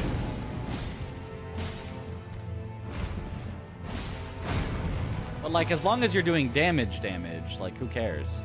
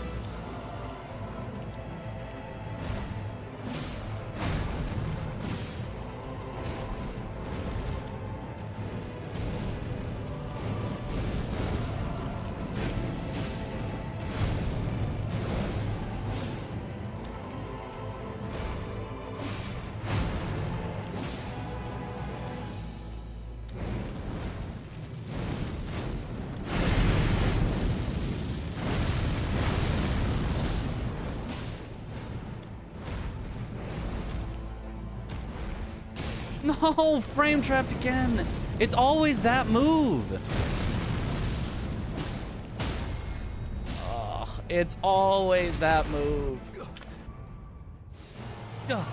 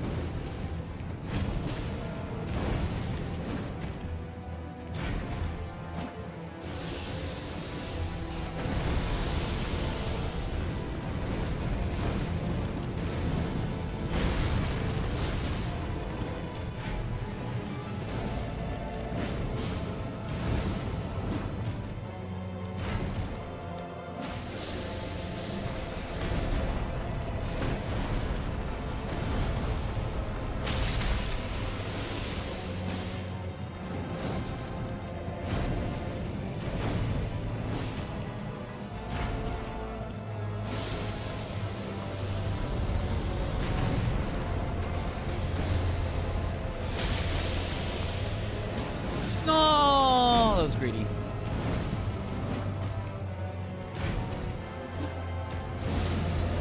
I'm dead. Oh, I guess that was greedy too. Yeah. Okay. Whew.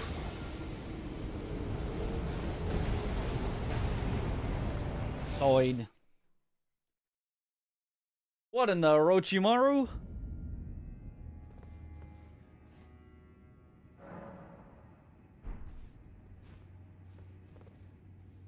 Small DLC weapon types are mixed with others, like great katanas and katana are the same pool. Right. Oh yeah, actually, sorry. The best weapon type on average, no question in my mind, the best weapon type on average, and it's not close, is great katanas. But in this randomizer, great katanas are mixed with regular katanas. So the average between great katanas and regular katanas, there's a lot more regular katanas. So it's, you know, it's brought down to where katanas are.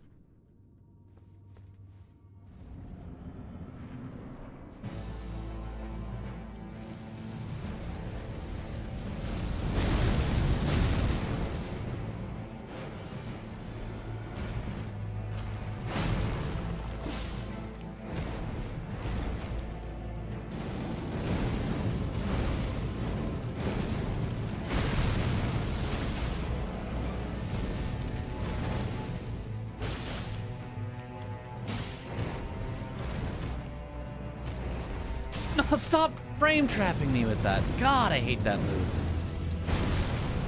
Aw, why does my second favorite boss have to have a bad move? What great katana is it that shoots a wave of red as its Ash of War? None of them shoot a wave of red, but Rivers of Blood, which is a regular katana, does do, like, blood splash that, like, extends the blade. It doesn't, like, shoot it out, but it's, like, the blade gets a bit longer with it.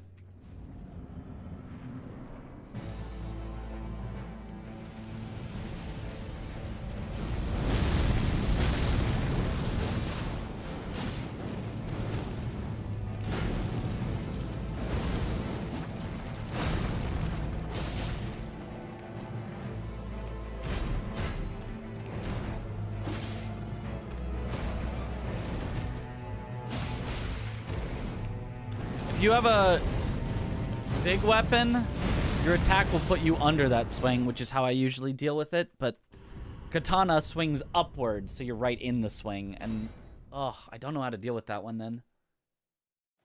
Isn't the Dragon Slayer great katana? Oh, that's what you mean. Sorry, I forgot about that. You're right. Dragon Hunter's great katana, Dahugaka.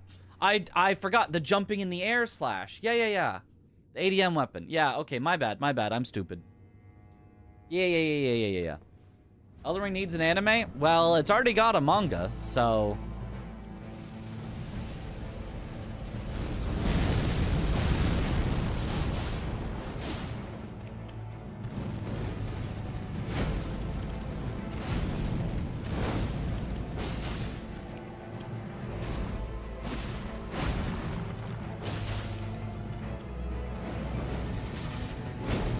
Come on. This is why you won't be my favorite boss, Mesmer. Come on. Isn't it a gag manga, though? Yeah? I think that's the only way to really do it justice. Like, I don't think you can take the world and events of Elden Ring that seriously. Like, you'd think that would fit more with, like, the theme of the game. But I think it wouldn't, because the whole point is that you dying over and over, and I don't think you can work that into, like, a serious, drama-filled story where the character just dies over and over.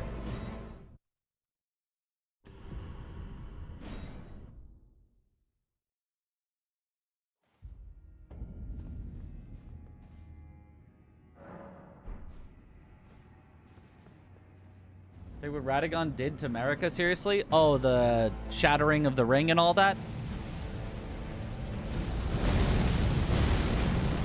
Or no, he's trying to mend it. No. Radagon, I don't think Radagon did anything to Marika. I mean, Radagon is Marika, kind of, but that's...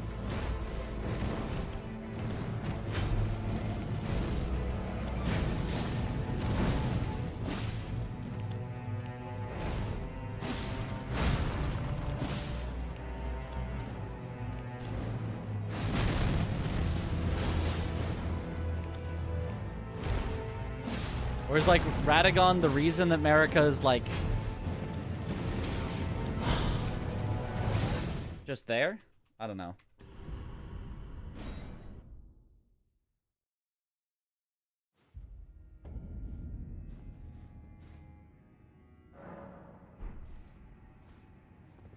Anime about the events leading up to the Night of Godwyn dying would be cool. That's true. That's true, actually. If you don't take it from the Tarnished perspective. Elden Ring anime, but it's an anthology. Each episode Okay. focuses on a different demigod in the different point in time. fleshes out bits and pieces but leaves the overarching story up to the viewer. Oh, yeah, I could see that.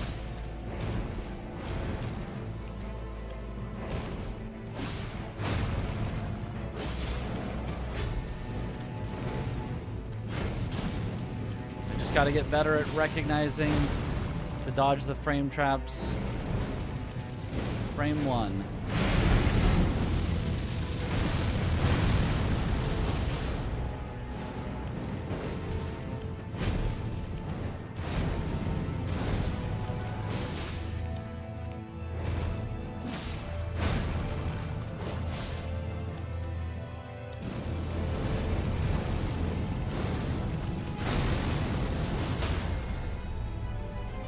Yeah, double slash actually seems pretty decent.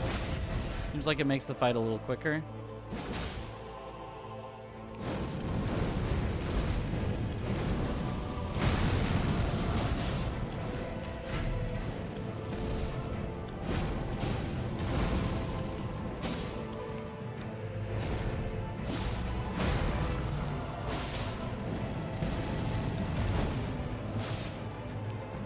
Only for ones where, like, you feel like you really have the time to.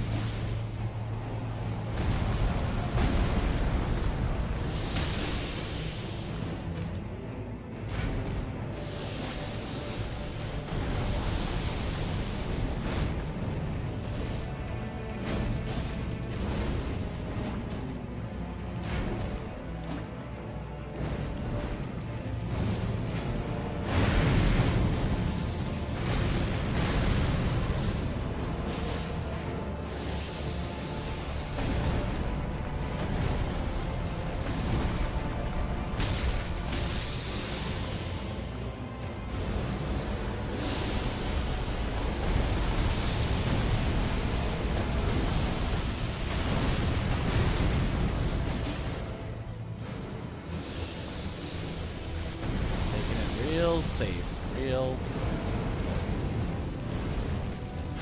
careful.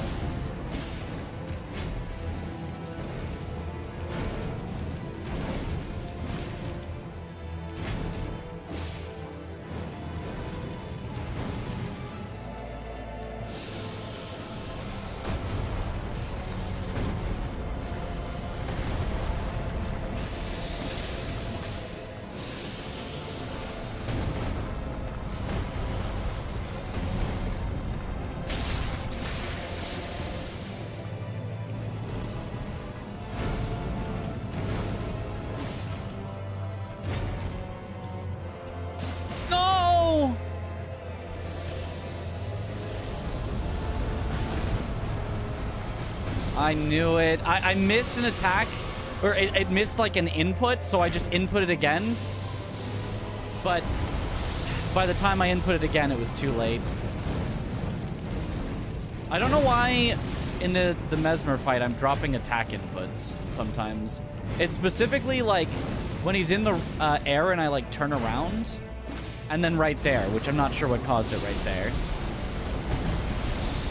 But the game will just like eat your attack input in some situations. When you're in an animation that doesn't let you do it.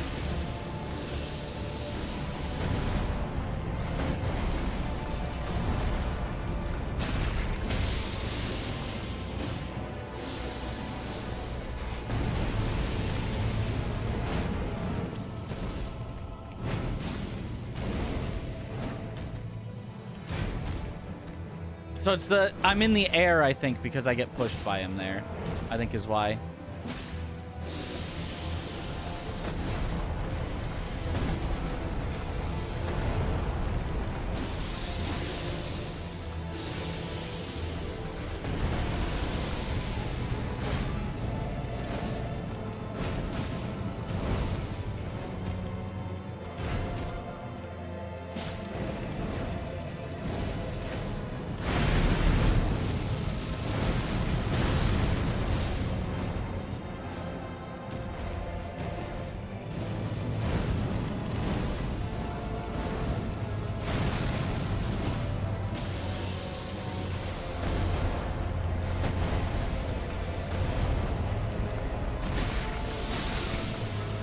Okay. One hit. Okay. Shout out to the green team for getting 2 squares in 4.5 hours. Just like me, for real. Yep. The green team's doing great.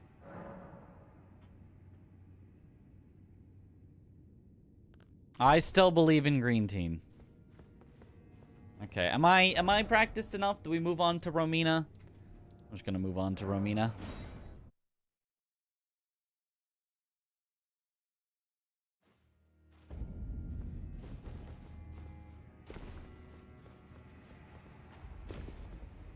Romina with Serpent Bone Blade. Now this will be a challenge, because I'm pretty sure she's immune to poison.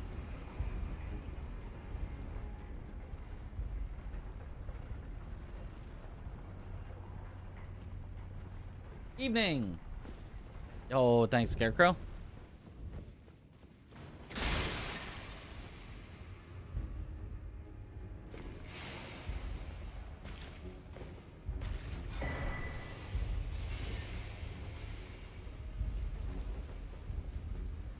And he beats Mesmer with the Serpent Bone Blade. It was clearly impossible to beat Mesmer with the Serpent Bone Blade. It's just way too bad of a weapon.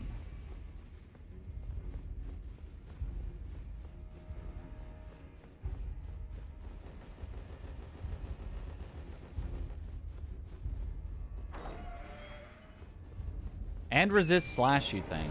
Ah. And it does do slash pierce.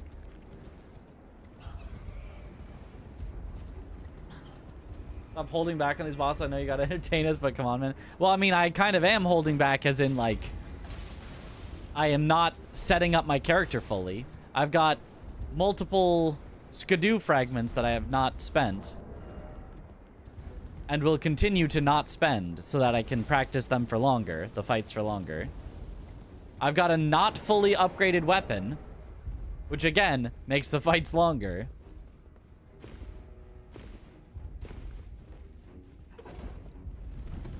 I've got no talismans. Well, I could equip Verdigris Discus, but it wouldn't do anything.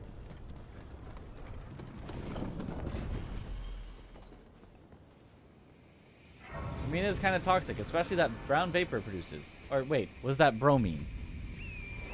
I think that it was one of the two. On real bingo, you'd spend them and stuff. Oh, of course. You get as strong as you can in real bingo. But as far as practice goes, I think if you practice under the worst possible scenario, then day of, when you've got a better scenario, it is just going to be easier. You know, literal training weights. You take them off and...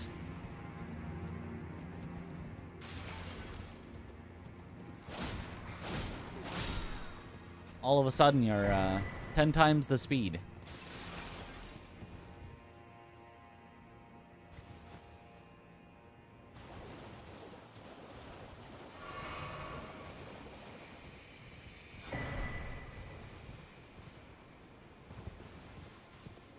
Poison immune and 40% slash absorption.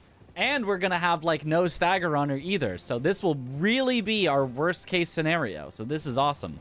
If I can no-hit her like this, then we're set.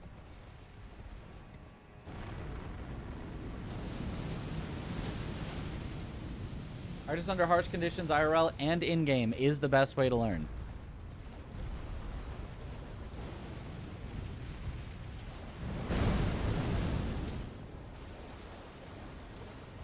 Like Rock Lee versus Gara.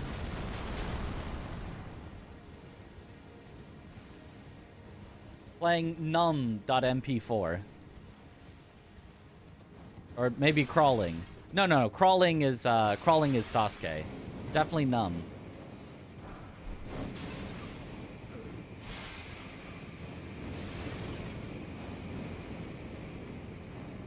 No hit minus the stupid butterflies is more reasonable.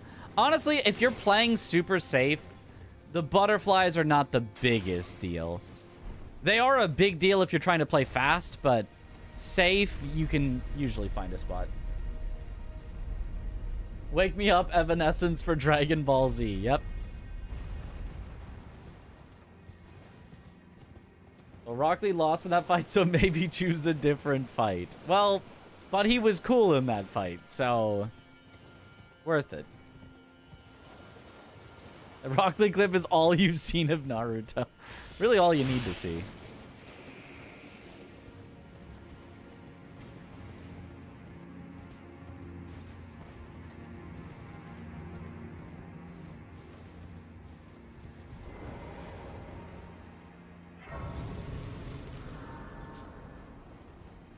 Okay. How will our 0 damage Romina go?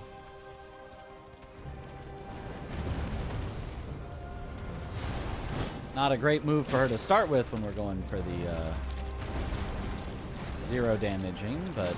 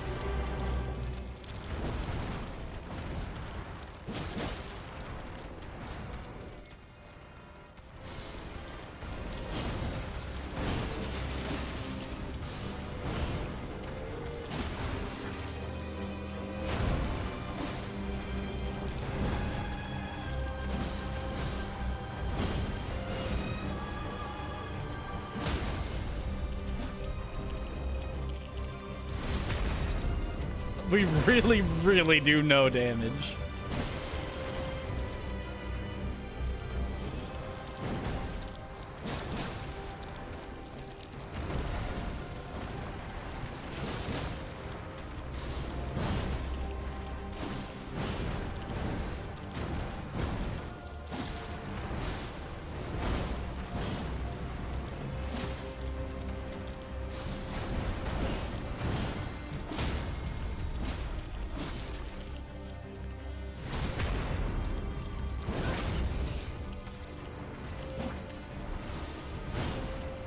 I don't know when she's gonna phase. This is gonna be weird.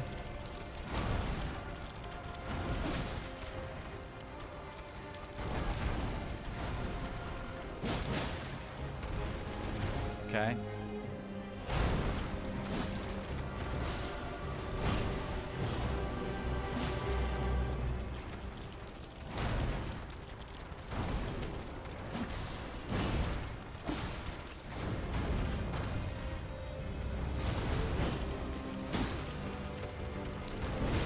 Oh, I was at a weird spot because I was trying to constantly back away from her for the phasing. There she goes. I was like 2 hits away.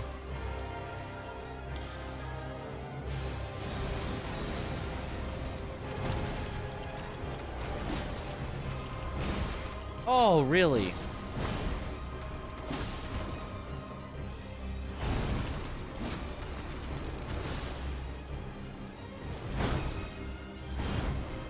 With a more powerful weapon, the phasing is a lot easier to control.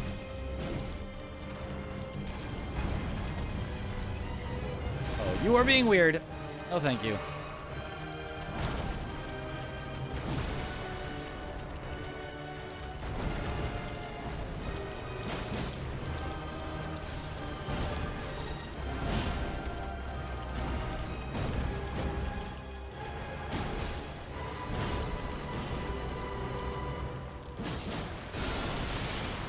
You can't do that from point blank? Okay, maybe Romina is a bad hitless option. Like, she's only supposed to do that if she gets distance on you. She at no moment was anywhere away from me.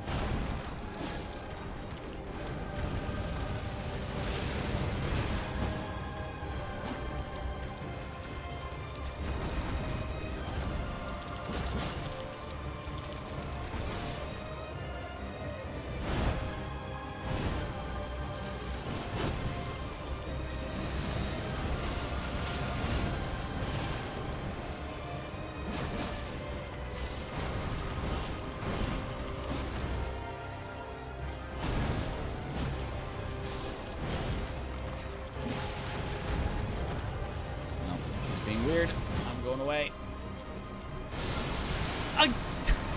I guess she was technically slightly away from me for a split second there. While she was rolling. I guess. Yep. That's what I figured. Yeah, no, she can just... So, she's just not really consistently hitlessable. I can't really count Romina as... She's a boss I could hitless, but she's a boss that also can just hit you if she decides. For no reason.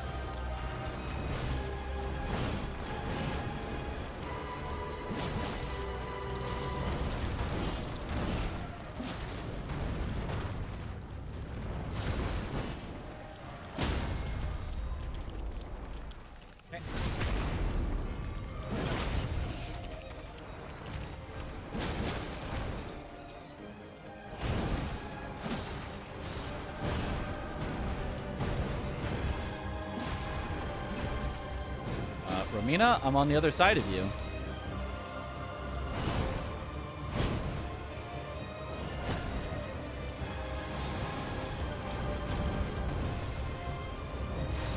Whoa, you're being a little weird.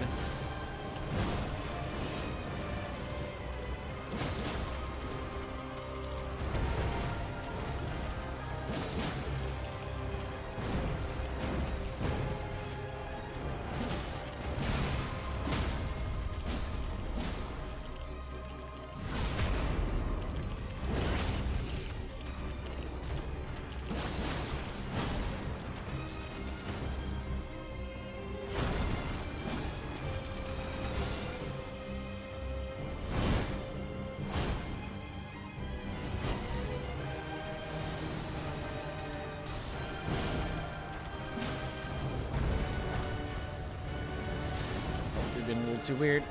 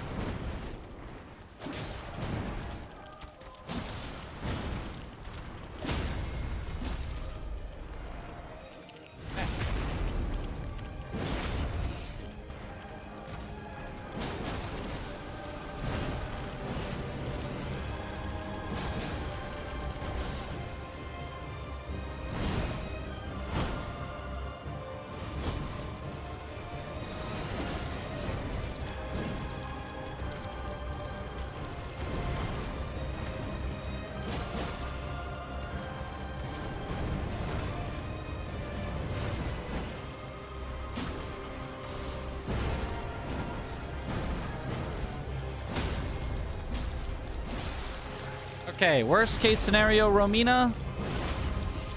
Still a victory. I won't practice her anymore because obviously I'm very good at fighting her. And hitless is just dependent on whether she does random instantaneous butterflies. With a colossal weapon, Romina is free. Oh yeah, for sure. If we used, even though this has rot, which wouldn't affect her, if we used our cold rotten great axe, yeah, it would have been. Or, actually, if we had used Rivers of Blood, because it's fire and blood, yeah, we would have done a whole lot better. Dunk. Oh, thank you. I think I like the haircut. Okay. Yeah, I mean, that's... Maybe I should take a look back at the board. Is there anything here on the board I'd want to practice? Oh, Devonia! Oh, I 100% want to practice, Devonia. Oh, I skipped the Grace at Devonia. I definitely need to practice Devonia. I am bad still at Devonia. I'm good enough that I can win, but I watched Tom fight her, and it was like, oh my god, he can kill her so much quicker. I am still definitely so bad at Devonia in comparison.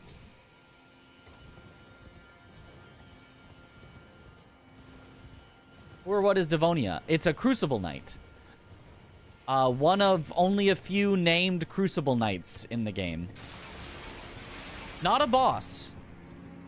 but a special Crucible Knight that drops her hammer.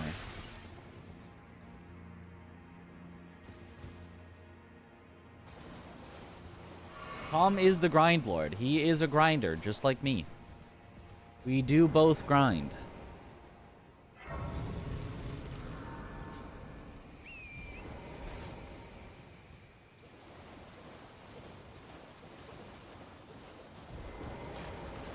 This one. The one with the hammer.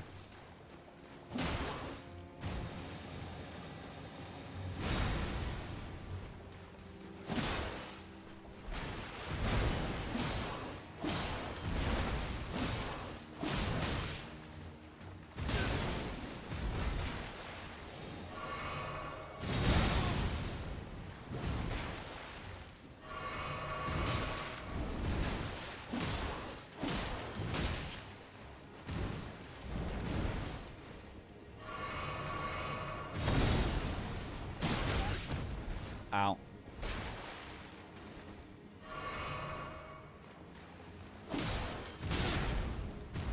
It feels like her hitbox always connects earlier than it visually looks like it should.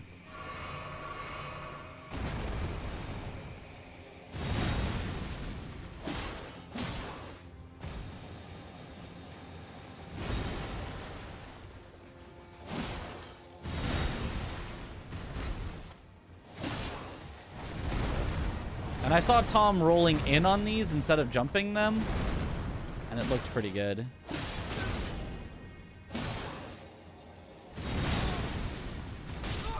Yeah. As you can see, I need more practice. Devonia, Siluria, and Ordovis are the named Crucible Knights. And then there are Bloodhound Knights who are similarly named for prehistorical epochs and eras. Darrowil and Flo. Ah.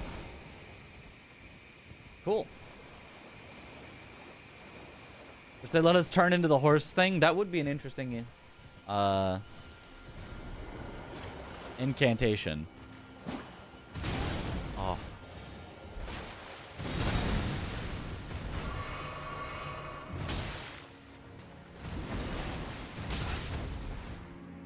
Like, it always feels like even before she, like, attacks, I'm already hit. Which is probably just from being too physically close to her.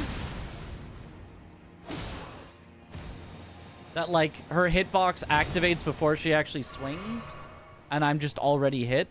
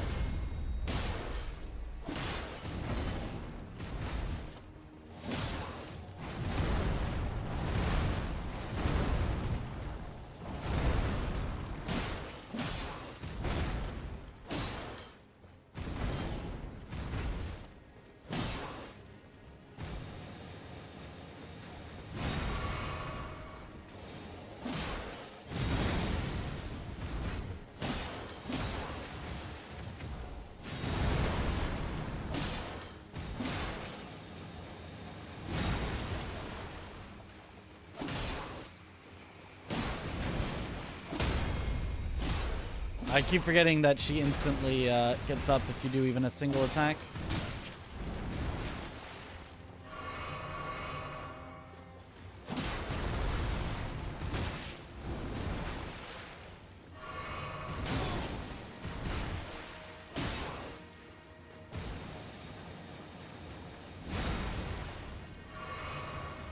But I am actually getting her staggered, which means I am keeping up the pressure at least a little.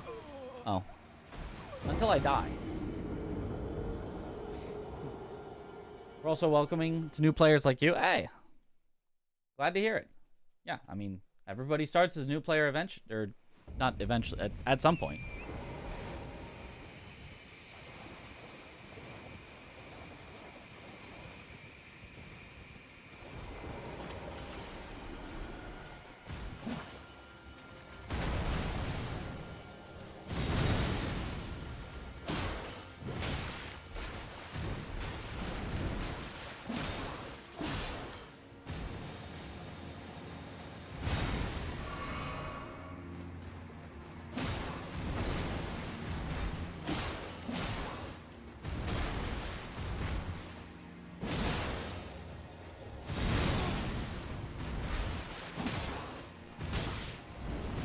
Like, that one always hits super early. And I need to be aware of that and dodge super early.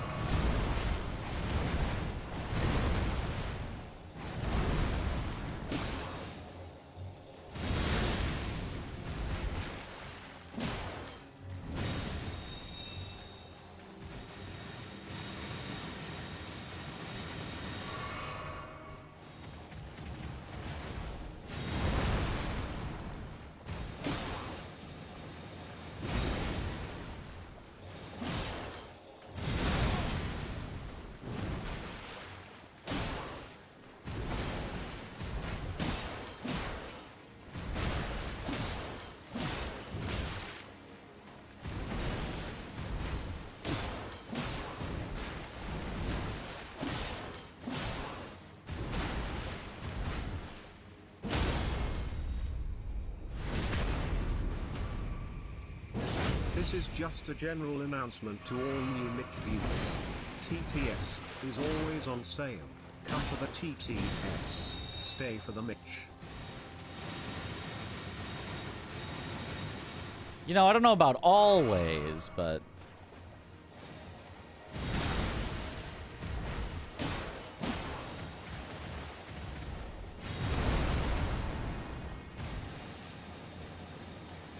Okay.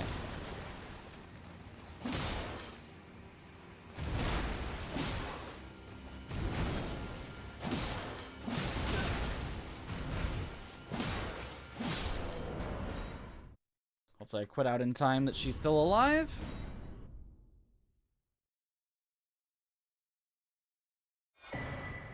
No! She dies instantly. There's no grace period. Dang it. Oh well. I mean, that was already pretty good practice, learning to, like, strafe around her and such. And we killed her again with unupgraded, bad weapon against her. Most likely. I don't know, maybe she's weak to slash. No talismans, low skidoo. So we're fine, but, like, I wanted even more practice. I felt like I could have gotten really good at her.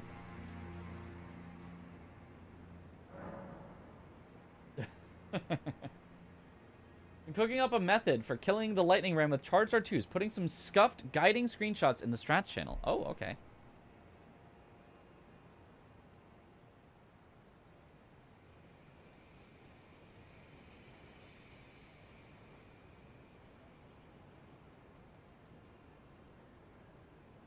Okay.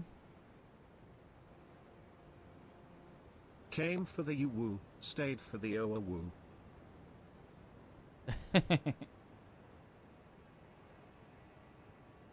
Lightning ram strat. You stand on some I'm guessing you stand on that grass patch because you're not going to hit it from up here. And it rolls theoretically right by there. It's this grass patch. For most large weapons, you'll begin the R2 the moment the ram moves in front of this tree. You're safe as long as your character stays on this side of the plant. Okay. To land your charge R2 hitless, your animation must end on or behind the plant. Okay, that's one of... We would then want to also hit it on the way back for efficiency, but let's take a look at that. To the Recluse's River downstream, or Elac River downstream, that's the one.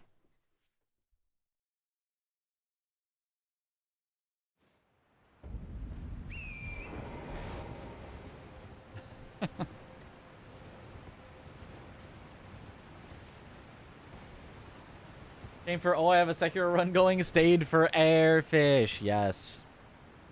We need more airfish.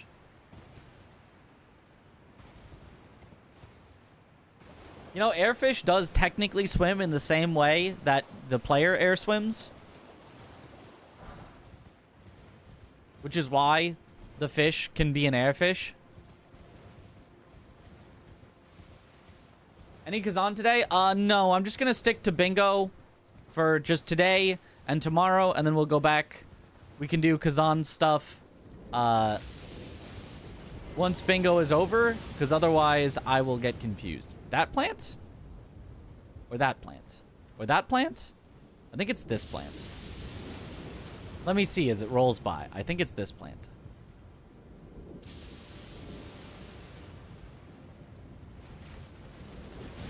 Okay, it's that plant. So...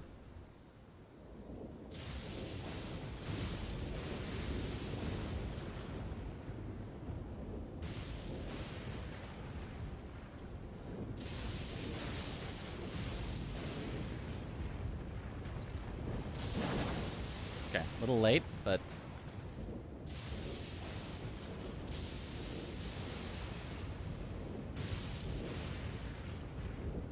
It's the Maybe farthest it's this north plant, plant. or No, it that isn't. plant, That's or the this further other plant. furthest north Oh, plant. it's It's this this one, right? plant.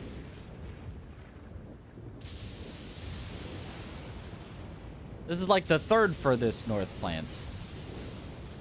Right?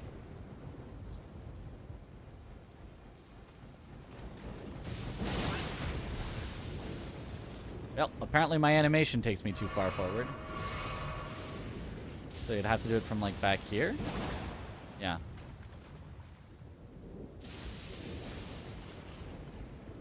Industry plant.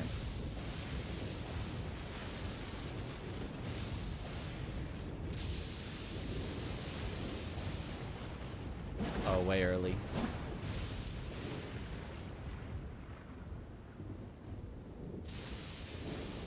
No, no, it is the one on the left. Oh, okay.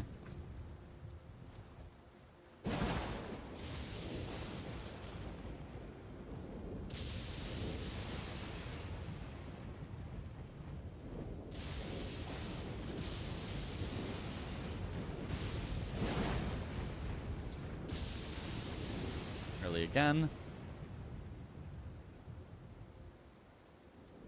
This is the content I would theoretically pay for if I was not broke. Okay, you fix that, and then I'm holding you to your word. You come in here and say, holy, I just got a job as a doctor. I'm making 100,000 a year, and I expect gift subs. Not just subbing. Gift subs every month. Actually, 100,000 a year is low for a doctor.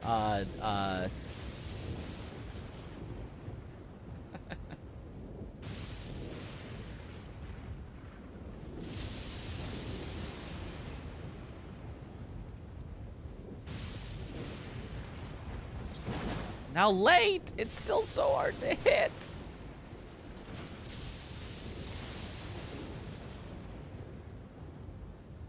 And this is so far on one side of its rotation, you're not gonna get it on both sides of its rotation. This is kind of a, like, I guess you are far enough away from the lightning though that you're not gonna really get hit by it much.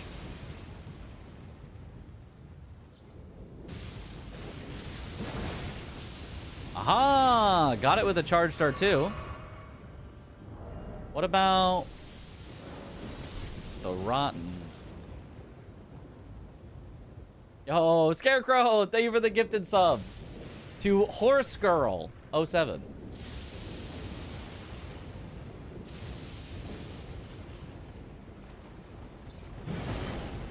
Oh, it was close. I actually thought that would hit it. It looked like it kind of went through it, but not quite.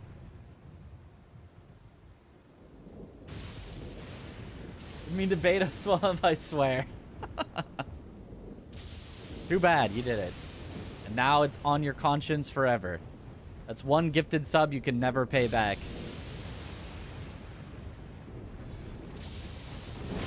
There we go. Okay, okay, okay. I see you. Okay, I'm seeing it. I'm seeing it. You only get, it's like half as fast as other setups, but it's like consistent.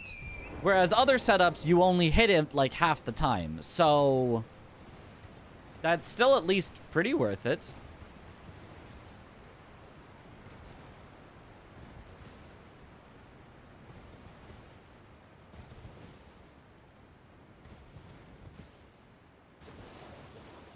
Cooking something fierce. A very specific question. Where do you get Lion's Claw from base game? That is a good question. A question that I don't know the answer to. I'm sure chat knows somewhere, but I do not remember at all. I would guess it's in Caelid because it's a very Caelid coded thing, but I don't know.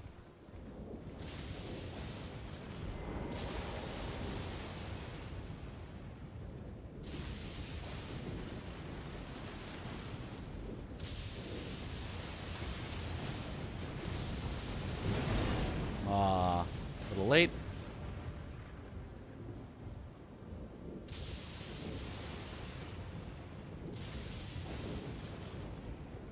Fort Gale. Ah, the singular lion. The fort with the singular lion. You just pick it up, though. You don't have to kill the lion, right? The flame grant me strength castle. Ah. Spram is getting very confused.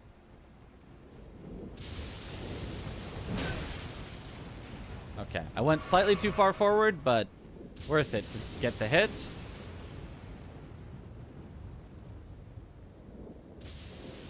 I'd rather be too far forward than too far back.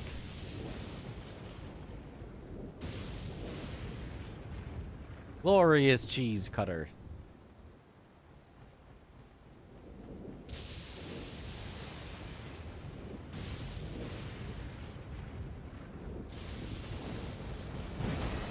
Late. As soon as you like start seeing it turn towards you. You do kill the lion. Oh, okay.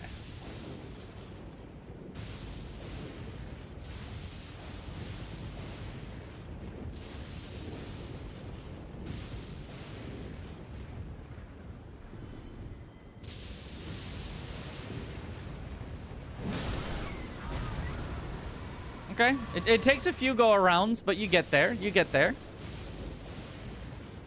Let's try it with another weapon that maybe is less range.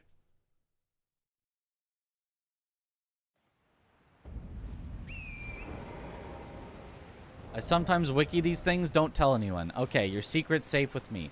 How about Freya's greatsword?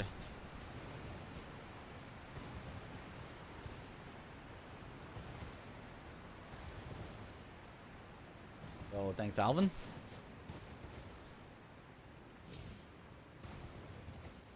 I had to get a haircut at some point. Might as well look good for the bingo. You save with Mitch and his 647 best friends. That's right. We would never tell anyone. Her greatswords work really well with this. Ooh, okay.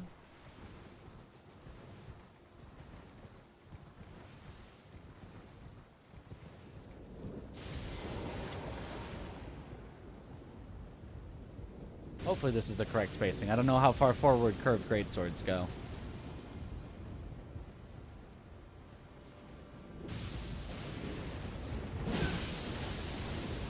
Apparently they go slightly further forward than I expected. Yeah. Oh, you know what you can do?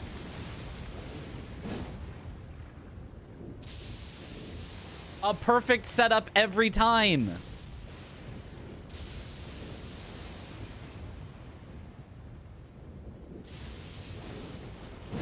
Early, but the position setup was correct. And 302 YouTube on this, so almost 1,000.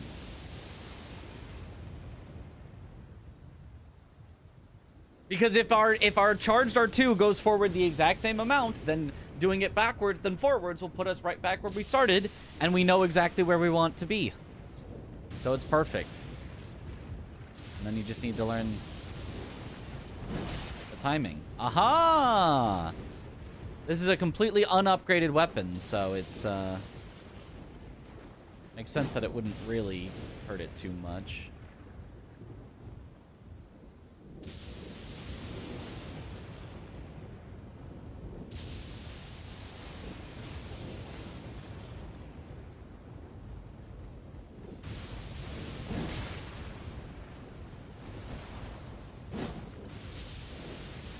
You could maybe try to get one more hit in while it's circling then?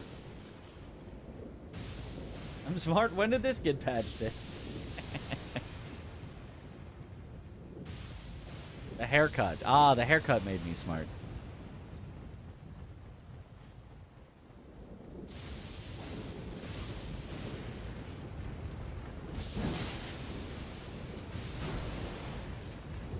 I tried. Yeah, no, this is a pretty nice setup. I would like it if there was a setup that also got it on the other side, but I guess that would be tough to set up both in time. To set up, then go to the other side, set up again, then go to the other side, set up again. But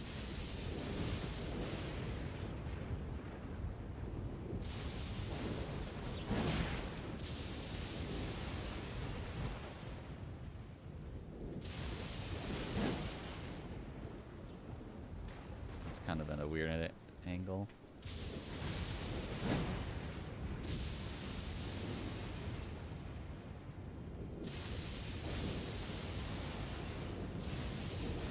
And I do like... Oh, it just died. I do like that it's far enough away that you barely get lightninged, which is nice. Such a weird bingo square. I like the lightning rams in base game better. I agree. I think this is one of the less good bingo squares, which is not to say... Oh, let's try a greatsword. Which is not to say that it's like a terrible square. It's just like, I feel like it's not a great square. It's just kind of weird. It feels like it exists because the base game square is good, despite it itself not necessarily being as good as the base game square. Like, it's like a reference. It's like a callback. And it does lead to some funny moments. But I don't know. I think the base game one is better. It's a very chaotic square, yeah.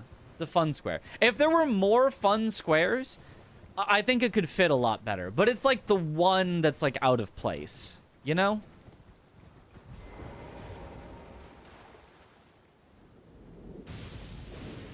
Like if there was like Die to Mini Midra as well. Or something, you know.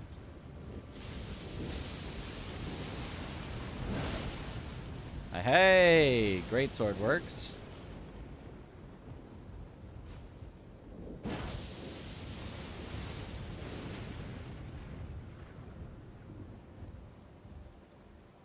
Lightning, it's funny, but lightning ramming the 10 rams is too iconic to follow up, yeah.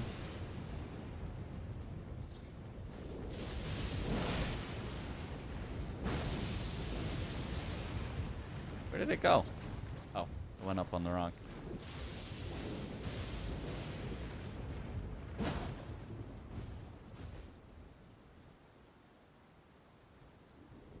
When I'm 7 to 11 die by lightning ram, it's supposed to be fun.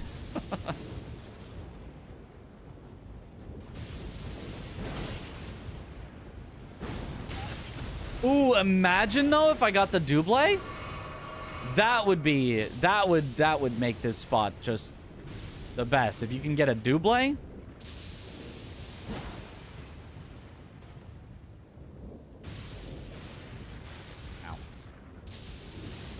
Whether Domo brought back the get hugged by Mikola square.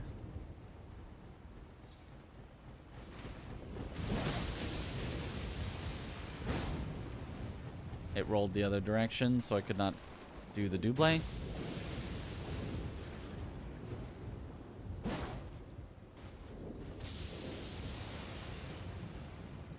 What we need is 2v2 bingo, where each team is set up with Archipelago, so they give each other items.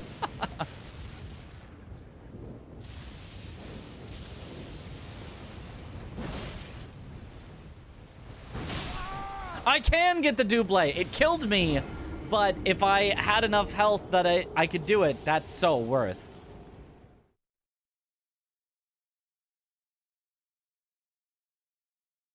Recently watched one where chat made the bingo. That was so funny.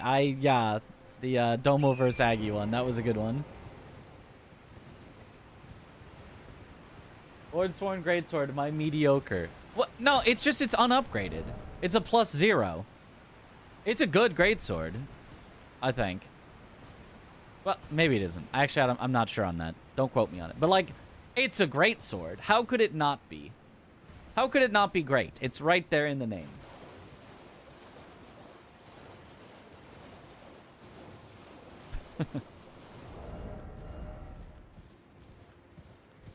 Okay, what about a katana? Did we already try? We tried Serpent Bone, but we didn't try a more regular Rivers of Blood. Nagakiba's obviously going to be able to reach it. That's a no question. Nagakiba could reach it from across the map.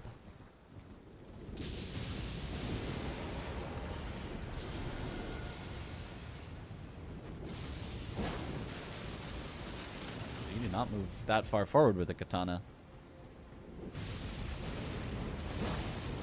Oh, but it is slower than I expected.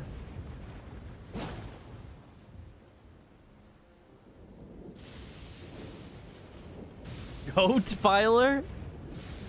We pile the goats?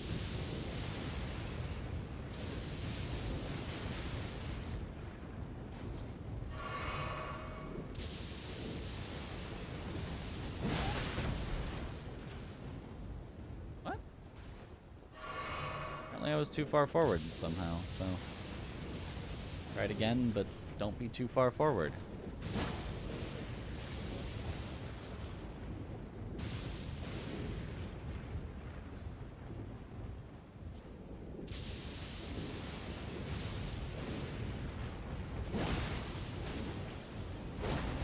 Ooh, it went over the double. That was good timing, though.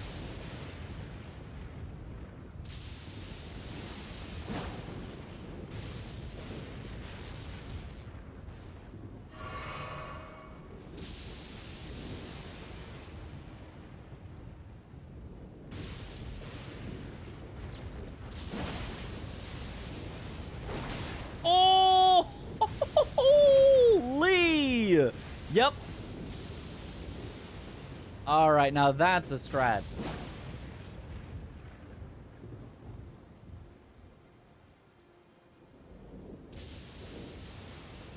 We become a filthy Rivers of Blood user. How dare we? Aw, late. Late, late, late. Of course late. The timing on this is pretty strict, is the only thing. Since you're not, like, facing it straight on, you really need to time it right, but... I think it just randomly died. Yeah, it got lightninged. It's dead. Okay. But that's pretty nice. That's pretty nice. We like that as a strat. That's a good one. I mean, any other weapons we'd want to try out? Standard club? Nah, I mean, I feel like whatever you pick, you're going to be able to make that work. So that's pretty nice. That's pretty cool.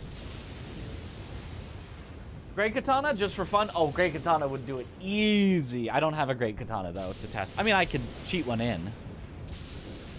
Sure, you want me to spawn in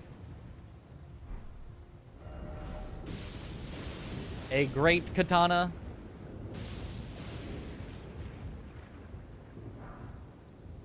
Oh, wait. This goes to plus 5.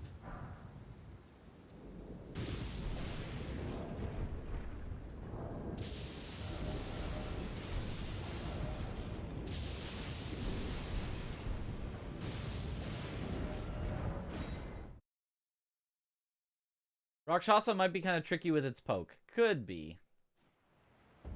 The new haircut made me a cheater. Maybe goated with its poke? I feel like it'd be a little harder, but I feel like you could still make it work. Like, it's basically the same as the overhead slashes. The poke might even last slightly longer.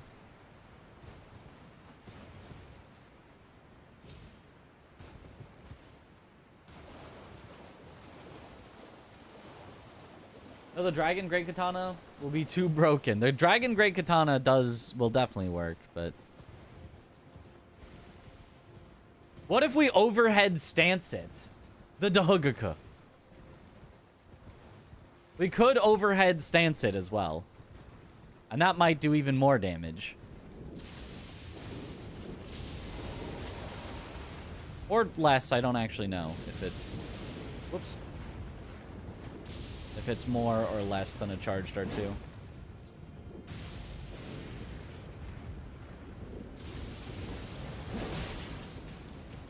Sheesh, the damage, though. I did not even go for the double, but I could have. Wait, let me try the overhead stance now.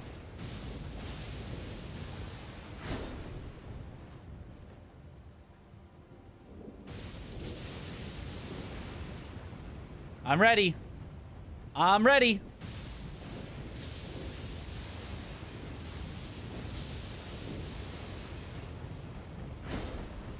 And miss, batter. It's fast.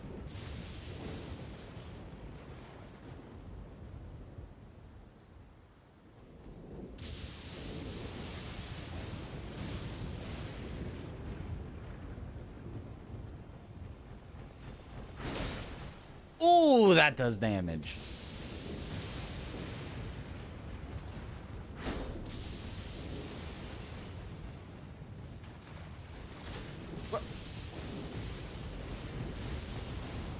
Okay, goodbye.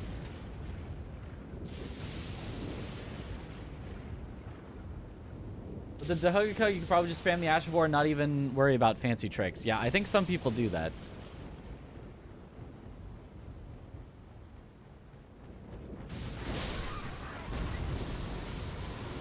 Yeah, that's pretty nice. That's pretty nice.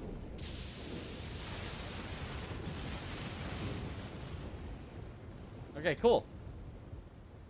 How much health do these rams have? I don't know. Couldn't tell you. Apparently we have a full set. For Dahugaku, we do have Dahugaku.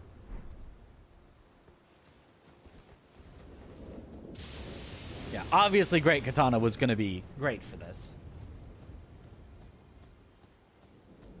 Okay, cool. Yes.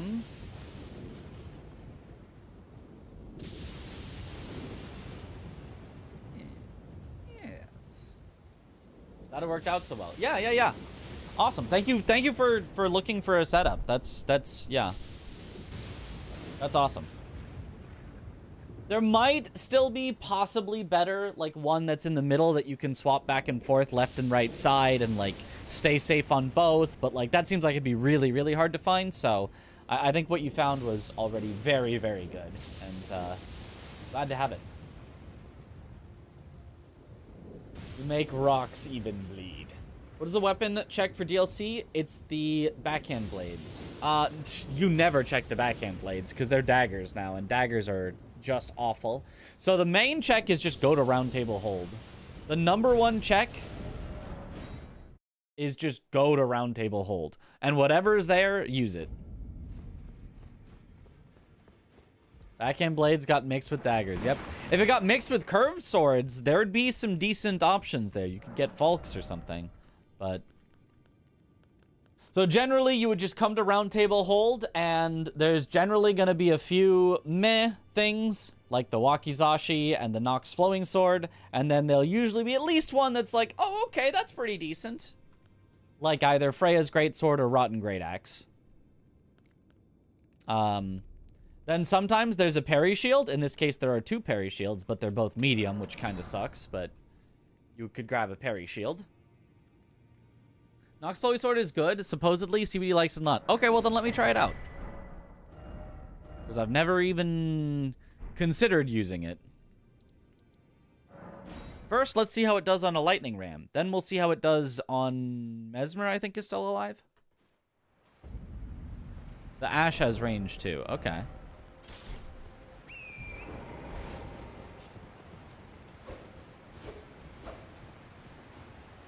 Okay.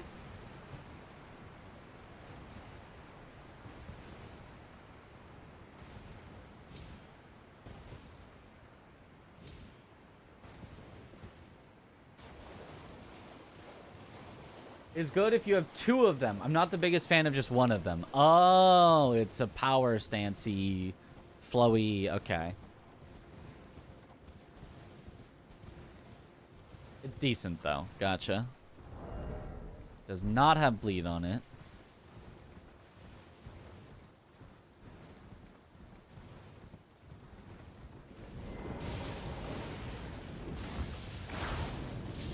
I mean, you could definitely use that for this. That would definitely work.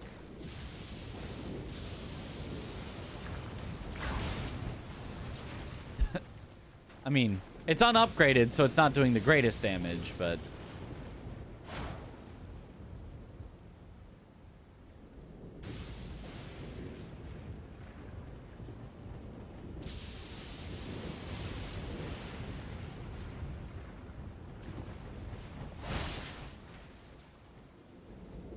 yeah, I mean, it works against the ram at least, so...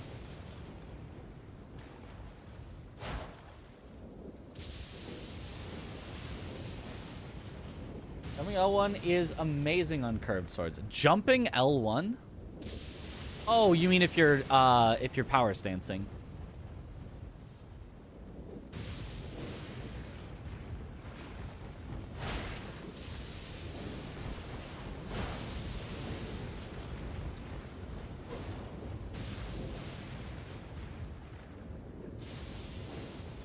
And it's R1s. Yeah, honestly. Pretty good animation. I worry that it won't do a lot of damage, which is, on a giant rolling lightning ram, is probably true, but...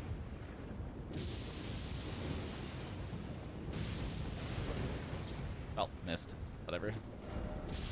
Let's head to Mesmer and see how it feels, because obviously we could do that, but we're just kind of playing with her food at that point.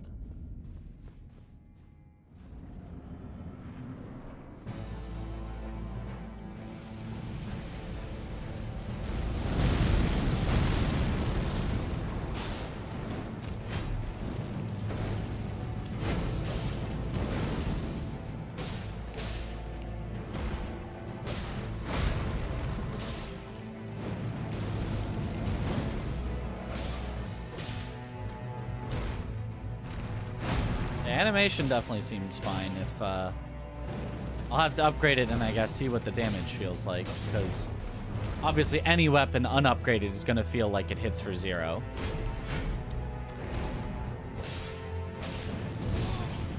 Because it does. Because it's unupgraded. Okay, and it can stagger.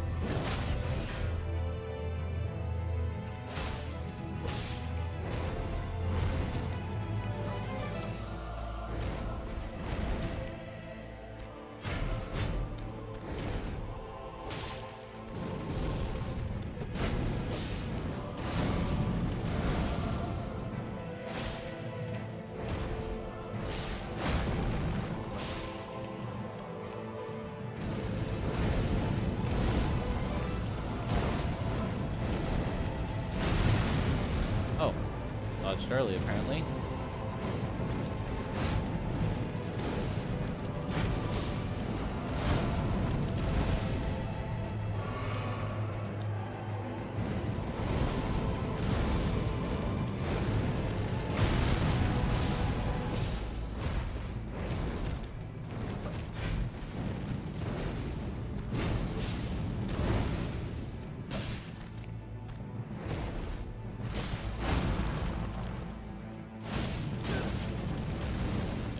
Bad time to charge there too. Yeah. Okay. Insane pull. I'm surprised anyone remembered that I like this weapon.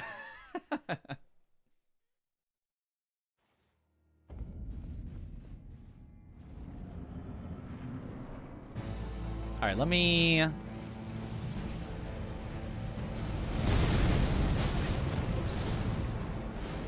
my runes back and upgrade this real quick. New game to new game plus 100 stuff pretty religiously for a while. Always compared all the weapons to this one. Oh.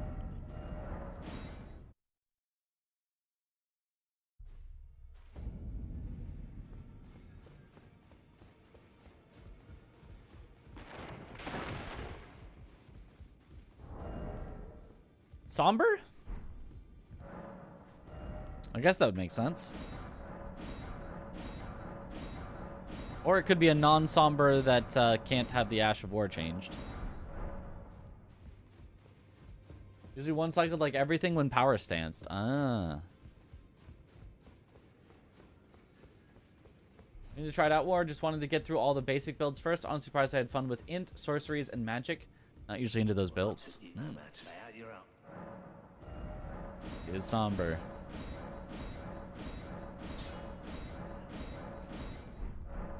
Okay, now let's see how it feels on Mesmer.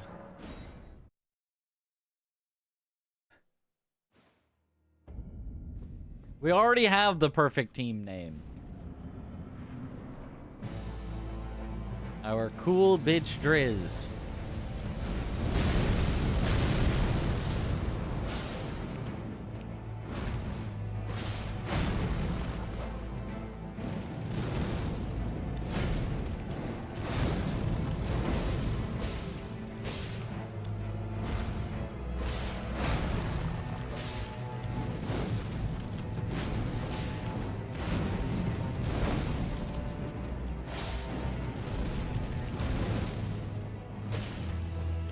Damage still feels like the amount of damage I would expect from something with a status rather than something without a status, but it's technically like as good as if the Serpent Bone Blade didn't have poison, so that's something. It's probably a little faster than Serpent Bone Blade, but I don't know that it's like fast enough to like get a bunch of extra hits in.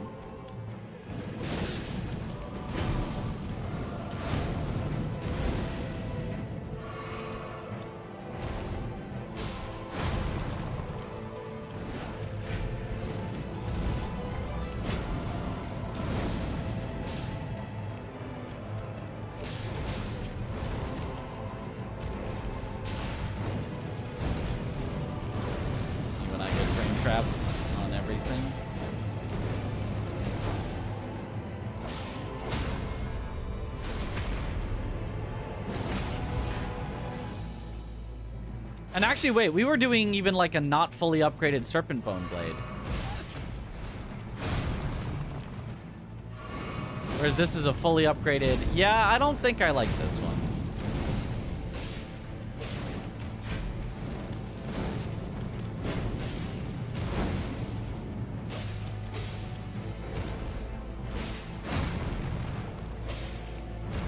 If it was a boss, you could just, like, chain attacks into attacks, so you didn't have to worry about, like, I can only get 2 hits in before it is no longer my turn to attack. Maybe it'd be decent, but with only being able to, like, chip with 1 attack at a time before you have to do your next dodge, feels pretty underwhelming.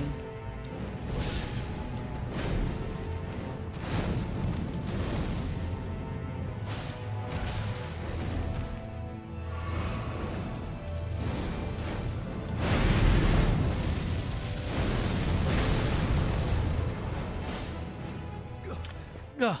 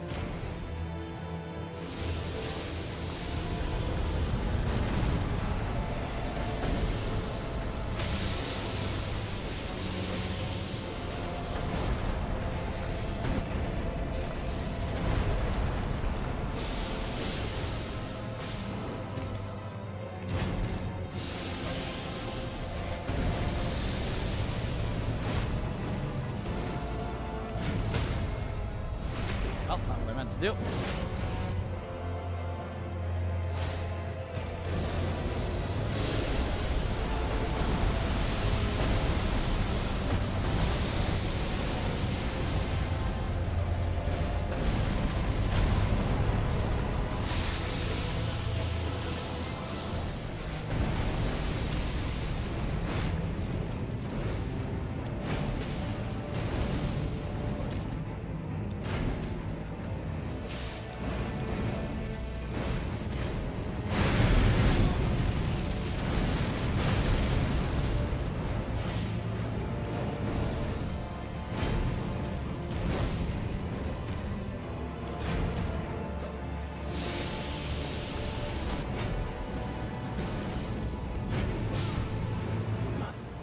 Okay. I mean, we can do it, but... Serpent Bone Blade stays winning. This is the hill I die on. I mean, Serpent Bone Blade did kill Mesmer faster than that. Like, that's just true. So, yeah. I would say Serpent Bone Blade to me probably is the cutoff of anything worse than Serpent Bone Blade I don't want to use, and anything better than Serpent Bone Blade I want to use. I think to me, Serpent Bone Blade is like the perfect cutoff point.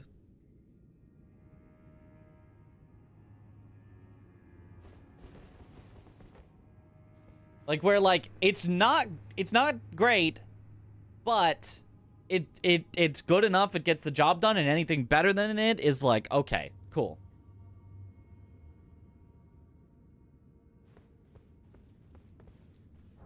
Yeah. If only you could also infuse Serpent Bone Blade. Because it's not like double slash is that special. If you could infuse Serpent Bone Blade so you could make it cold poison? Or bleed poison? I mean, I'm just saying. Also... Can you put,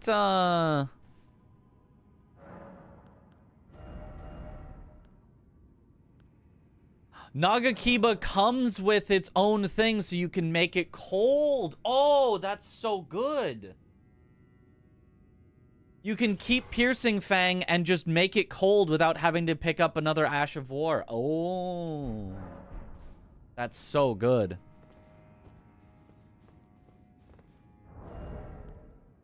I mean, Nagakiba will absolutely destroy them. I mean, it won't because I have it at +0, but...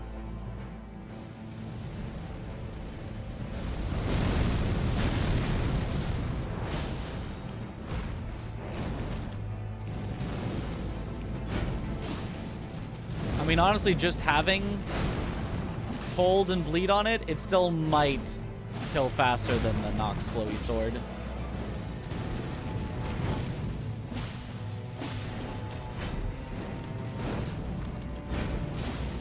Just because eventually it'll frost and bleed.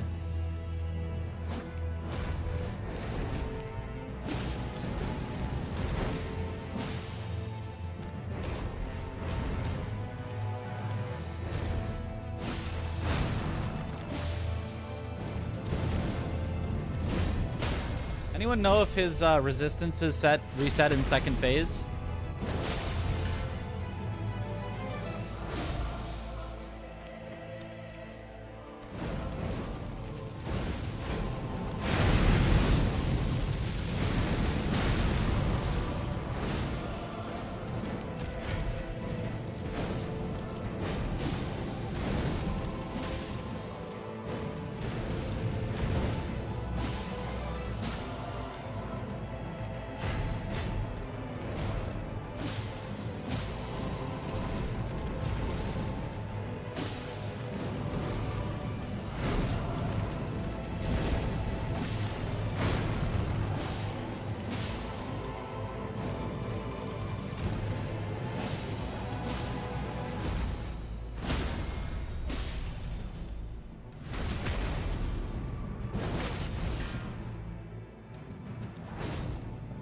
I guess they'd have to reset in second phase, right? That's just kind of the way that Elden Ring works.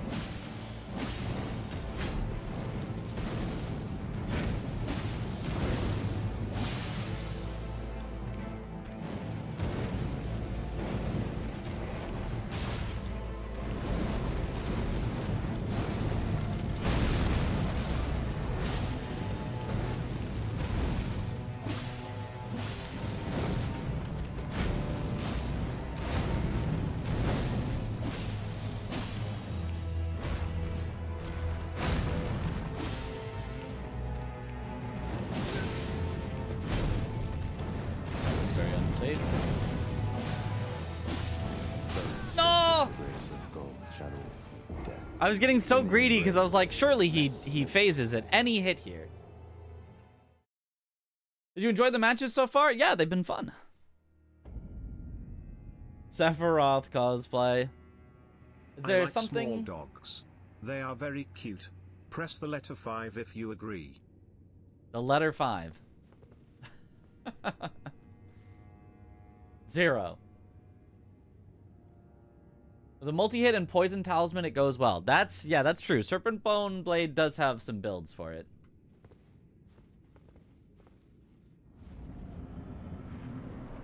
Remember trying Nagakiba in the beginning and didn't really enjoy it.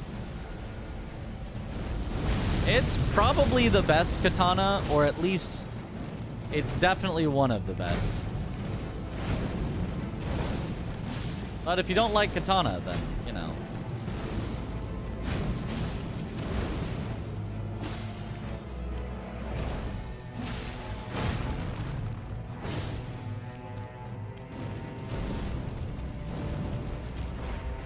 I do think that it's, Ashavor is just worse than Unsheath, but it's still good. It's just worse than Unsheath.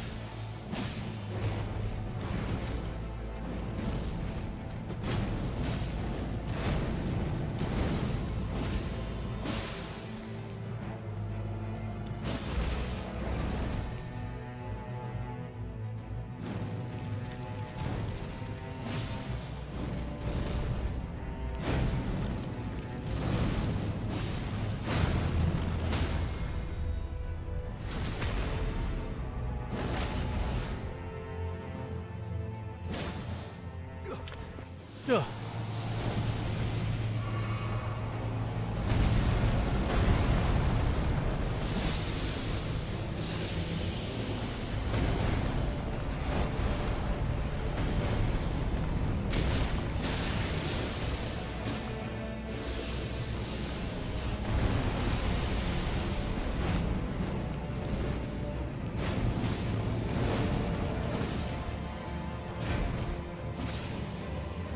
Range is so nice against some specific attacks from Mesmer where you can hit him where other weapons just wouldn't be able to.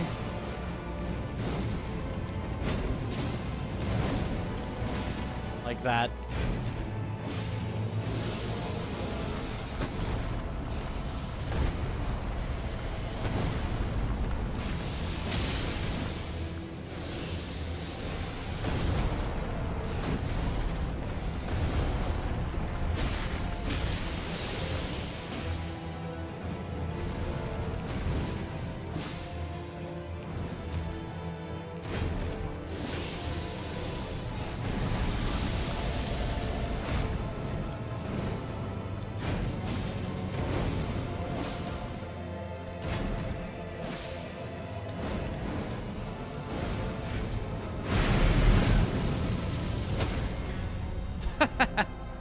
Get staggered?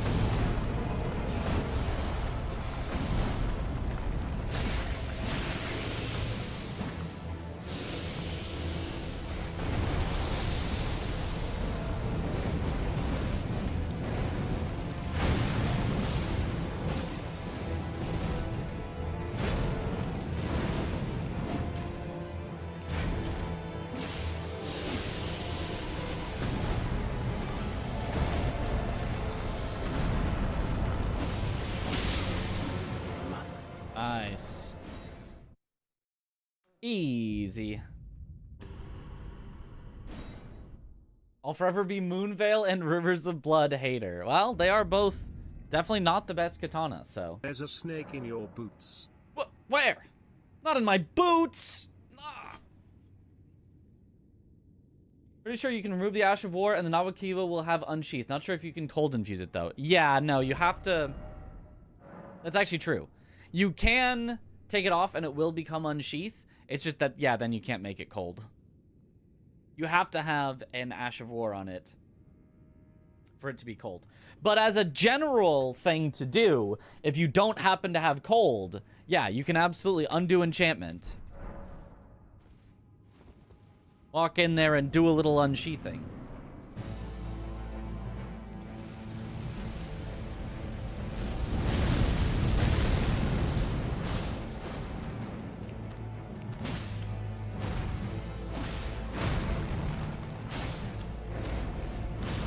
Got no stamina.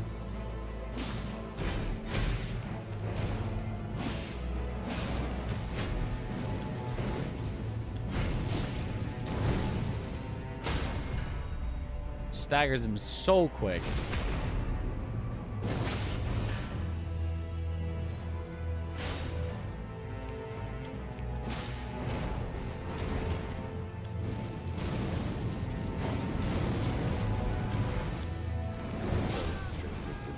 Yeah, that didn't hit me, but okay. In the embrace of mesmerism. Is there not an Unsheathed Ash of War you can pick up? Not in the DLC. In the base game, either there is, or it's you pick up the extra Uchi Katana and it comes with it, but there is a way to obtain an Unsheath, absolutely. Just not in the DLC. Unsheath is a little nasty with a blade this long? Yeah.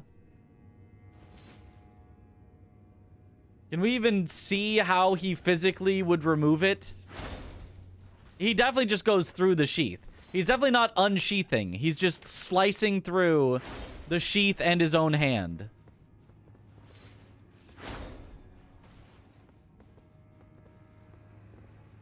In Limgrave, Geel Lake by the crabs. Oh, okay, cool. I did not know that one. Always clip it and watch it in slow-mo. Unsheathing that would be a two-man's job. East end of a Geel Lake. Gotcha. Okay, cool. Go and change your character hair, cosplay Sephiroth? How do you know it's not already cosplaying Sephiroth? Huh? How do you know?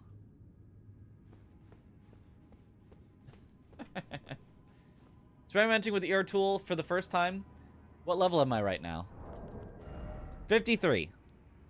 Although, it's kind of cheating because my vigor is 40 points higher than it should be at level 53, but... Self-respecting Sephiroth wears helmet. Yo, thanks, Orion. Alright, but I do actually think it's 2 a.m. I have a match tomorrow at... scheduled 2 p.m. for me, but it's going to be earlier because all the matches go quick. So I think we should get to bed now. We do have a match tomorrow. And I need to keep my sleep schedule because we've got an early match on Monday. Hopefully 2 early matches because hopefully we'll be in the finals. But yeah, I think that means that was good practice today. We got a lot of good practicey stuff done. I really like the RAM stuff that we found. And yeah, so that was good. That was a lot of good stuff. All right, let's find someone to raid here. All the matches go quick. Yeah, they've all been like an hour, but they're scheduled for like 2. But they've all been like an hour to an hour and a half. Even the 14 square match today was only like an hour 40. So it still came in well under the maximum possible time. Yo, thanks for the good luck tomorrow. All right, let's go ahead. And let's raid.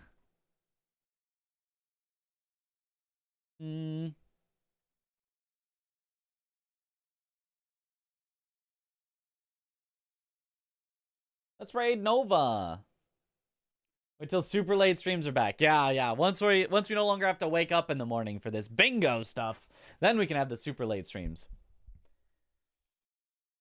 Nova is playing Expedition 33. She is not yet playing it from the preview, it looks like. But I expect, yeah, if as she goes into that, you don't want spoilers, then, understandable. But let me double check, actually, that as we raid in there, she's not yet playing it.